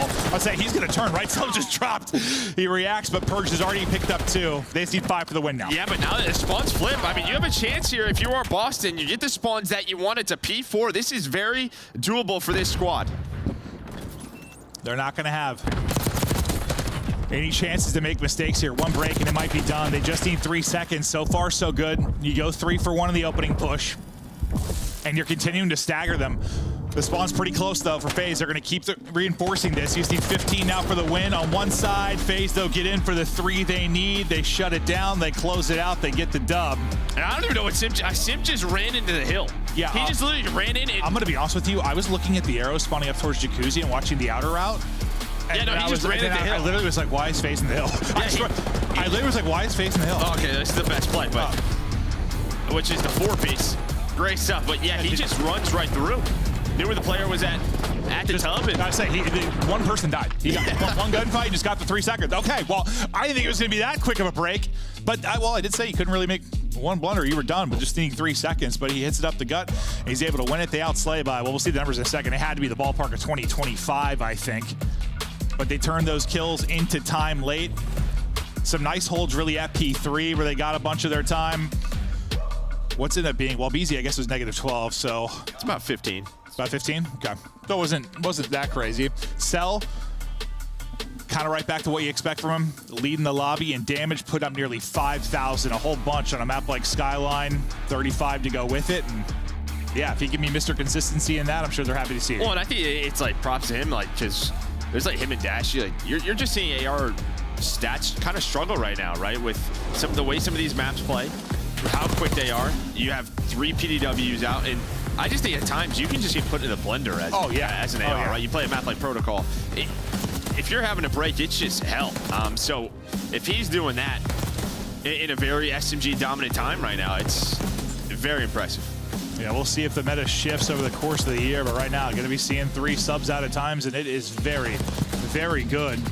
Purge got off to a real hot start, but it was really like draws kind of hit a second gear, really started to pick things up. It led to a nice BZ play. I feel like there was a P3 hold they had that was real strong. But was there any moment where FaZe kind of ran away with it? I mean, it's a PT. I mean, they were down 40, right? It was 210 to 170 when we kind of came out of that listening for a little bit, and they needed a P2 break, and they got it. And it was a very good hold. Yeah, right around this moment, you're thinking Boston's going to put them away. I think it was a 2, and then they got a ton of this 3. Yeah, and then they get all this time to put them right around 245. So they just needed one more break at our final hill. But yeah, Boston was very much in this Skyline hardpoint. And then, so Sim just gets one, and then he just slides in. He's like, I'm going to take the hill away. This makes sense why I was, dude, I wasn't even ready to call game. I was so confused because I was just watching the outer fight. Like, I was just staring at the minimap. That the wrong arrows apparently. I'm like, why is the hardpoint white? Just ran up, killed one, called game. And Boston's just thinking they're going to try to maybe like play for a flip, right, and spawn them out. They have top plat control. We have nobody up there, so you kind of stay back patio. Yeah. And Sim's like, I'm just going to run at the hill. I got a kill. Yeah, they're going to be focused on That was the exactly flank. what you said. That was insane. And yeah, he just wins the one-on-one. He knew where he was. So. Yeah. A real close one. You can see how tight it was throughout the course. You had a nice lead late if you were Boston, like you were kind of around the listening, like you were saying, but disappears. Now we go protocol, red card. As you saw the 5 maps that we're gonna play out, did you have any thoughts? I know instantly I kind of thought, Ant mentioned it too, like red card, it's like great for Boston if you can get late in the series, but that is one FaZe loves to play too. Probably. Yeah, I mean, the red cards are pretty similar when it comes to red card. Like love to play red card. Yeah, I mean, obviously, if you're our Breach, you're thinking, can we get to maps 4 and 5? Had a chance there in the map 1 to extend the series, so we'll see. But I mean, Protocol, I feel like is kind of the area where FaZe started that minor run, like through their hardpoint and search and control. So Protocol has been a great map for them. Yeah, we'll see the search. We know they can be absolute gods there. The control, still some question marks as they're looking to get better in that. I mean, this becomes a real scary team real quickly if the control starts to click. We take a look at the S&D recharge, December versus January, 1-4 to 5-1. Yeah, like even through all this, like their hardpoint was pretty good, even when they were struggling. It was just, their S&D and control was bad, which I don't know the last time that was a thing. Yeah, and I think obviously you can see here the biggest thing is, I mean, the opening duel win percentage is very similar, but it's the last one, the retake percentage, win percentage, 35 up to 62%. So that to me is like a comms thing, and more of a kind of what we talked about, like they just feel behind in some things, and they put probably a little bit more time in search and destroy, but it's also like, how do we want to attack this? It just feels like now they're on the same page. Well, and it goes with the stat right above it too. The defensive just wins from what 10-13 to 21-7. Yeah, start doing a better job with that retake. They go hand in hand. Overall, S&D on the season, they're 5-6, but they've been rolling as of late. I think it's flipped. Boston. Because we just talked about it. Yes, that is definitely flipped. It's flipped. That is definitely flipped. Yeah. So Breach, what we're talking about is them on a 3-loss streak. But they've had they played a lot of search because they've had a lot of game 5s, as you saw as we looked through it. Well, with the desk before we got into this, outside of like 1, maybe 2 series, they've been going real deep in them. Now to Protocol search. Feels really weird to see them in the white. It does, right? It does. Yeah. I mean, they're cool. Now, Joe and I were like chatting about this, and like, listen, teams have like away and home colors, right? It's just like in the rule book or whatever. Like it's just set, but. I just said, like, as long as we've been doing this, like, FaZe is red and optic green. I don't care who they're playing Ultra's against. purple. Yes. Like, I don't care who they're playing. I don't give a shit what the colors are. Like, just that needs to be it, because otherwise it gives me a headache. Yeah. Oh. Draza, well, he thinks he's getting across, tries to back up and chow Cammy. It's not going to work out. So Cell 1v4. Great opening round here from Breach. Cell has pulled off some 1v4s in his career, but we've really just had the one on the year so far, Simp on Vault, and it was a nasty one. That's a stat I'd be curious to know. Year to year is how many 1v4s happen? It's just it's not a lot. Oh, well, it's still only 1v5 is winning, right? That BO4 one? Yeah. He gets to hold on to that record forever, hopefully. Yeah, if we ever go back to that. Why did I just speak that into existence? I'll see you later. If we ever go back to that, I will see you later. But, you know, Estelle's just throwing off 360. Snoopy hits 2 in the round. And, you know, we talked about the operators for FaZe. I'll tell you what. Whoever made that Boston Breach pack, you did a fantastic job. No, it's just cool. Colors look great. The added style, just the teams actually being involved. Just yeah, but they got like the I don't know, they got a little red and a little blue in there. It pops. Their mask has like a little. Yeah, no, it's like war paint. Well, Snoopy leads the way with 2 in that opener. Not a single kill through for FaZe. Offense now for Boston, and Snoopy goes down, and it's active down there. It was a full-on push from FaZe for bottom mid control. All the way back to statues. If he draws, he should get. How many times have we seen that? It feels like it goes one way or the other. Normally that player like hits mid stairs and it's a great timing, or that happens where the player in the back is just like, hey, a free kill. Yep, that's the gamble you take. Is well, you purge. That player's going to be aggressive and take a route. Sometimes you're praying to the timing gods. Oh, it was perfect one way. It might be perfect the other way. Or not. Snoopy, chance to break this up. Oh, lordy. Trying to get out. Is he able to do it? Up to 3-0 now. Well, this is quick. I mean, he's just sort of like, let's get out of here. Sell those across the map. He's hoping to find that. You still have numbers, though, if you're FaZe, but this shit's a little tougher. And Snoopy's going to get active. He's pretty much just saying, just play on your island, Awakening. I'm going to try to make a play, and, well, Simp hits a turn and burn on him. Oh. I was like looking at the minimap for a second. I looked back up, and that looked, he just got fried, huh? Yeah, I'm assuming he's probably, what we always kind of talk about, just ready for the next fight, because his teammate just died in front of him. Maybe, like, thinks he's already dead, but, yeah, no. When you're in a 1v something, you're always thinking just perfect amount of bullets and snap, right? And sometimes it looks a little ugly.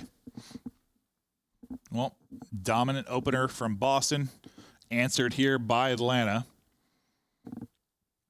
And I love it. We've seen it seems like both teams are kind of vibing. I mean, they've been in a good spot so far this year. You saw the laughs and smiles out of Boston Breach.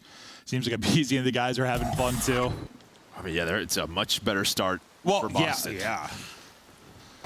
Much better start for Boston, and well, compared to the FaZe vibes even at the beginning of the year, like looks like they're having fun playing COD again.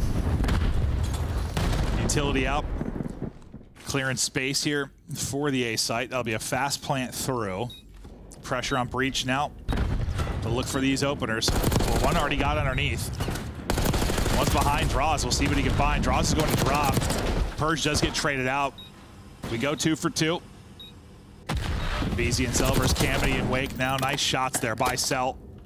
Trying to maybe push in for the trade is Cammy, but just can't quite get the angle and the timing to work out. 20 seconds left on the clock. Nearly chest bumps him, not able to win it. And they're all smiles. It doesn't look like a fun bomb site to play Cell in, honestly. Just a couple of little jump spots. He's gonna slide around like he's a weasel, dude. Yeah,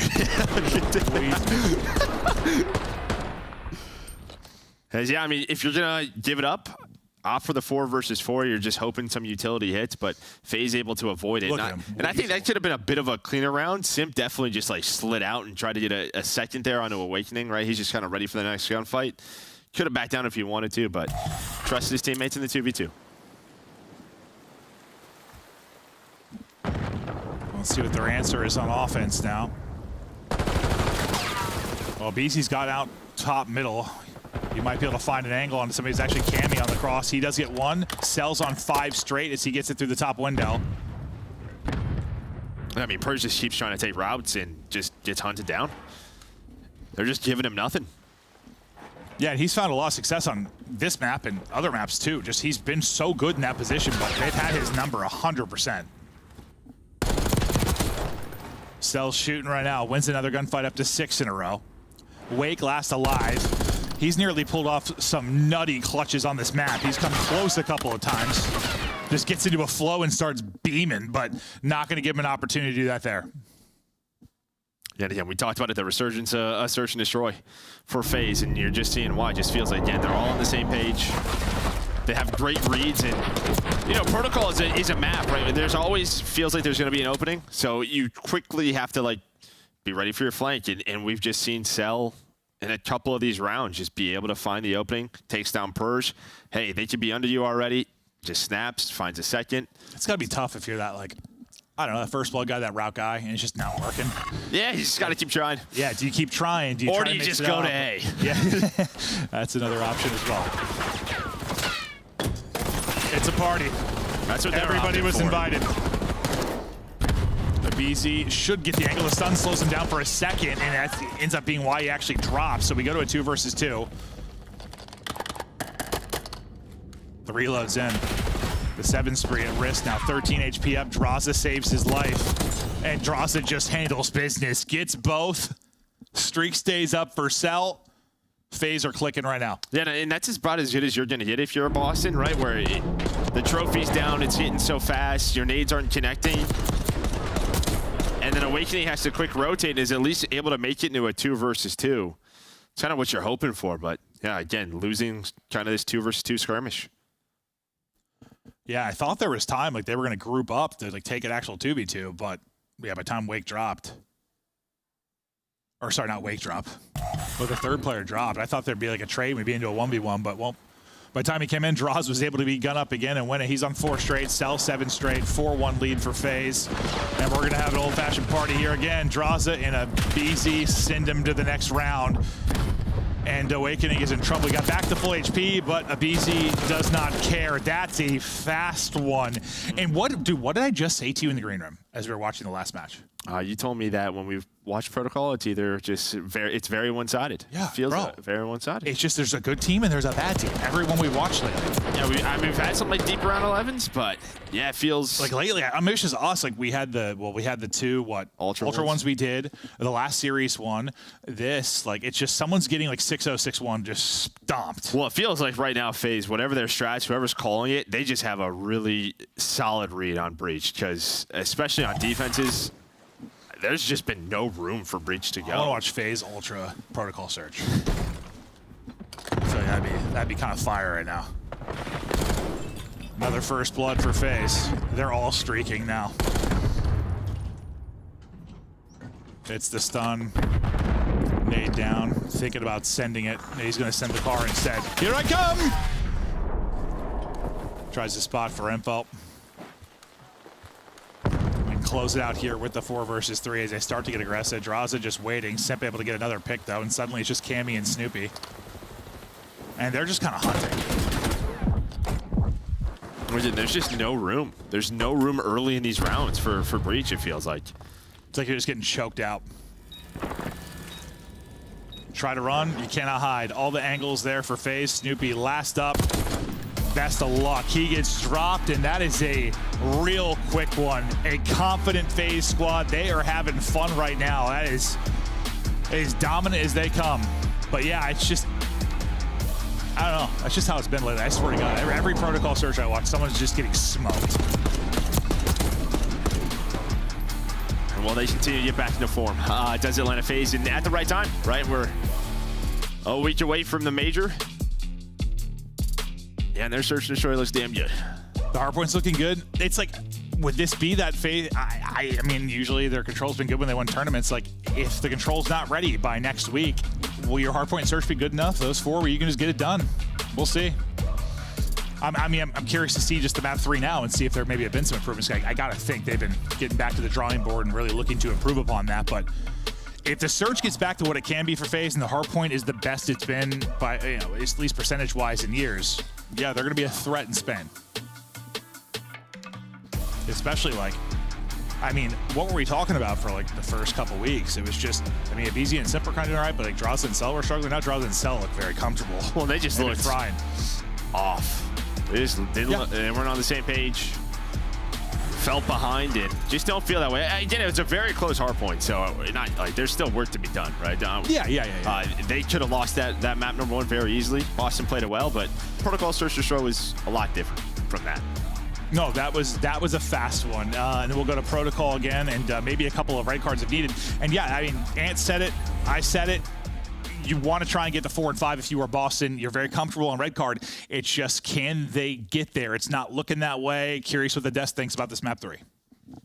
Yikes! After losing game number 1, I did not expect a 6-1 thrashing. Atlanta FaZe taking care of business. Boston is on the ropes. Allie, you might go up ahead here. I might go up. Well, I think I might tie with Ant on this one. Just letting you guys get back in it. He was just giving us the opportunity. We knew it was all jokes. But serious note, talking about that search and destroy for Atlanta FaZe, it's literally just been about Celium and Draza not feeling comfortable in this game yet. It's what we talked about all before the break. And I feel like now we're kind of seeing them get comfortable. And this is the Atlanta FaZe we set that really, really high expectation on. But of course, when we look at the layout of this series, we talked about how FaZe preferred the first half, right? Like that map number 1 was a big win on FaZe's side simply because Boston Breach was 5-1 in map number 1s, and then heading into that Protocol S&D where Atlanta FaZe are already 2-1.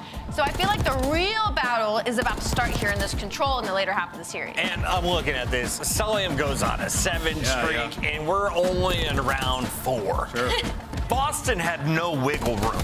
How is Atlanta able to establish this much dominance? I mean, they just have a good plan coming into this game right here. I mean, you know, a couple of rounds, like on defense, you got Draza sitting all the way at the back gun. You go down low, you get the information over there, then we just back up and they check everything together. I mean, there were some rounds also where like they were playing together, but then you have Celium on an island playing specifically to find that first play, kills Purge, trying to push through and get sneaky through their base. It's like they're not letting anybody go anywhere for free. And we've seen that happen with this boss team. Like, that's the playmaker on the squad. It is Purge. You look out for him, you get the kill, you're going to win the map, man. But yeah, they rolled them there. Just complete command of every single round. And FaZe look good. Boston is known for going to game 5s. We said this one might be a 4-map series. Atlanta could make it 3 if they take the next one. Before we get there, though, let's revisit what happened in the first map. This is Drawing Conclusions. We're taking a look here at the hard point. Yeah, well, we're going to be taking a look at the hard point. Just some awesome plays. And we were going to draw something. Instead, Simp just absolutely fries. We're going to talk about him just breaking P3, finding 4, finding 3. We get that here loaded up. Do you press the buttons or do they press the buttons? They're pressing the buttons for us. Thanks, guys. Yeah, a little mess there, but it works out. Simp breaking this, finding 3 here. I think he finds 4 actually right here, and then there's another massive 3-piece that he gets. Like, this guy's just unbelievable, and it actually comes down to the wire. On the first bar hill, they actually gave up the back. They lose spawns. This time, they hold it this time, going back and forth, and Simp's just going absolutely insane in this hill. This is the Atlanta FaZe. We expect to see the tiny terrors popping off, going crazy in the respawns. Right, and my favorite thing about that map number 1 was that BZ started having really slow after around the middle side of things, and it felt like everybody else was just picking up the kills. And that's what you needed from a roster like Atlanta FaZe. Like, one player's having a slow game, it felt like everybody else was getting the extra kills, so you didn't actually feel the relief of pressure. Chad, how many times have you had a quad kill in Black Ops 6? And how many times was it in a 4v4 lobby? Because Simp had 2 of them in the final minute of that game. It's me. I'm Chad. Yeah, hey, Chad. A lot? Yeah. All the times. Nameless, we do have protocol, then red card. Do you believe we get to the second red card? I picked Boston, so I sure hope we do, because I do think that they have a good chance of winning the red card. So I think Boston takes it. But do you think we actually do? Sure, yeah. You believe it? I believe Boston's not broken. I have to manifest good energy I can help you in this. Boston and 2 are 2-0 on protocol control. So not only are they comfortable, but if Atlanta FaZe struggles anywhere, is going to be in control where they're all flat attack. So some opportunity. All right, Boston, if you're going to do it, it all needs to start right now. Otherwise, we're going home early, Maven. Yeah, well, I thought it was going to be the longest day. I mean, we had game 5. I thought this one looked like a game 5 just based on, well, how these 2 teams have been playing and the fact that Breach is mostly gone to game 5s. But looking like it might be a swift one. Protocol, we know how good FaZe is in search and hardpoint on it. How they look in control? I mean, they're 1-1 on the year, right? So it's, you know, they focused a lot on Vault early and just things weren't going well. Yeah. So I started to recently have to pick up Vault or to pick up Protocol. Yeah, I mean, I think they know this is a mode they have to improve. Yeah, well, I don't know if they have to. If the hardpoint and search will be like it is right now. But, yeah, no, they need to. You know, historically, it's a very important mode. Just the swing game. And, well, usually the winner of the tournament has a very good control record historically. I mean, we see teams like, I don't know, we've had teams that have been like under 50% in search. Sometimes they were like a dominant hardpoint team, like, I don't know, Luminosity back in the day or something. But the map 3s, I don't know, usually 60, 70%. Well, a lot of that just comes down to like the veto system, right? You win your map, they when they're search and destroy. It's a different conversation when there's 3 of them, right? Versus having 5 for a hardpoint, right? 100%, yeah. Yeah, just a much different combo. But here is the current standings and how it looks. FaZe trying to get to 3-3. Boston trying to get to 5-1, have a chance maybe for that first seed. But I mean, I think a big question mark for the top teams is going to be, where does FaZe end up? Who's going to be playing them first round? Because that's going to be unfortunate. Yeah, I mean, you're thinking if you're a top 4 seed, maybe you don't have an easy match, but no, Atlanta FaZe match. No, yeah. I mean, we just think, that makes me think of God, there was just like all those champs in a row where it's just there was always that second round matchup that shouldn't have been the second round matchup. Because someone's first one. Or the first round matchup. Yeah. Somebody is screwed up in groups and it's like you have what could be a grand final in round 1. Like, it's happened so many times. This is how it looks for the overall control record. Obviously, it's more reps for FaZe because the run at the minor. Well, I mean, look how many round 5s they had. 2-5 in round 5. So, well, I wonder part of that is like sometimes when they're playing around lives, right? Playing around lives, not playing around the ticks, they end up maybe with a round 5 offense. I know it was a problem last year with Invasion for them sometimes, and they've been guilty of it here on Protocol. This has been one where they try to do that battle of attrition, bleed them out, and the next thing you know, suddenly they have a round 5 offense. Yeah, not for Boston. Yeah, that's kind of talked about. You're just trying to get locked in a bit. I mean, map 1 respawns. Got outslayed by, what, 10 or 15, but it was a very close game. So you're starting off with a defense. You don't want to give this up. And allow FaZe to win this first offensive round, kind of dictate the pace. Yeah, Purge was really struggling to get going in the search and destroy with those early routes, trying to get off to another hot start like he did in the hard point. He goes 4-0 right out the gate. Him and Snoopy going to try and be a constant nuisance. Snoopy flying over the top. Movement there. AR to work with. And it's Awakening pinching on the other side. Gets all the info through. As they still fight for control here. Just 30 seconds left and no progress. Oh, it's always tough early in these round 1s as well, right? I mean, you're trying to put in these traps. You finally get out to A, and then you don't have trophies. So Nate over the top hits you, deals with that. But it looks like FaZe doing a good job. Get out of that trap. Down a couple of lives. Abizi, he's been up forever on the right side of the map. He's now up to 3-1. So he was like the one player kind of out of the trap, just sort of avoided it. And now you can see FaZe just trying to get done with A. So I thought Cammy had like 2 freebies there, but maybe shot's a little bit off on the first. He's only able to take out 1, and that'll be the points secured. 17-17 in lives, minute and a half to work with. Now the tough part, well, it gets a little bit easier. I thought, well, Simp wins that fight and you take out 3. This might be a real quick transition over. You have Abizi holding kind of near P2. Draza able to win his gunfight. If Abizi wins that, it's really going to alleviate some pressure, maybe from the front line, but he's not able to win the fight. Well, that's it, yeah, and then everybody else starts to, like, turn around, move forward. Yeah, and he's been alive, or he was alive for so long in that scenario. They got done with A, transition to B, Cell picks up the pinch. But you're not wrong. If Abizi gets that first kill, then maybe you stack the point, or maybe, yeah, you're just waiting for that pinch. Instead, everyone has to shift. But 11 versus 11, FaZe right back into it. Let's see how they operate here. If they try to take this to lives or if the emphasis is going to be on the objective. If it's going to go to lives, you're probably going to need to pause this clock a bit. Nice shots there from Draws. Straight headies, tucks away in the corner, has help from a teammate. He's able to stay up, but BC is the one pinching from up top.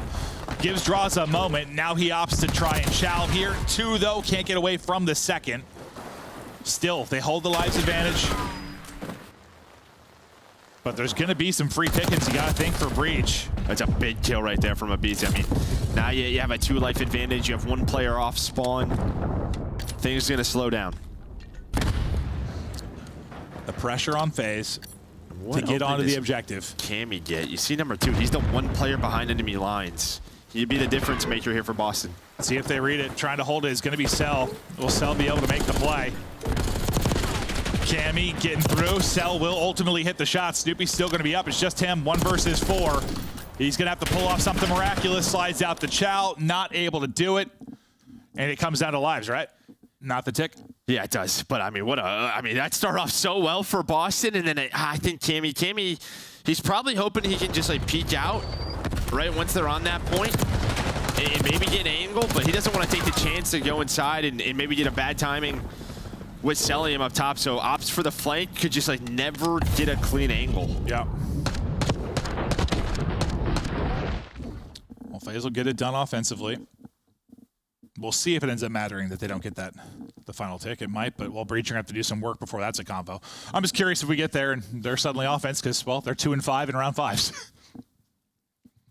It's like, are they just too good at killing sometimes in control? Or just sort of their formula for how they want to play it. Let's see what Boston Breach is capable of here as they're trying to get right up mid. Snoopy gets a kill, and that's going to get him behind enemy lines. He gets a second as well, and now you're like, where is Snoopy? They've got to deal with him. Cell shoot Ghost. The Ghost is Snoopy. There we go. Good job dealing with him. I know it's something FaZe have worked very hard on, just when someone gets behind enemy lines, making sure they don't do too much damage while they just do it up front. That's 4 down. They're going to get on to the point here quickly. Some are going to push up aggressively to slay people off spawn. They're just going to leave 1 on point, pause the clock, work around the slaying right now, see how much they're going to be able to farm. Purge can't chain it into 2. Abizi and Simp are able to get 3, and suddenly that map control you have kind of disappears. You do still have Snoopy in a decent position, but that could have gone better. I mean, that is the risk of that, right? Because we saw from FaZe's point of view, when they finally got map control, what did they do? They just 3-stacked A, got done with the point. You can always opt for that. But we have seen teams that keep one on it, pause the clock, play around spawn kills. If that doesn't go well, this is what it turns into. From doing the farming to getting farmed is what it might be here shortly. Number 8 and Cell trying to get angles on their spawners. Purge really the only one out right now. The rest of his team, how will they do coming off spawn? Well, they're in a tough spot. Purge is going to fall. Last player, I think, was Wake out towards Heli. He's able to get a kill, but will it actually matter getting to the point? They have 16 or so seconds to work with now to try and progress this. Only 1 tick so far, and Cell is still here. He's got a sub in hand, and you have 8 seconds left if you're Boston. Cammy's in position maybe to get it, but you have 2 players watching that cross. He's taken down. And again, a really good start for Boston. They try to play around the spawn kills. Abizi hits a double to deal with those 2 players, and then they lose the map. Yeah. Hindsight. Maybe we stack it and just get that extra minute. Yeah, I mean, it's always been a conversation around control. On some maps where it's harder to win an offense, a lot of people just, you think back to even like Invasion last year. Keep one on it and then pause that clock, just go play a little TDM and spawn, but it doesn't go your way. That's the risk of it. And usually when you get pinned in, it relies on someone winning an insane gunfight or someone getting a double, and everything just flips. Yeah. And well, you got a lot of players on FaZe that can do that, and they hit a switch there. They get 3 down. Basically, they only lost like 1 player, didn't they? Yeah, I mean, it was just 1, and then Abizi killed 2. And I think Simp got a 3rd, and they were off to the races. Suddenly right back out to mid-map. Looking to go 3-0, 3-0. And just close this one down with the swiftness. Make a statement against a 4-1 Boston team who just seems to be outclassed and outmatched. But maybe they'll have some life in them here in this round 3. So far, so good. I mean, the starts haven't been the problem, which it's interesting because you and I talk a lot about it. I mean, the start is so important in controlling more than anything else at times. Yeah, breakoffs can set up a lot of your success. Yeah, you've had that. Abizi's trying to help his teammates get out of spawn. Well, Cell's going to take down 2. There's going to be the 3rd. So you're hoping Cammy just finds one or 2 here. Just slows down their progress. But again, I mean, right around 45 seconds is when they got to that 8-point last time. One will be on to stop the clock. Nice job kind of getting out early if you're breached. The one person on the other side of the map will be Purge, so he's the one threat really as everybody else is working out from their house. It looked like somebody was just running into doors. It looked like he was getting smacked, right? His animation, like he was getting smacked by the doors, bro. What was that? Some strong doors. Mahogany. 24 seconds left. Desperation moment here, at least within this round for FaZe. Simp snap a little bit off. Snoopy will win the fight. Draza not allowed to get across. It's going to be on Abizi to make some kind of play. I mean, he's going to have to get to the objective here soon. You're hoping he finds one, but you can see he gets hunted. Everybody shifts, but that's going to be 2 dead. So a chance here for FaZe. May at least get onto the point. Still weak is Abizi, able to re-snap, and that will be 4 dead. Had to trust his teammates a bit there, right? Like, at first he was thinking maybe get back to the objective, and he's like, all right, they can fight their way out. I'll go deal with one of the spawners. And, well, they've won it on both fronts, and now a chance to bring this one from the depths. Lives-wise, though, what, it was like 17-17, I think last time they had about 90 seconds to work with. Now, okay, now we're even suddenly. 13-13. 2nd tick done. Looking for the extension. Should have it. I mean, you're trying to hold P at this point if you were breached, at least by the looks of the minimap. I don't know if they're taking another crack at this one. All right, so minute to work with here. And that's the second time where like we're in this mid-round sort of scenario, and Abizi's been the one player up on the right side who's played his life. Goes on a little 3 or 4 spree, has done a great job in that scenario. And it's led to his team now controlling the map, and now they're on this B point. Up 2 lives. Yeah, no, they hit another gear in the mid-round of their offenses. That is for sure. It's an awkward fight, but Cell's able to win that. Nearly a snap onto a second player as well. Shot's a little bit off, but, well, he's distracting people if he's doing anything. But nobody's been on the objective for now. I mean, Cell centers on both those players well and gets both kills. This one might be done. He's just getting shouldered by every. Okay, that I mean, he knows where everybody is. Yeah, just straight to his forehead. Oh boy. 20 seconds to go, and there's taking it to him in the lives. 5 versus 3. Are you going to need any more time? Someone's probably going to need to get in and stop the clock. Awakening makes it more interesting now with the double. Cammy gets one. 3 versus 3. Someone's going to have to pause this. Sim's got to try to play his life because they are very staggered right now, right through the middle of the map. Okay, so Sim's able to stay alive, regen, get on towards B. We're trying to find one more player. It's down to Purge and Awakening. Abizi finds Awakening. Ooh. Sim finds Purge. And 2 very impressive offensive rounds out of FaZe. They rebounded in a big way. Oh, God, he is centered on his forehead, jumping behind the tank. Yeah, that's kind of what I said at the beginning of this one. You know, I was a little more hyped up on this match before I watched the Ravens match, because it did take some of the win for Breach away from me. I was like, okay, well, maybe that win wasn't as impressive as I thought. I still hope we'd have a pretty decent series here. I mean, the map 1 was good, but it's Skyline, which, you know, it can be really close often. But the 2 and 3 were just dominant. Yeah, no, very, very dominant. Some of the best control we've seen out of Atlanta FaZe, some of the best search we've seen out of them this year. And they're doing enough in Hardpoint. Well, it's been their best mode. Cell having himself a map. I mean, none of the stats look that crazy, really, because it just was a 3-0 with authority. No, but I think there's 2 plays, like, you did just midway through those rounds, and you just watch Abizi, number 6. Like, he was just kind of living on their side of the map, waiting very patiently for his team.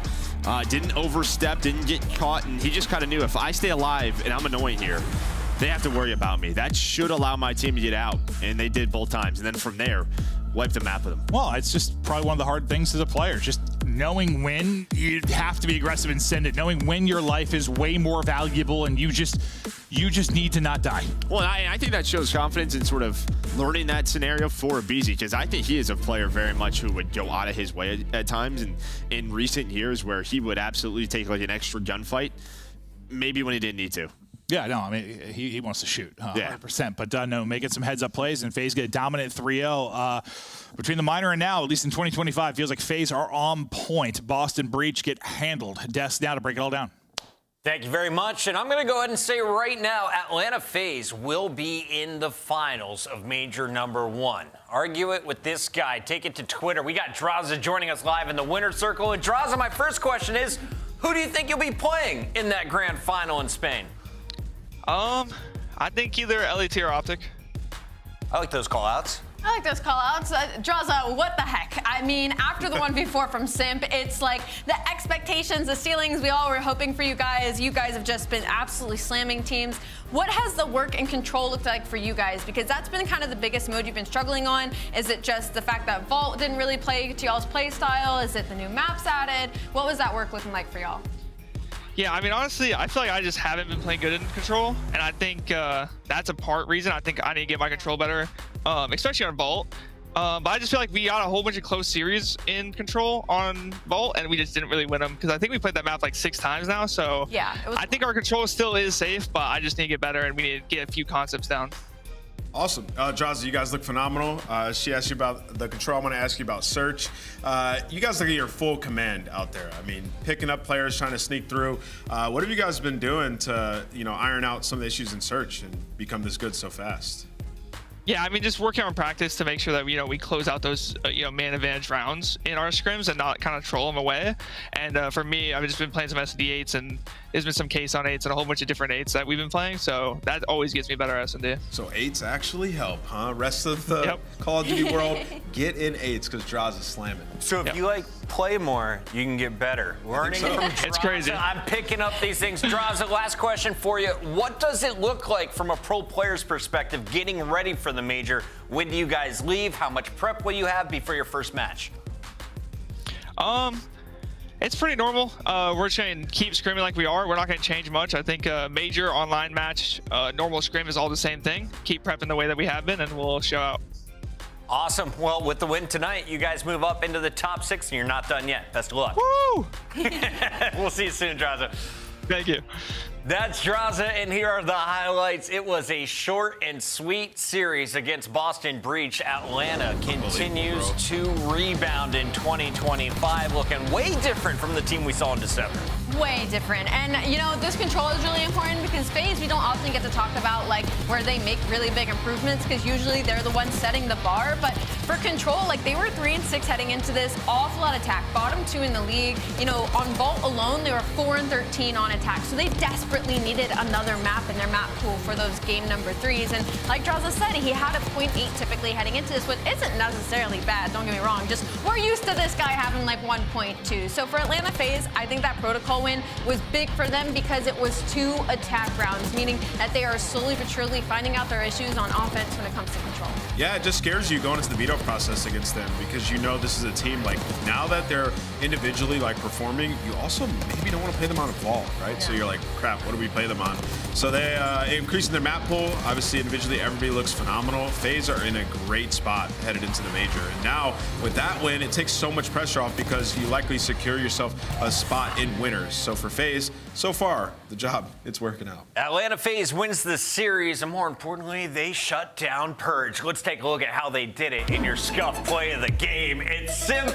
It's the multi-kills. It's our first hard point. Chris Lair can take over the game with a single clip. He's everywhere. He's everywhere. I'm not gonna say that. Chris Lair. Yeah. Chris Lair. I mean, the kid's unbelievable, man. And you can see them kind of adapting throughout this one. We touched on a little bit. Like the first one, they gave up the back, they lost spawns. On this one, you had Selim hard playing the back, and this is what happens when you have structure. Simp is able to go out there and do Simp-like things. Like, these guys are godlike at the game, and once they figured out the fundies, they were gonna just take flight. And even in a back and forth game, they're still able to pull it out in the end. Atlanta FaZe gets another W, and they move into your top 6. But Carolina Royal Ravens started the day in our top 2. Today, they close it out in the top 4. Let's take a look at how Vancouver was able to hand them a surprise loss.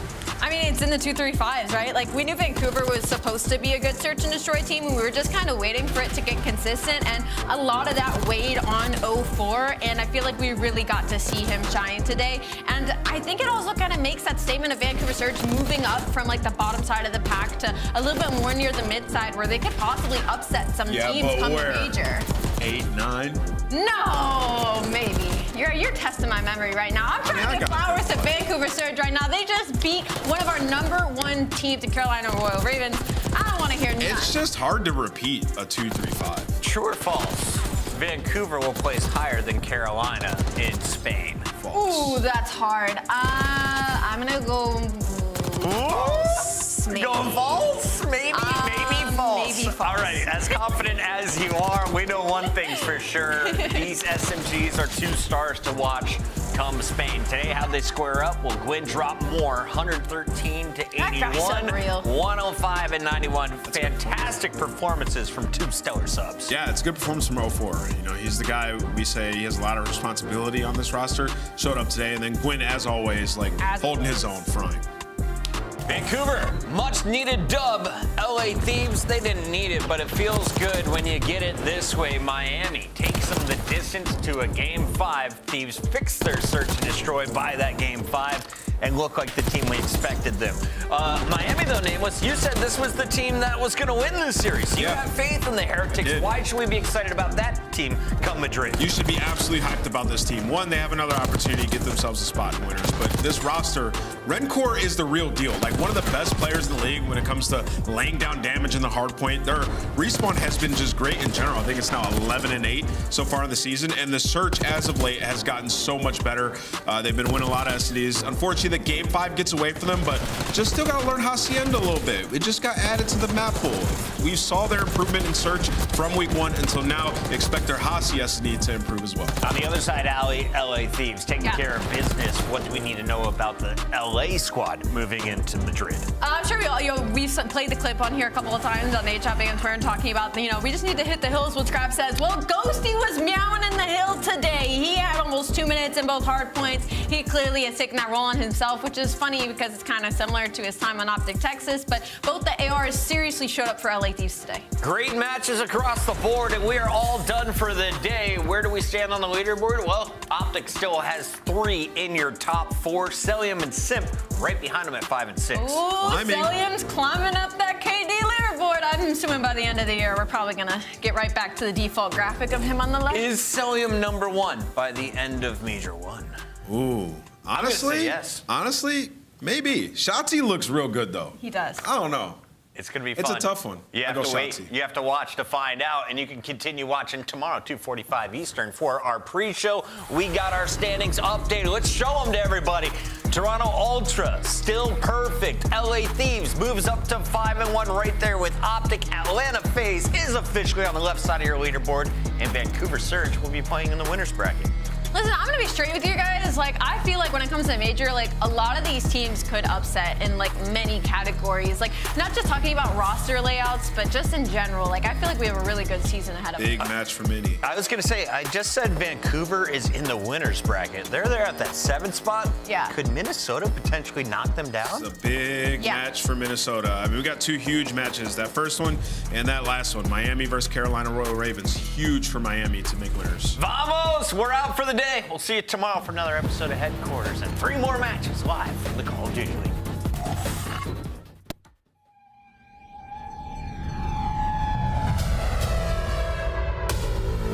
We back for another one. Here we go. Come on like that. We back for another one. Here we go.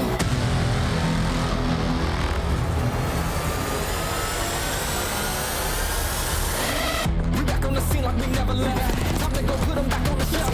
No, we do not need permission. We came in alone, now we leaving here by ourselves. Now nobody wanna play me. Everybody think I'm crazy. Guess I gotta live up to it, nothing but to do it. Hear me out. Let's go. They know we done been there before. They know I done been there before. I think we gon' do it again. I think we gon' do it again. We go for the win. Tell them let's do it again.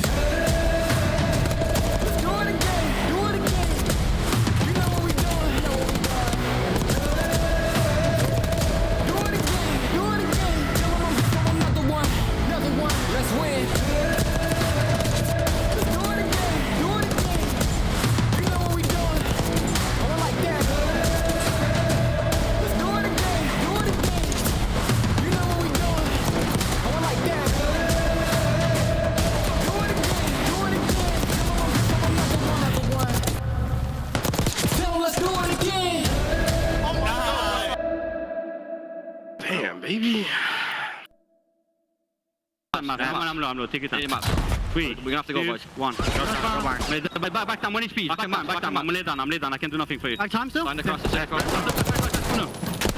Behind you. Give me that. Let's go, man. Let's go. Defuse the bomb. Let's go, man.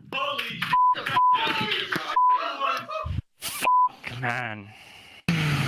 Oh, if I just go heli that round, man.